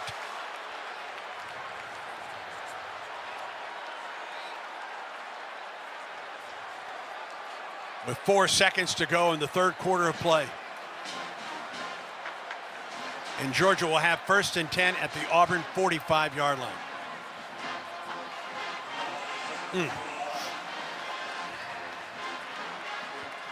A 14-yard punt. Georgia getting ready for the final play of the third quarter with the lead. And 1st and 10 at the Auburn 45-yard line. Lucky in the slot to the left. Colby Young wide left. Lucky now comes in motion. Hand off to Frazier, the tailback, for 3 yards, and that will be the end of the third quarter of play. Georgia with the only points of the third quarter, but enough to take the lead at the end of 3. Georgia 13, Auburn 10. Georgia in Auburn territory when the fourth quarter resumes. Brad Law gets you up to date on the Yellowwood scoreboard when we return. This is the Auburn Sports Network. The Goose Performing Arts Center at Auburn University is Alabama's premier destination for the arts, bringing you the very best of Broadway, dance, music, and more. Learn more about upcoming performances and see the calendar of events online at gougecenter.auburn.edu. That's GOGUE center.auburn.edu. Or call the box office 334-844-TIXS. Keeping your money in a traditional savings account is like using the Yellow Pages instead of Google. Outdated and slow. Skip the small, slow returns and put your money to work with the Max Elevate Money Market. You get all the same security of a savings account, plus the ability to earn even more on your money. Get started at mymax.com/elevate or call us at 260-2600. Certain restrictions apply. Federally insured by NCUA. Summer's here and the open road is calling. RV Roadway answers the call with new and used RVs from the top brands you trust, all ready for your next adventure. With 2 Alabama locations in Opelika and Calera, RV Roadway is ready to help you hit the road in style. And if you need maintenance, their expert service center keeps you rolling smoothly all summer long. Start your journey at RVRoadway.com. RV Roadway, where we sell RVs for less.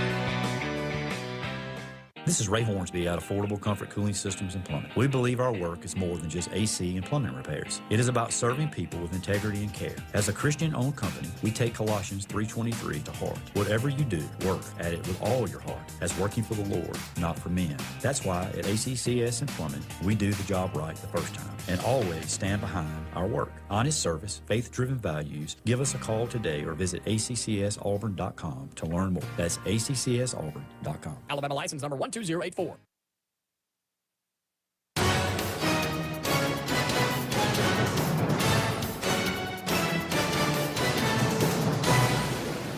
Back at Jordan-Hare Stadium, Brad Law with a game recap. Auburn trails 10th-ranked Georgia 13-10 as we get ready for the fourth quarter. Georgia has the ball 2nd and 7 at the Auburn 42. A third quarter that was dominated by Georgia. After the Tigers dominated the first half statistically, Georgia answered coming out of the locker room. 100 total yards, including 23 on the ground, 77 through the air. Gunnar Stockton was 8 of 13 passing for 77 yards in that third quarter. Auburn, which rushed in the first half for 130 yards, was limited to -5 yards. That did include an 11-yard loss on a sack, but -5 rushing yards for the Tigers in that third quarter. Georgia held the ball 9 minutes and change. Auburn had it just under 6 minutes in that third quarter. So as we get ready to start the fourth quarter of play, Auburn has run 55 plays for 248 yards. Georgia has run 45 plays for 178 yards. Tigers have had the ball 10 more minutes. But the most important note is we have 15 minutes to play at Jordan-Hare Stadium. Tigers trail by 3, needing a big stand by the defense. Georgia has it, 2nd and 7 at the Tiger 42 as we get you back to Andy Burcham and Jason Campbell for the fourth quarter. All right, Brad, thank you very much. It's a situation Auburn's been in for its last 3 games now. Yeah, mentally, you got to just check back in and say, guys, let's go win this game. Like, you still can go win this game. Forget everything that happened. It's the fourth quarter. Let's go get it. Tailback is McCray. Play action by Stockton. He rolls, he runs, and he's forced out of bounds. Untouched, but he got a yard in the play. And now here comes 3rd down and about 6 for Georgia. Good coverage by the Tigers to the short side of the field. See if Coach Durkin decided to bring inside pressure with either Atkins or Robert Woodyard here. Atkins, Auburn's leading tackler, was 6 on the night, including a tackle for loss. High snap, floated out. Branch with the carry. Branch the first down. Branch, first down for the Dogs. Little slip screen and an Auburn player down. An Auburn player down at the 45-yard line. Face down, as a matter of fact. Is that Kieron Crawford? It is. And Auburn's medical staff is out at East Alabama Health's Spencer Cancer Center. They help patients tackle a cancer diagnosis with high-quality care provided by a team of expert cancer specialists. East Alabama Health, the official partner of the Auburn Tigers. 14-13 to go in the fourth quarter. Dogs on the move, leading Auburn 13-10. When play resumes, we'll try to get you an update on Kieron Crawford. Auburn football continues in a moment. Some people just know you can save money on car insurance by checking Allstate first. Like to check Kirk Herbstreit's pregame analysis first, before talking to your brother-in-law. In this game, the key thing to watch will be the offensive line versus their front seven. If they can get pressure without blitzing, this could be a long night. Okay, Kirk. I know stuff. Ooh, checking first is smart. So check Allstate first and see what you could save. You're in good hands with Allstate. Potential savings vary, including based on how you buy, subject to terms, conditions, and availability. Allstate North American Insurance Company and affiliates, Northbrook, Illinois. At Auburn University's Harbord College of Business, education is tailored to each student's individual needs. Our students receive personal guidance from industry mentors and career coaches. They learn by doing, through hands-on projects and real-world experiences. The result? Graduates who don't just know business, they're ready to lead and innovate from day one.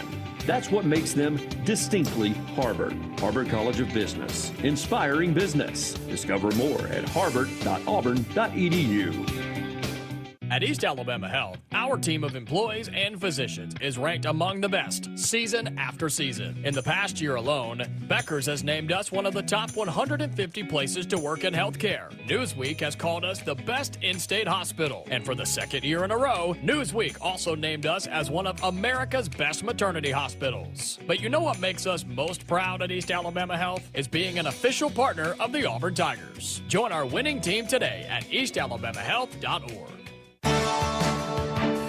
You've created a comfortable home office. Now let Carrier provide the cash bonus.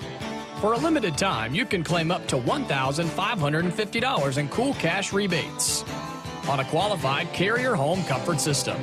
There's never been a better time to upgrade to year-round premium comfort and energy savings. Carrier, turn to the experts.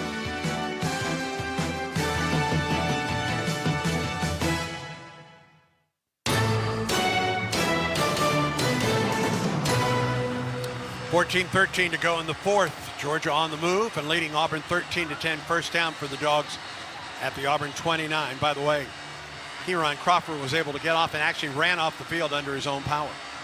When you choose Blue Moon, everything becomes brighter. Every sip of their Belgian-style wheat ale crafted with Valencia orange peel and coriander. Plus, try the new Blue Moon Light and Blue Moon non-alcoholic. Check your local store for Blue Moon. Ray Brighter, celebrate responsibly. 2025 Blue Moon Brewing Company, Golden, Colorado. I understand it was a helmet to calf of Kieran Crawford. He was okay. Has to sit out one play before he can come back. It's important for Auburn defense on this. I think there was a first third down conversion for the Georgia's offense in this ball game. That was their first third down of the night. First down at the Auburn 29. Dogs up by 3 and on the march. Stockton to the line of scrimmage. Now back to the gun. McCray, the tailback. High snap, McCray with the carry. And McCray with a yard or two, and that's about all. Xavier Atkins was there for the Tigers. So was Bobby Jamison Travis. I think he might have got a gain of 1. Yep, 2nd and 9. To the Auburn 28.5. I need this crowd to get louder and louder. Try to hold these guys to a field goal. Young wide left. Thomas wide right for the Dogs. Play action, Stockton. Throws it to the sideline, incomplete. Intended for Noah Thomas.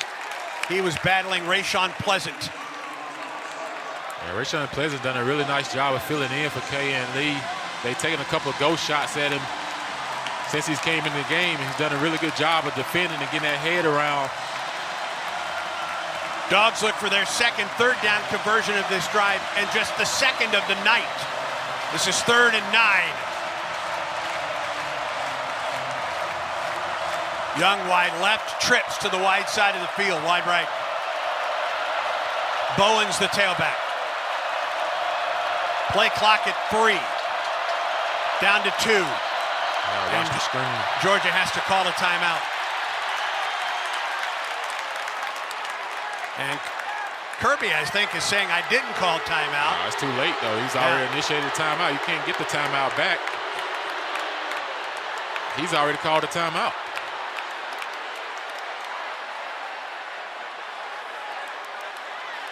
You can't. Georgia was given a timeout. Not request a timeout. We'll reset the ball and run the play. No charge timeout. They were running out of time on the play clock. It would have been a delay. They were running out of time on the He's play calling clock. timeout right and Kirby there. Smith on the video board is clearly calling a timeout. For the love of Pete. I don't know what is going on. I have never seen this type of stuff. You just bail them out. He was literally calling timeout. Look at him. He's running and calling timeout. Goodness running and calling gracious. timeout. And he's trying to say he was clapping. He's clearly saying timeout. And Georgia was about to run out of time on the play clock. Come on, man. Like, they gotta fix this. This is just ridiculous. Boy, oh boy. And then to see it on the Jumbotron and still not award them the timeout that they tried to call. I don't know what's going on, but somebody's got to have a Georgia call. was about to run out of time on the play clock. Kirby Smart was clearly calling timeout. They called timeout and then gave it back to it. 3rd and 9. Snap to Stockton. He gets pressure. He rolls. He runs. He throws. Passes complete. Colby Young. He's at the 5. He dives down to the 1. Going to be a flag coming back. There's an Auburn player down. There is a flag right next to it. The injured Auburn player is Bryce Diaz.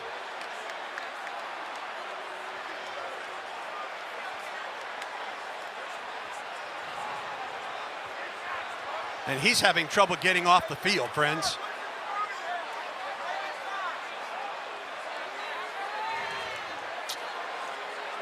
And we await the call of the penalty that was thrown. It's going to go against Georgia, we believe. Personal foul, blindside block on the offense. 15-yard penalty, final foul. 2 down. I know we got to let it go, but I'm just disappointed in that not awarding him the timeout. He was out of bounds when he taught that. Personal foul penalty will back Georgia up to the Auburn 37.5, make it 38-yard line. And this will now be 3rd and 19 for the Dogs. It's a big penalty because Georgia would have had 1st and goal from the 1. All right. 13-10 Dogs. Clock is rolling. 12:47 to go in the 4th. Double wide receivers right and left. Cash Jones, the tailback, now goes in motion. And he sets up wide right. Stockton from the gun. Gonna run it. Quarterback draw. Stockton. And he is taken down near the 25-yard line.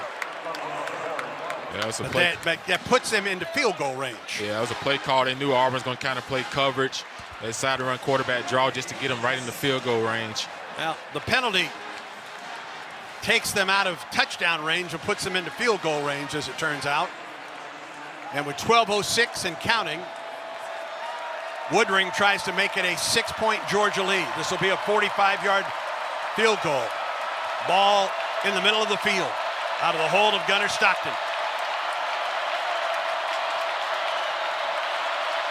Snap down, Woodring's kick is on the way. Missed it. And it is wide right.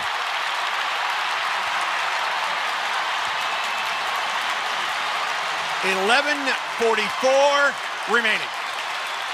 Auburn gets the ball back after the missed field goal attempt, the first miss of the year for Peyton Woodring. Georgia 13, Auburn 10, Tiger ball when we come back. This is the Auburn Sports Network. Hey, college football fans! I'd know you'd do anything for a win on game day and an ice-cold Bud Light. Because whether you're tailgating in the parking lot or parked on the couch, sitting on your lucky stool at the bar, or standing in the fan section all game long, the clean, crisp taste of Bud Light turns a win into a win-win.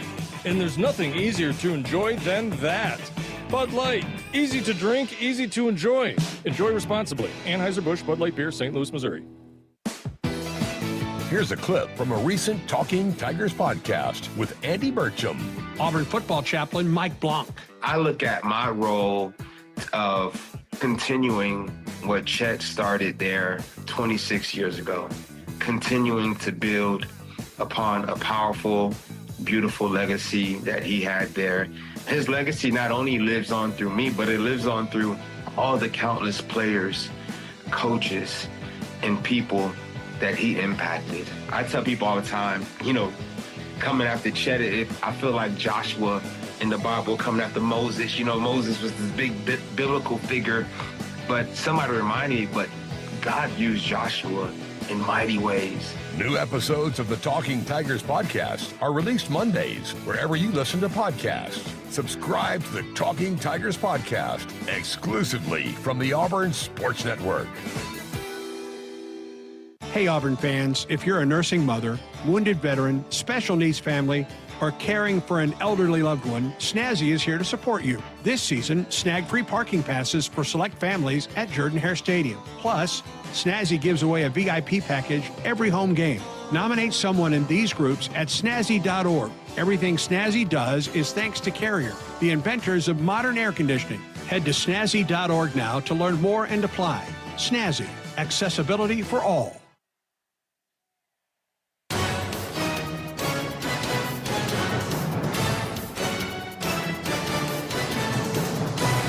First and 10 Auburn, and it's 27, trailing 13-10. 10 make that 11:44 in the fourth. As we send it downstairs, Brett Edens, a Cook's Pest Control sideline report. Time of the second half for the offense to figure out something, get back on schedule, whether it's run or pass, I don't care. Quick screens or speed sweeps, it doesn't really matter. We've got to get going and get something efficiently working. This is where championship teams make decisions to find ways to win games. We've got the playmakers. We just got to make it happen, turn this game around right here in the fourth quarter. Auburn had 16 first downs in the first half, does not have a first down thus far in the second, but has the ball after the missed field goal attempt by Peyton Woodring wide right. Plenty of time. Auburn down 3, 11:44 in the fourth, first and 10 Auburn at its 27-yard line. Yeah, and you still got plenty of time left in the game. Got the ball in your hands with an opportunity. Right now, we just got to lock in and get mentally tough and put everything else behind us, and let's go win the game. Let's do what we got to do. Cobb, the tailback. Double wide receivers to the Georgia sideline. Cobb with the carry. Cobb for a couple yards on the play to the 29-yard line. Yeah, Auburn probably try to pick it up, go a little bit more up-tempo. Auburn right back to the line of scrimmage, did not substitute. Second down and 8 for the Tigers. At the 29, play action. Arnold looks up the seam, has a man open, and he overthrows Eric Singleton. He had the play he wanted. Singleton dove but could not bring it in. Oh, dear goodness. Yeah, that was a big one right there. You got to hit that one, man. Just got to. If you hit him in stride, it's a touchdown. Yeah, it's a touchdown. Eric Singleton speed. He was behind Ja'Cory Thomas right up the seam. Man, just put it on him. That's a touchdown. Third down and 8 for Auburn.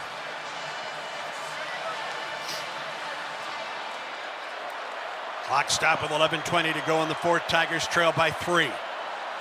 Cobb flanks Arnold to his right on third down and 8. A snap to Jackson. He's pressured out of the pocket. He's going to run it. He gets out to the 31-yard line, and Auburn will be forced to punt it away. Man, that's momentum swingers there, Andy. When you hit those plays, man, it's big plays that change the whole game. Gets the momentum back on your side and everything. Under 11 minutes to go, and Auburn will be forced to punt it away. You had the play you wanted. Yeah, you had Singleton right up the seam. You had him open, and then unfortunately for the Tigers, he was overthrown. Hudson Cock punts it away. Fair catch called for at the 21-yard line by number 1, Zachariah Branch. Let's pause 10 seconds so stations like WKUL and Coleman can identify themselves. This is the Deep South's oldest rivalry on the Auburn Sports Network.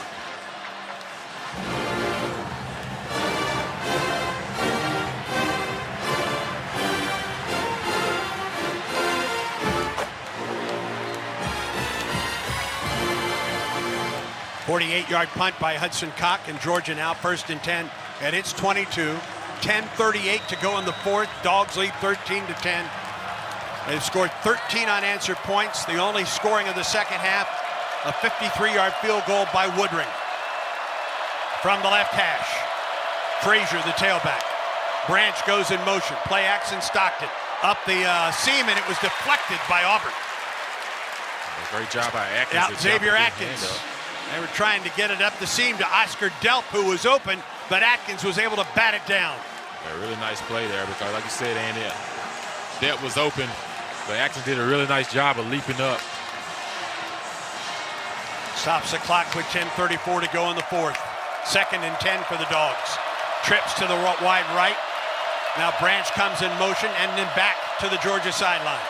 Stockton hands it off, and Frazier pulled down from behind by number 47 for the Auburn Tigers. Malik blocked him. Malik blocked and almost had him for a loss. Yes, he did. Frazier is so strong, still fighting to get a gain of 2, creating a 3rd and 8 situation. See if this crowd gets loud. See if we can force a turnover. Sack fumble. Georgia 1 of 10 in this game on 3rd down. From the left hash, Cash Jones is the tailback. Branch comes in motion to the Auburn boundary. Stockton to throw. He throws across the middle. Pass is complete out to the 40-yard line and a 1st down. Yeah, I can't believe we didn't get a holding call. I want to beat the refs up, but that was a holding call against Keldron. Hands to the face by the right tackle, number 55 of Georgia. Yeah, and everyone can see it on the score on the video board here, except the officials on the field. Yeah, it's clearly hands to the face. Taking down Auburn's Keldrick Faulk. 1st down out to the 40.5-yard line. Josh McCray, the tailback. He'll get the carry. And McCray puts his head down and takes Xavier Atkins out to the 45-yard line. They actually take him down at the 44.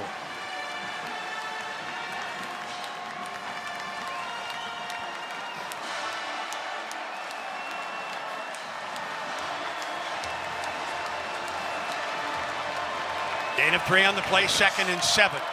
Make a play, come on. Inside 9 minutes to go, 13-10 Georgia. Hand it right up the middle. McCray stood up as he gets to the 46-yard line. 2-yard gain on the play. Taken down by Robert Woodyard Jr. 3rd and 4 for Georgia.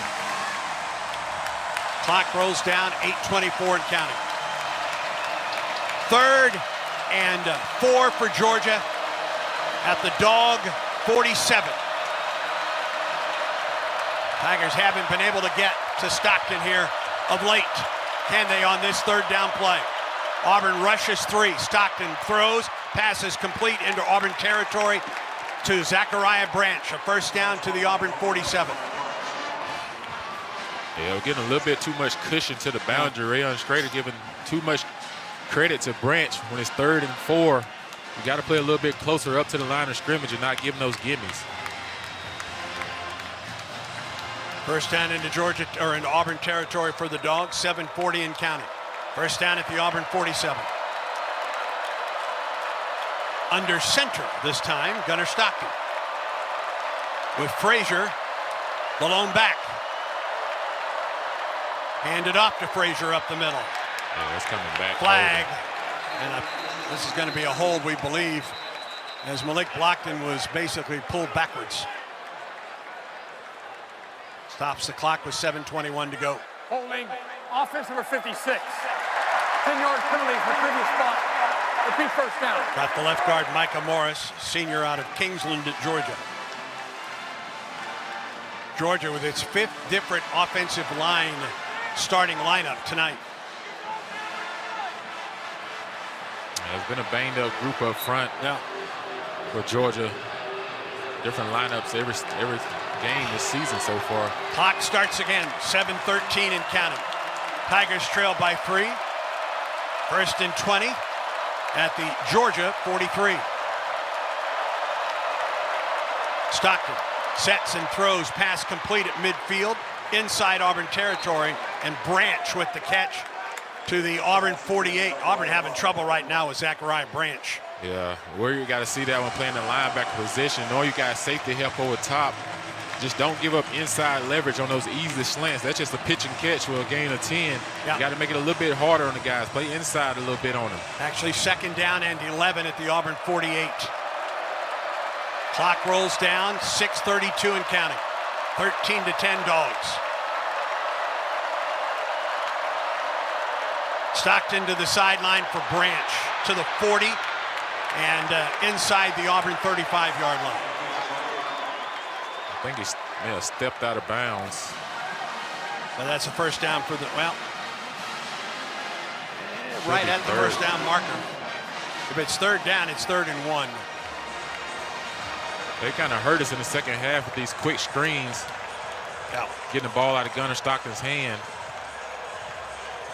So here's 3rd and 1 for Georgia as we approach the 6-minute mark of the 4th quarter, and Georgia leading 13-10.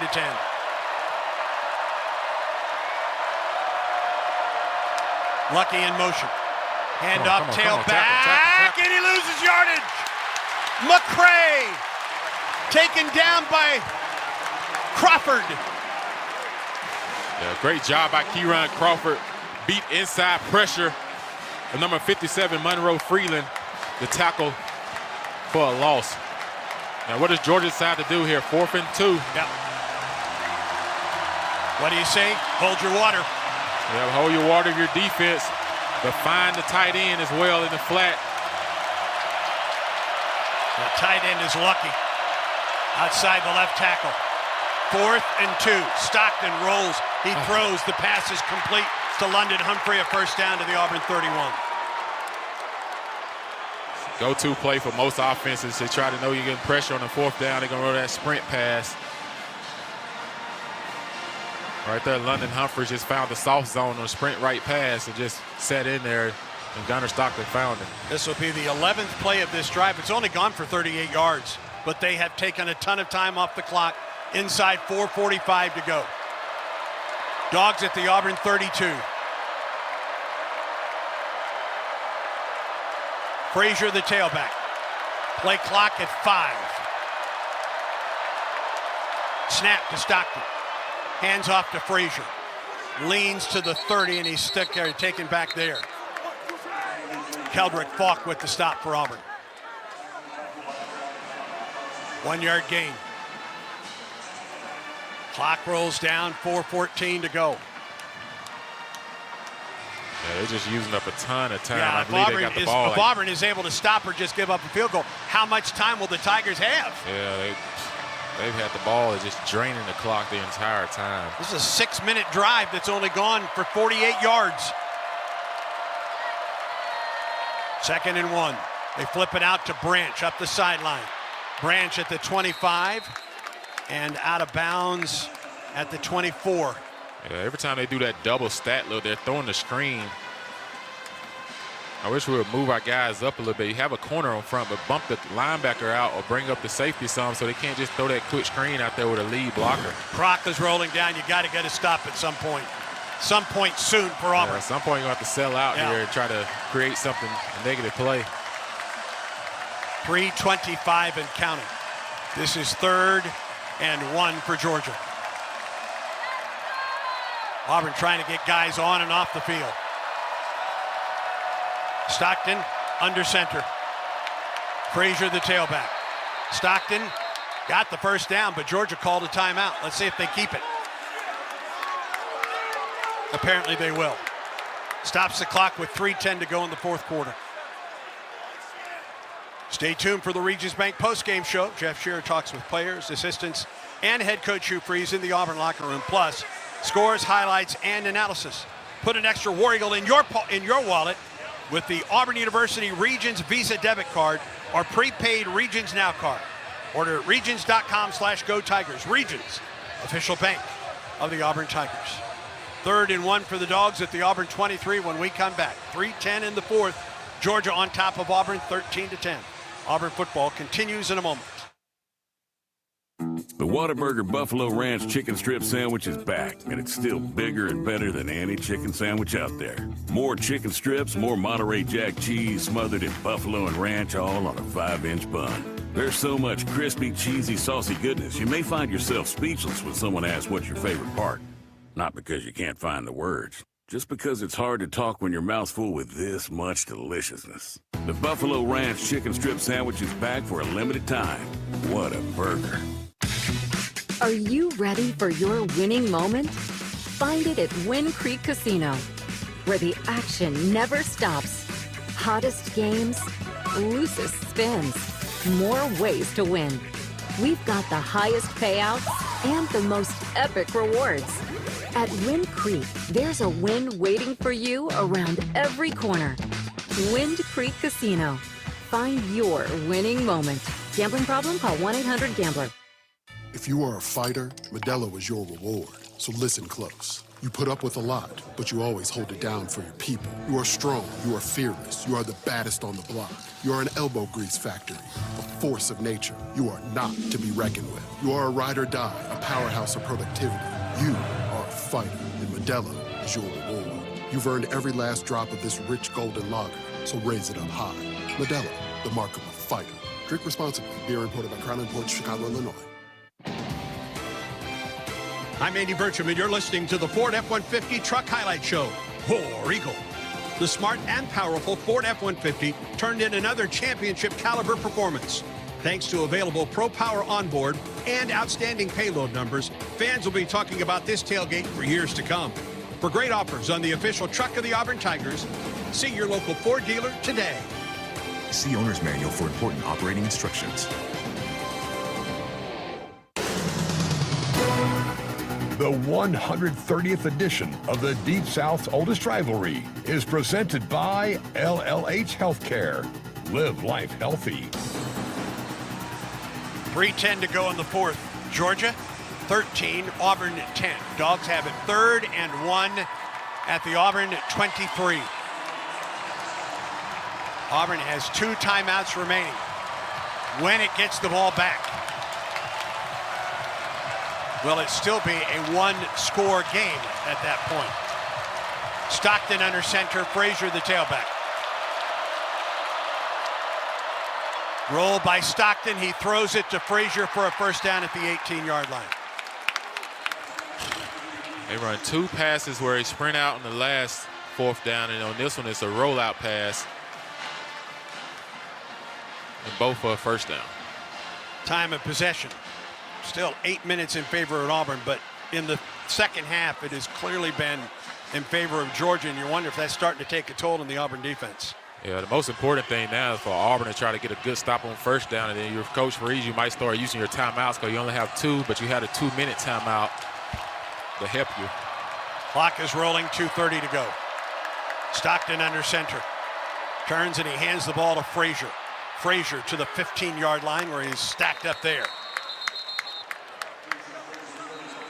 And Auburn stops the clock. Tigers call a timeout. Clock stopped with 2:18 to go in the fourth quarter. Jason mentioned you still have the 2-minute timeout and 1 more timeout left for Auburn. Georgia 2nd down and 7 from the Auburn 15-yard line. This next play will just be the 3rd snap of the game for Georgia in the red zone. Just wild ever since that fumble at the goal line. The game turned at that point, friends. Turned and just. Yeah, it has not turned back since. Man. Georgia has scored 13 unanswered points. Auburn was on the doorstep of going up 17-0 on a controversial call, quite frankly, that went Georgia's way. It's almost like it gave Georgia life, and it kind of just took the heart. I think Auburn was looking to go up 17-0 at that point in time. You don't know what type of game it's going to end up being because all the momentum with Auburn with a big lead. All right, here's 2nd down and 7 for the Dogs at the Auburn 15-yard line. 2:18 to go in the fourth quarter. Georgia leads at 13-10.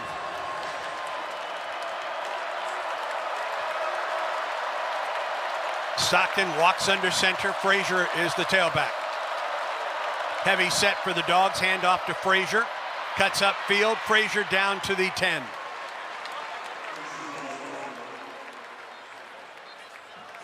3rd down and 2 for Georgia. And that'll take us down to the 2-minute timeout. That's a lot of yards on that run play. Creating a 3rd and 2. Georgia now with 286 total yards in the game. Auburn with 252. Auburn offense was going at ease, it seemed like, for the first 2 quarters until the fumble at the goal line, and all of a sudden everything just changed. Yeah, Auburn just hasn't been able to reestablish its offense since that fumble at the goal line late in the first half of play. And the 2-minute timeout. Georgia, 3rd and 2 from the Auburn 10. When we come back, Georgia 13, Auburn 10. This is the Auburn Sports Network. Looking for more than a degree? At Auburn's Harvard College of Business, we give you the competitive edge that sets you apart. Our programs combine classroom knowledge with practical experience, supported by mentors and career experts who align your education with your goals. It's a personalized approach that builds confidence and creates opportunities. Be ready to lead. Be ready to innovate. Harvard College of Business, inspiring business. Learn more at harvard.auburn.edu. War Eagle Plus is the premier subscription experience for Auburn fans. It's inside access and unmatched experiences with the teams and student athletes you love. Subscriptions are available at 6 pricing levels, each unlocking access to deeper experiences and providing greater impact for Auburn student athletes. Members receive discounted concessions at all home athletic events, VIP experiences, team store credit, priority entry to select athletic events, monthly giveaways, plus access to the War Eagle Plus content network. Heisman level members or above will also now receive 1 Tigers Unlimited Foundation priority point for every dollar contributed through their War Eagle Plus subscription. Explore the site and join today. auburntigers.com/War Eagle Plus. Yellowwood knows that a 5-star backyard is the place to make lasting memories. Like cookouts. Cornhole with friends. Ooh, a neighborhood potluck with your wife's pasta salad. The one with the feta. Oh, sorry. Or taking a nap on your deck in a hammock. Naps are memories. I love naps. For 5-star backyards and the most memorable experiences, Yellowwood brand pressure-treated pine. If it doesn't have that yellow tag, you don't want it.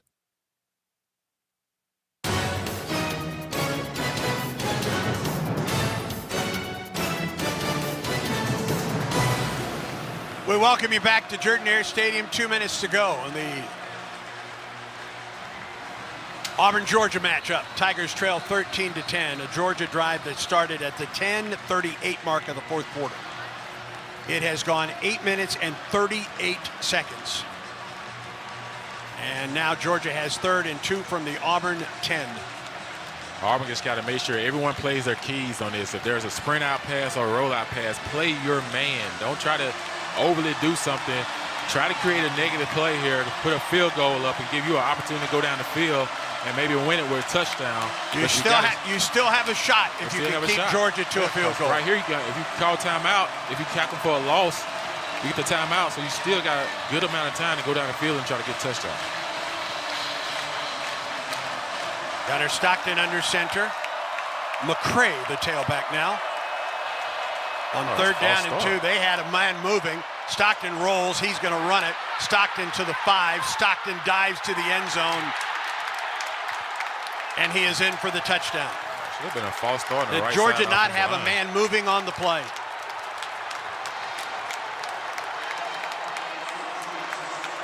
And the Dogs now go up by 2 scores with 1:53 to go. A soul-killing drive for Georgia.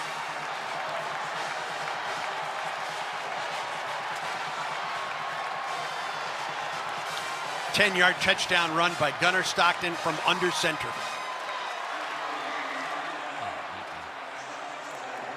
And now Woodring out to make it a 10-point game.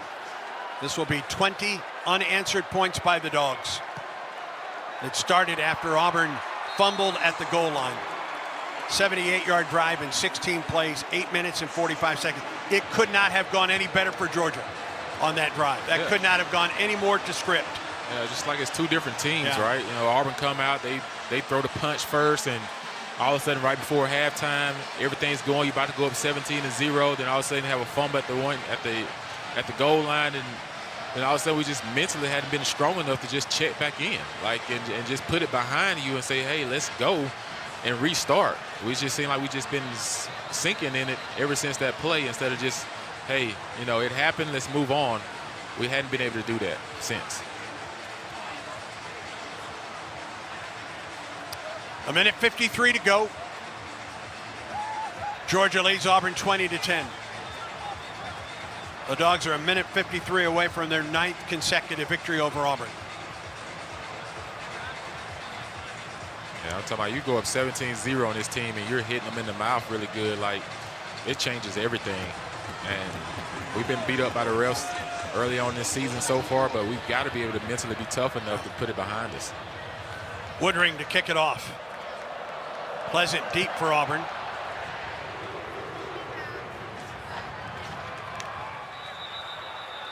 And into the end zone, and Auburn will have 1st and 10 at its 25.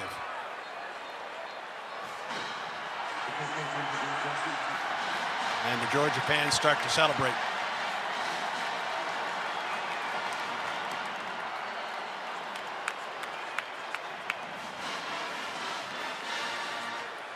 That play at the goal line at the end of the first half will be discussed and cussed and everything else for a long, long time. But the fact is, Auburn has just not been able to recover since then. That's where, you know, winning close games come in and give you the confidence to put things behind you. And first down from the 25, play action by Jackson Arnold. And he gets away from the first man, rolling downfield. He's to the 30 and out of bounds at the 35. Should be close to the Auburn first down. Let's see if they give it to him. they get the first down and out of bounds.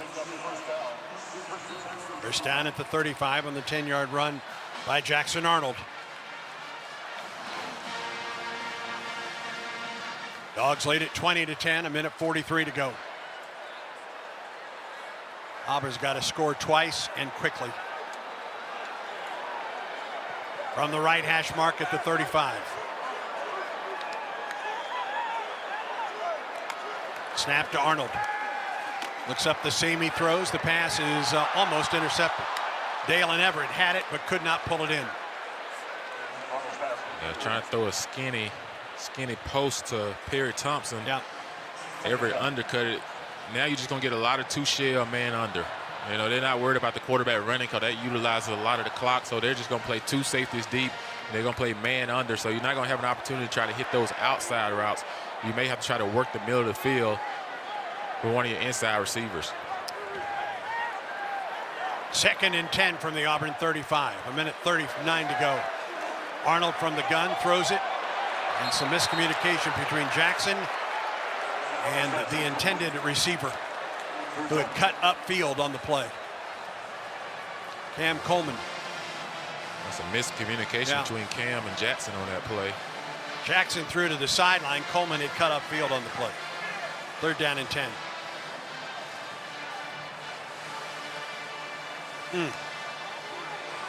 Just a dramatically different first and second half tonight for Auburn. It's hard to fathom like what just happened. 3rd and 10. They bring an extra man. Arnold steps and he throws. The pass is complete. Cam Coleman out to the 43-yard line. He's still going to be a couple yards shy, and Auburn will be forced to go for it on 4th down and 2. Right back to the line of scrimmage for the Tigers. Cobb, the tailback. He gets the carry, and he's able to get to the 45-yard line. Let's see if they give him the 45. It is a first down for Auburn. Clock stopped momentarily at the 124 mark. Drive continues for the Tigers. Play action by Arnold from the gun. Floats it over the middle and low to Cobb, who was wide open and had some room to run near midfield. Second down for Auburn at the 45-yard line. 1:17 remaining. Yeah, I'm almost just in shock that how we come out looking so good, and then one play just derailed us. From the 45, second down and 10 for Auburn. Georgia brings an extra man. Arnold tries to get out of the pocket. He throws. Pass is incomplete. Intended for Perry Thompson at the Georgia 49-yard line. He had to run for his life almost immediately. Georgia brought Justin Williams on a blitz, and Arnold was running for his life. Georgia's trying to keep Auburn from taking any shot downfield, so they're blitzing a little bit, trying to create inside pressure so we don't get the quick score to have enough time for an onside kick. 3rd and 10 for Auburn from its 45-yard line. Snap to Jackson. Looks and he throws. Pass is complete to the 50, but still 5 yards shy of the first down. Go quickly. It's 4th down. Preston Howard. You got to go. Now 4th down and 5 for Auburn.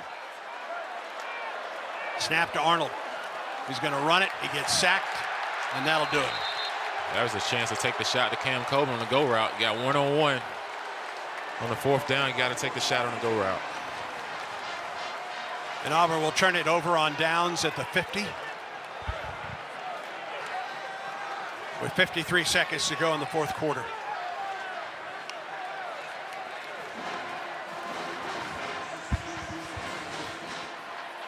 Frustrating. 53 seconds to go. Georgia's about to get its 9th straight win against Auburn, and I'm not sure any of them have been tougher than this one tonight, considering how this game started, how this game changed, and the second half. Next up, Missouri. Here next Saturday night, either 6:30 or 6:45. The scheduled start time with Mizzou. Missouri lost today at home to Alabama. Georgia takes a knee. And Georgia will have to run one more play. Gunnar Stockton, 24 of 37, 217 yards on the night. Jackson Arnold, 19 of 31 for 137 yards on the evening. Stockton with 26 yards rushing is the leading rusher for Georgia. They'll take the knee one more time, and Georgia will head back to Athens with a 9th straight win in the series. And there it is. Georgia wins it. Seconds are running down on this one. Auburn led 10-0 on the verge of going up 17-0 at the end of the first half. A controversial fumble at the goal line, and Georgia was able to score a field goal at the end of the first half, and then scored 17 more unanswered points in the second half. Dominated Auburn in the second half tonight, and the Bulldogs win it. Georgia 20, Auburn 10. That's your final score. Stay tuned, friends. Auburn football continues in a moment. Alabama Power is here for you when big storms hit, but we're also here for the little things. We're there to get the coffee started, to make sure everyone's ready for school, for midday dance breaks, and evening entertainment. We're also there to help you save on all that energy with easy-to-use tips, tools, and efficiency programs. So enjoy these moments. Kids, movie night. And we'll do the rest. Visit alabamapower.com and follow us on social to learn more. So my mother is thinking of switching from Verizon to Pure Talk, but she's worried the deal sounds too good to be true. Michael, she said, how can those Pure Talk people offer me the same basic service as Verizon for so much less money? I said, Ma, go ask Google how much Verizon spends on advertising and promotions. A few seconds later, my mother said, oh my goodness, $12 billion a year? That must be a typo. I'll tell you what I told my mom. It's not a typo. Verizon spends $12 billion a year on advertising and promotions, and their customers are paying for it. Well, Pure Talk doesn't spend that kind of money on commercials. Trust me, I would know. That's why they can offer you and my mother unlimited talk, text, and plenty of data on a crazy fast 5G network for just $25 a month. And if you're a business owner, you could really save a fortune. Dial pound 250, say the words Mike Rowe, and you'll get an additional 50% off your first month. That's pound 250 Mike Rowe. Pure Talk. Everything you need and nothing you don't. Yellowwood knows that a 5-star backyard is the place to make lasting memories. Like roasting marshmallows on a cool fall night. That's it. Turn it nice and slow. Get it toasted all... Oh, no, it's on fire. Oh, you want it on fire. Okay, that's a choice, I guess. crunchy. For 5-star backyards and the most memorable experiences, Yellowwood brand pressure-treated pine. If it doesn't have that yellow tag, you don't want it. Final score tonight from Jordan-Hare Stadium. The oldest rivalry in the Deep South. Georgia wins for the 9th straight year. Dogs 20, Auburn 10. Tigers led Auburn led 10-0. Had the ball at the goal line. Jackson Arnold was ruled that he fumbled going over the top of the pile. Replays, well, you can form your own opinion. Georgia kept the ball after the fumble, got a field goal at the end of the first half. Auburn's offense never got untracked in the second half of play. Only one first down in the second half for Auburn's offense, and that came on the final drive of the ball game, and the Dogs win it tonight by a score of 20-10. Along with Jason Campbell, our entire Auburn Sports Network crew, I'm Andy Burcham. Old Dominion presents Best in the Game. Old Dominion Freight Line works hard to be the best in the game and is proud to support those striving to also be the best. Old Dominion Freight Line, official freight carrier of Auburn Athletics. Jason, who or what is your best in tonight's game? Andy, coming to this ball game, you knew the Georgia defense was really good against the run. Those guys were only giving up 82 yards, 82.2 yards a game rushing the ball, and Auburn came in today and had 140 yards rushing against that defense up front. Much of that came in the first half. Right.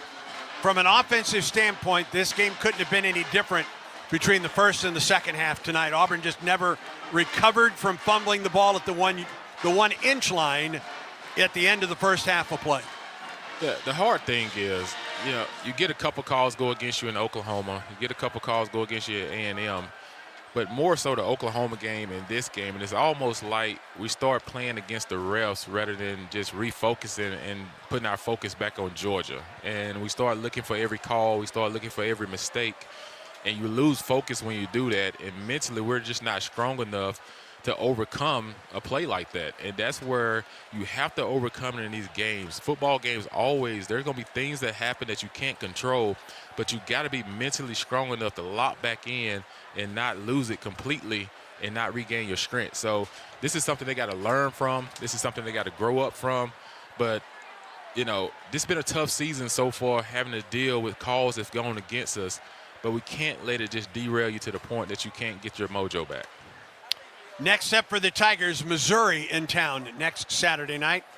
Tigers of Missouri lost for the first time today at home to Alabama. Auburn, of course, losing tonight. Got to find some way to recover, get ready for a really good Missouri team coming in here next Saturday night. It's an opportunity to get that first conference win before you go back on the road to Arkansas in a couple of weeks. And you've got to find some way, somehow, at this point, to turn things around, to find a way to win a game in all three of the games, in all three of Auburn's losses. Yeah. Auburn has had the ball in the fourth quarter, trailing by a score with an opportunity to win the game. And at that point, the Tigers have just been unable to mount any kind of drive at this point. And the one, it's two plays I think about in the fourth quarter. Perry Thompson on the third down, he's open at the middle, and, the throw is not able to get there. And then, Eric Singleton down the middle of the field. At that point in time, it's still a 13-10 game. Right. You're in the fourth quarter. If you're able to hit that throw with Eric Singleton and his speed, he probably goes the distance, and he puts your football team up 17-13.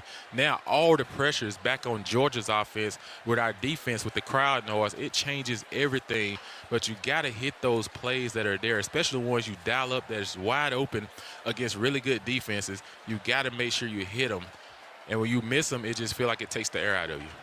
Jason, thank you for the call tonight. We'll see you back here next Saturday night for Auburn and Missouri. And we'll have much more Auburn football coverage coming your way, including interviews, analysis, highlights, and more with Brad, Brett, and Jeff Shear on the Regions Bank postgame show. The general manager of the Auburn Sports Network is Ben Harling.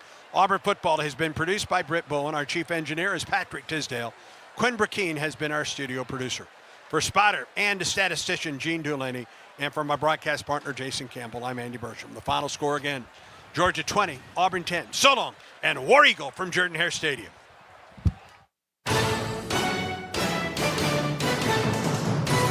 Exclusive play-by-play coverage of Auburn football has been brought to you by Cook's Pest Control, the South's most trusted name in pest control, and proud sponsor of the Auburn Tigers.